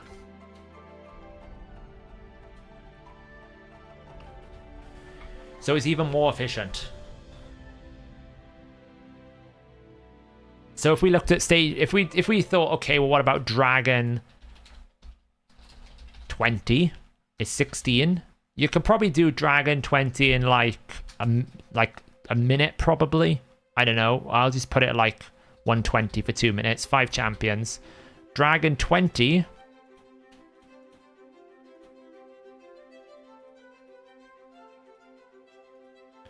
One, 4, 4, 5, 4. The actual XP you gain doesn't change. It doesn't change. It's exactly the same XP per energy. So then Dragon 20 is more XP efficient than Sand Devil. But actually Dragon 25, and I suppose the more important number would be like Dragon 24, because that's the gear one, which is 18. And I would imagine Dragon 24 is the exact same one. Yeah. So it's going to be the same again. The only difference is we're going to have 5, and we're probably going to do it in like 150 maybe. Maybe we just do it 120 here. So Sand Devil 24 is more efficient than Dragon 24. I've just got 2 different options. I've basically said if you could do Dragon 25 in 60 seconds, I'm just putting different numbers in. So I'm just putting different numbers in here. So what I wanted to point out was, in terms of the dungeon farming, if I put some color scales in here so you can see the variation, you can see that actually Dragon 20 is winning, but Sand Devil is like the next best option for farming food. What about Spider? Because Spider's on its own good silver farm. Let's have a look. Spiders. It's 14997. Is that the same for all of them? Yeah, 14997. So spiders.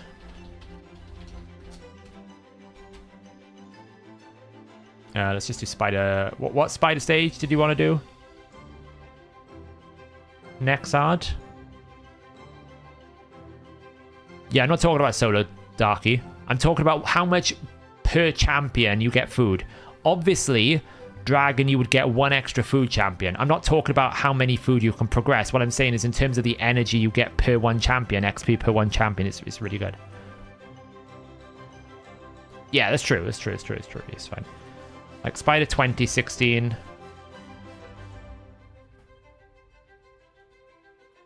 1497. Say like you can do it in like, I don't know, 60 seconds, 5 champs. 14997. It's the same as Sand Devil. So it's going to be that. So yeah, obviously, if you did this and you went food, you would go, okay, well, I've got 3, 3, 3. If Ice Golem 5 hard can be soloed 4, 4, 4, 4, 4, 4, 4, and let's just say this is 3, 3, and then you would basically go, okay, XP per energy here is if I just do this and I say equals that times that divided by that. Equals that times that divided by that.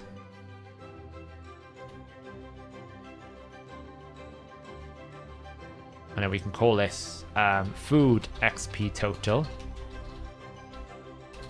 per energy.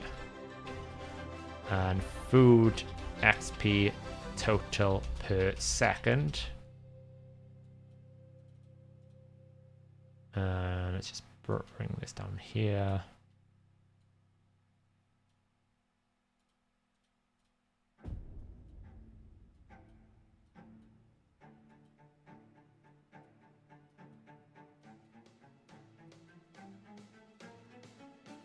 And then put color bars. I'm not putting color bars on the campaign because you can see how strong campaign is for food farming.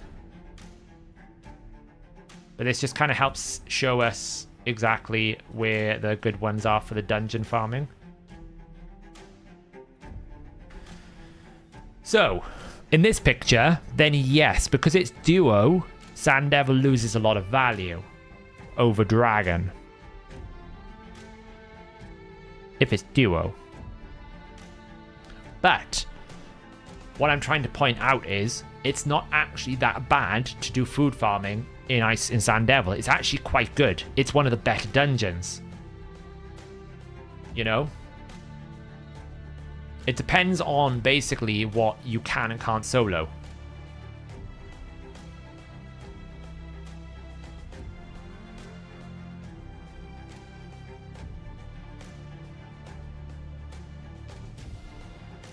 Exactly. You're gaining the pot gains, right?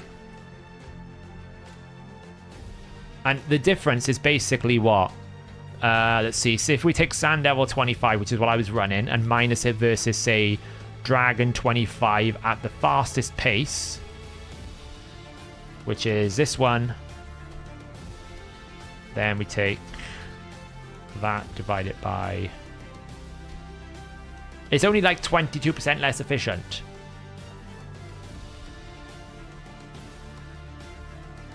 Right? It's 22 less efficient. 22%. That's not bad. Certain jams can solo it. Probably like Artak can solo it, right? Because you can basically activate, kill the spiderlings. I just put some options on here. The thing is, the XP doesn't really change. It could be like 10 hard. What would matter is the time here, and obviously the energy for the different levels. But it's viable. I mean, it's probably the worst XP per energy outside of Ice Golem. Like, it's not great. Like, Spider 20, if you can solo with food, is great XP per energy. Look at that. It's not actually... It's still half of what you get in a campaign. It's pretty good. It's by far the best one. Outside of Dragon 20 here, right? So if you're running... So here's the thing, right? Spider 20 would basically be there. Spider 25 would be this. It's the same XP you get. Spider 20 is going to be on par with the same as Sand Devil 25 here. The difference is you could put 5 champions instead of 4. It's not going to matter because it's the same XP. They don't change it. But what this kind of shows is that Sand Devil is actually not a bad place to farm food. Because what I don't like about farming food in Dragon is it's not that much, like, you can't really do it with the same pace, right? If I want to go and do this in like 20 set, like if I want to do it this fast, you can't do it with food. You can always beat your time with not having food in Dragon, whereas in Sand Devil you actually can't make it go any quicker unless you run, like, I would imagine like the Acrisia Kraken team, which is like Duchess with Acrisia and stuff, can probably do it slightly faster. but it's going to take you 2 minutes anyway.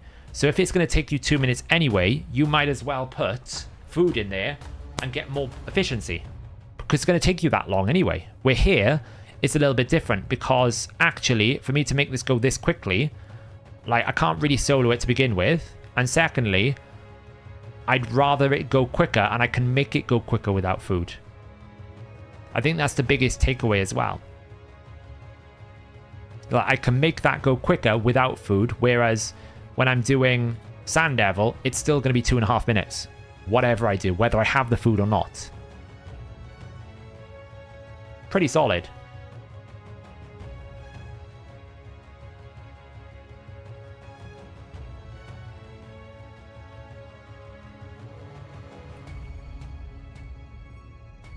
So Spider 25 would be 1 minute 30, so 90 seconds.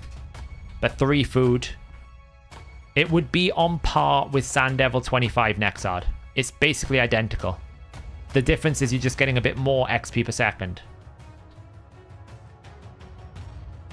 So the question then is, how much XP do you need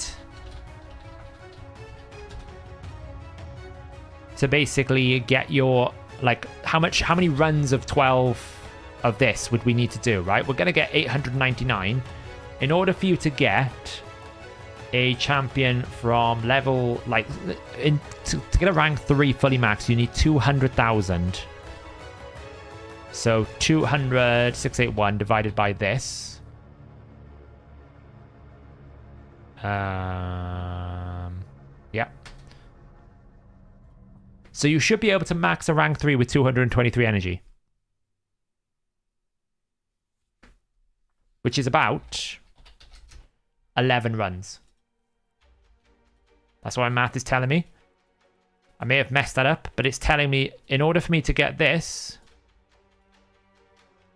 these will max in 11 runs. I could be wrong. That seems really wrong. That seems really wrong. Hang on, let me double check that. In order for me to max out a rank 3, I need 200,681. So if I divide that with that,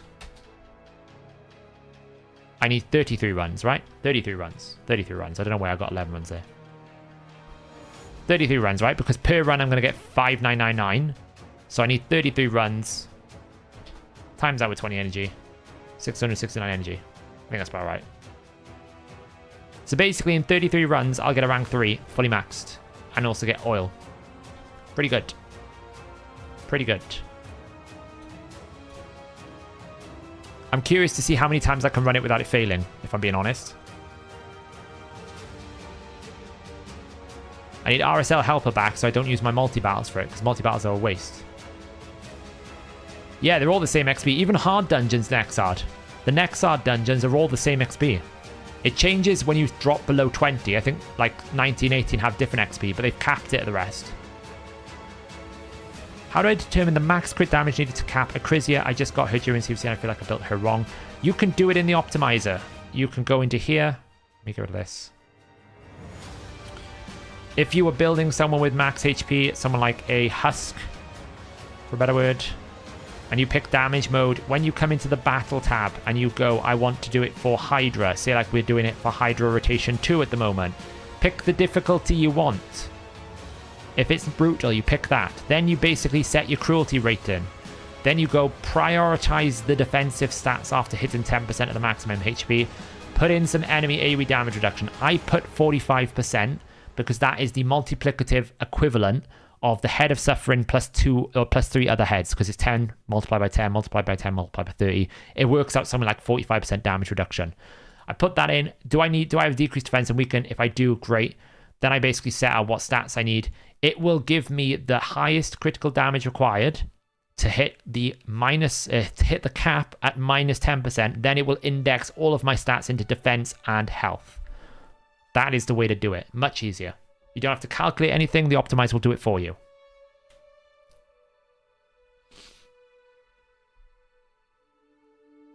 You're level 70 now, are you? Yeah, it's really addictive. I'm probably going to jump off in a minute now and go play it for a bit. Chill out.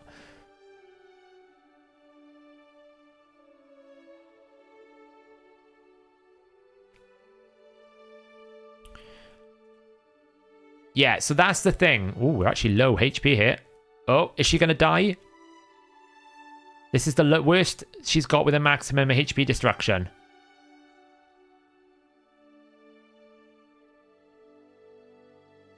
This will be a good test. I think she might die here. Oh, she's really low. I think she lost too much max HP. Oh.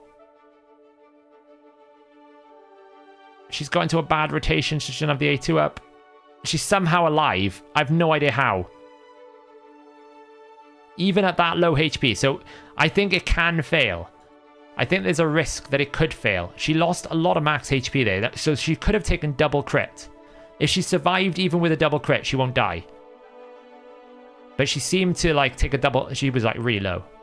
I am playing Barbarian, yeah. Any advice for progression in Sand Devil? You can use my Ninja and Eerie team if you've got it. And basically just scale with the speed of the boss. Increment the speed up. Make sure Neari's just one speed faster and the build should work. And it'll get you up there.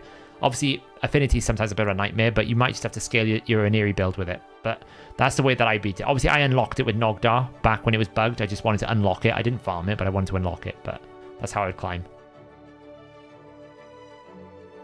Diablo servers are down, are they?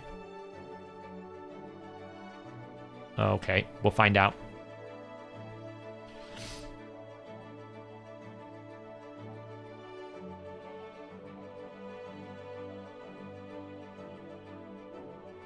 You'd be surprised, Chad. It depends on what difficulty. That's what we got to remember.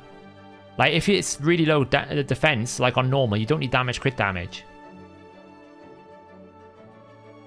I went Barbarian.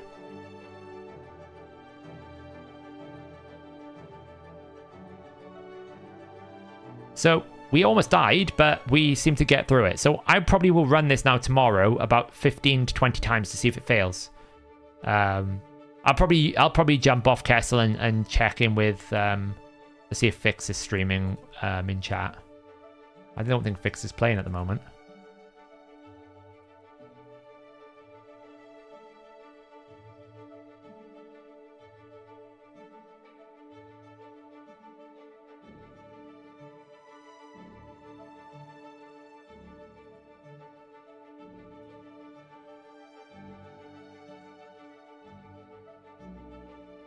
I haven't built the whirlwind yet. No.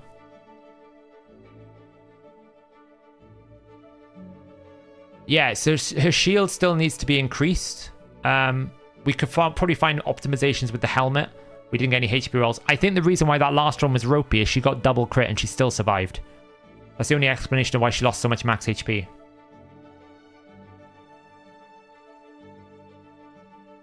Immortal plus... Regen plus Defiant is way stronger than Regen plus Immortal. You get a lot more... like the minus 15% incoming damage from AoE attacks is way too strong to not use it. I don't, Nexard. I really don't.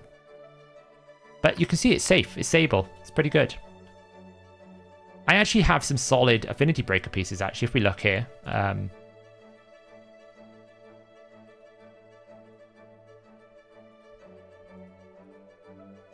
Let's just reset that. Affinity Breaker. I actually have, like, an Axie chest with some speed. I got some speed boots. I can probably make it work. Look, Axie roll. Speeds. Axie. So we got an Axie chest, which is important. Speed with Axie boots. Important. Axie shield. The weapon's a bit rough. No helm. I could probably make it work. Yeah, exactly. I mean, it's not that Regen Immortal can't work. It's just that Regen Defiant it'll help you a lot more. It gives you more effective HP. Because the minus 15% incoming damage from AoE attacks is a lot. So with Forge Pass, you'll need... I didn't calculate Forge Pass. I just calculated standard. I don't know what Forge Pass gives. Yes. 10% XP from all battles, yes. What I'll do probably for the video tomorrow is I will run them in with just... I will run just a set number of food. I'll calculate how many turns it took me. And the cool thing is, because of the AI, you can feed them and just reslot in the rest. All you still need to AI tool them, because you just need an area to open A1 if you want it full auto, which you kind of do if you're going to run it multiple times, right? You want it full auto. Yeah, it's basically, if you don't have Defiant, you need Immortal, but ideally you want Defiant. If you don't have either, it's going to be a tough one because you need the healing. What would it be for Immortal and Regen? I did have the EHP stats somewhere.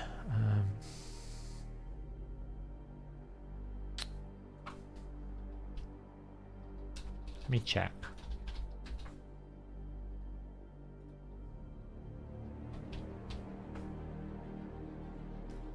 So the difference between Regen Immortal and Regen Defiant, you're looking at...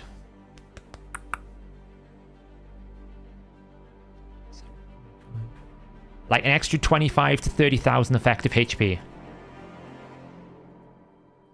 25 to 30,000 effective HP is the difference between Defiant and Regen.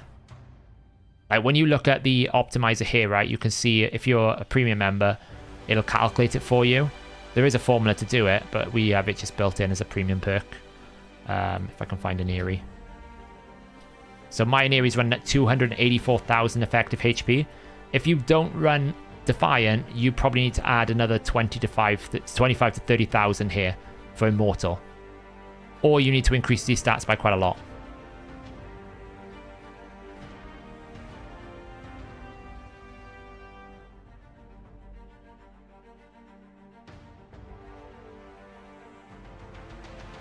Like, she's pretty stable. I'm pretty sure if this does fail, it's going to be like super, super close, and a little bit of optimizations would make it even safer.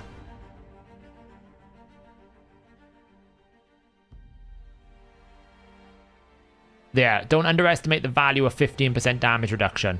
It's a big amount. Like, I don't know if he's going to get another attack in. We'll find out. Like, 26,000, just as an example, if we were to do that again, is 4,000 less attack damage. So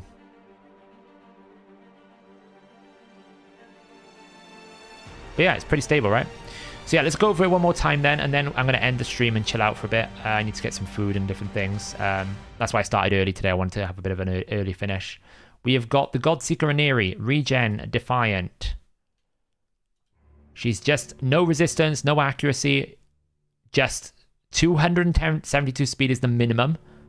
4.6k defense, 53k HP here.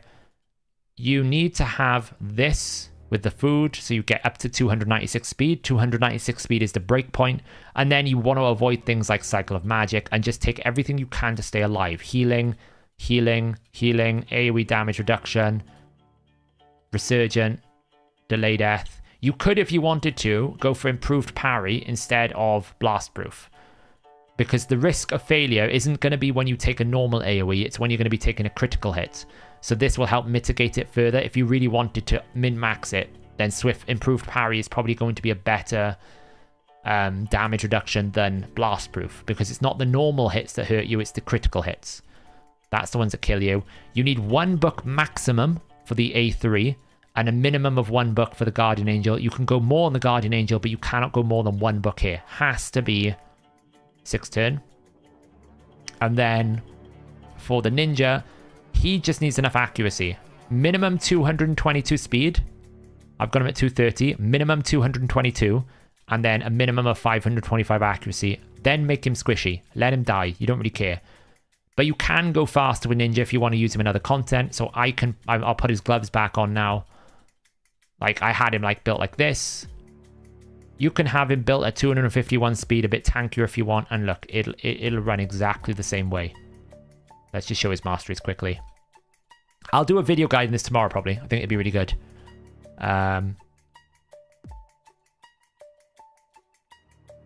Masteries again, no War Master. We take Eagle Eye. He can run other things if you want, like Laura Steel to get more accuracy. You can take Cycle if you want for other content. Can't run War Master, otherwise you break the tune. And you don't really need it booked, but it's Ninja, you would. This is all you care about. He will A3, then he dies. Brimstone is ideal if you can get it. And basically you just go... Like, you'll see even when he's tanky, he's going to do it fine.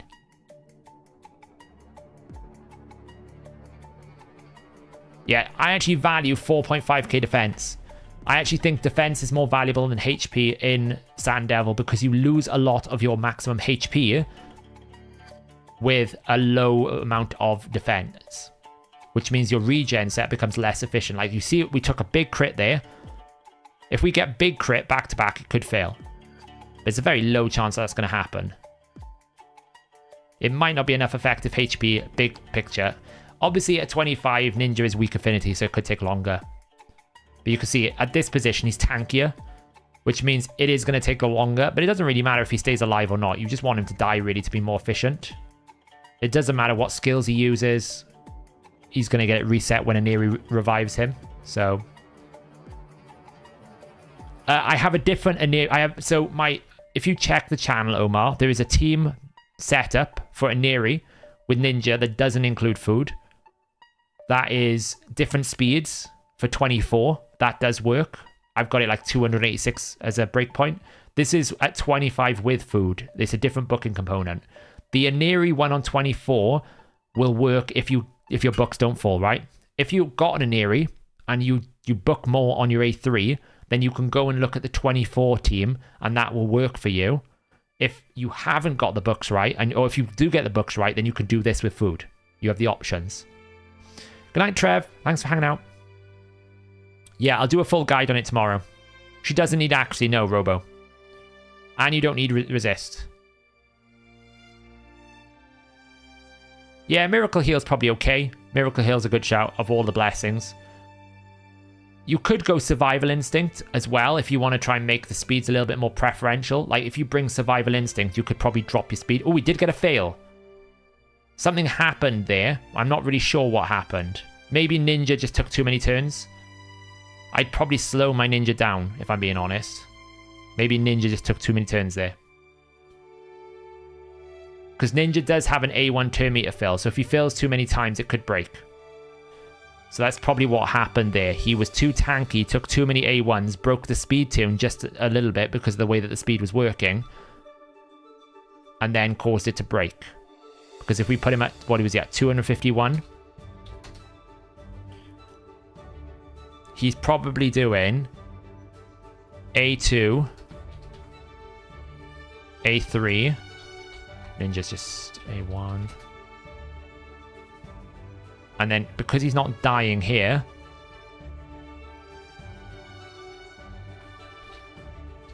Oops. He's probably doing A2, A1. Not dying here either. He's probably doing A1, and that's giving him a turn meter fill. Which could be breaking it. Because if he's still alive at this point, because Aneri would do A2 here. Sand Devil's going to do A1. He's going to do another 0.1 here. But he's also got speed debuff. Yeah, see, it breaks the speed tune a little bit. So that's probably why. I'd probably just slow him down. Because he's now actually not going to do it in the right place. He's going to do it here. He's going to A1. Which is 0.1 there.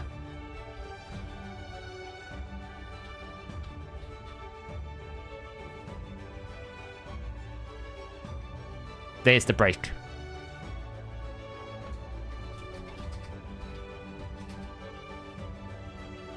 She didn't get an extra turn because of the speed break point. So he probably needs to be 252. Why is this break happening here? 0.195. He's forcing the boss to take an extra tick, which means Aneri is not fast enough. I think. It should be alright. Not sure. But I would imagine that's what it is. The ninja's too tanky. You want him to die ideally. Which obviously I haven't got it built to do there. So I'll just build my ninja to be like slower and squishier. Easy.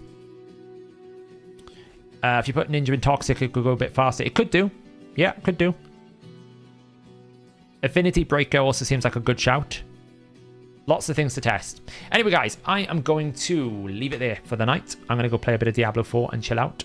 Thanks for everyone who's watching. Thanks for all of the new members. And I will do a guide on that video, and we'll go from there. But I need to go farm some silver now because I have none left, which is pretty rough.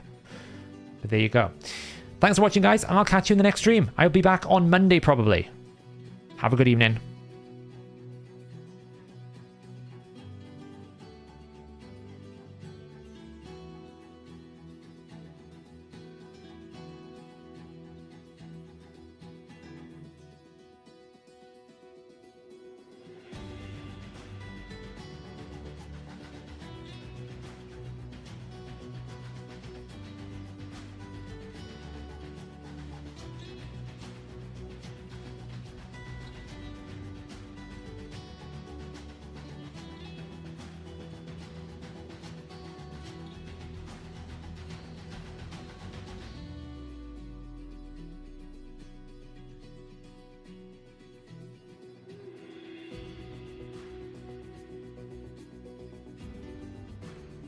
Well.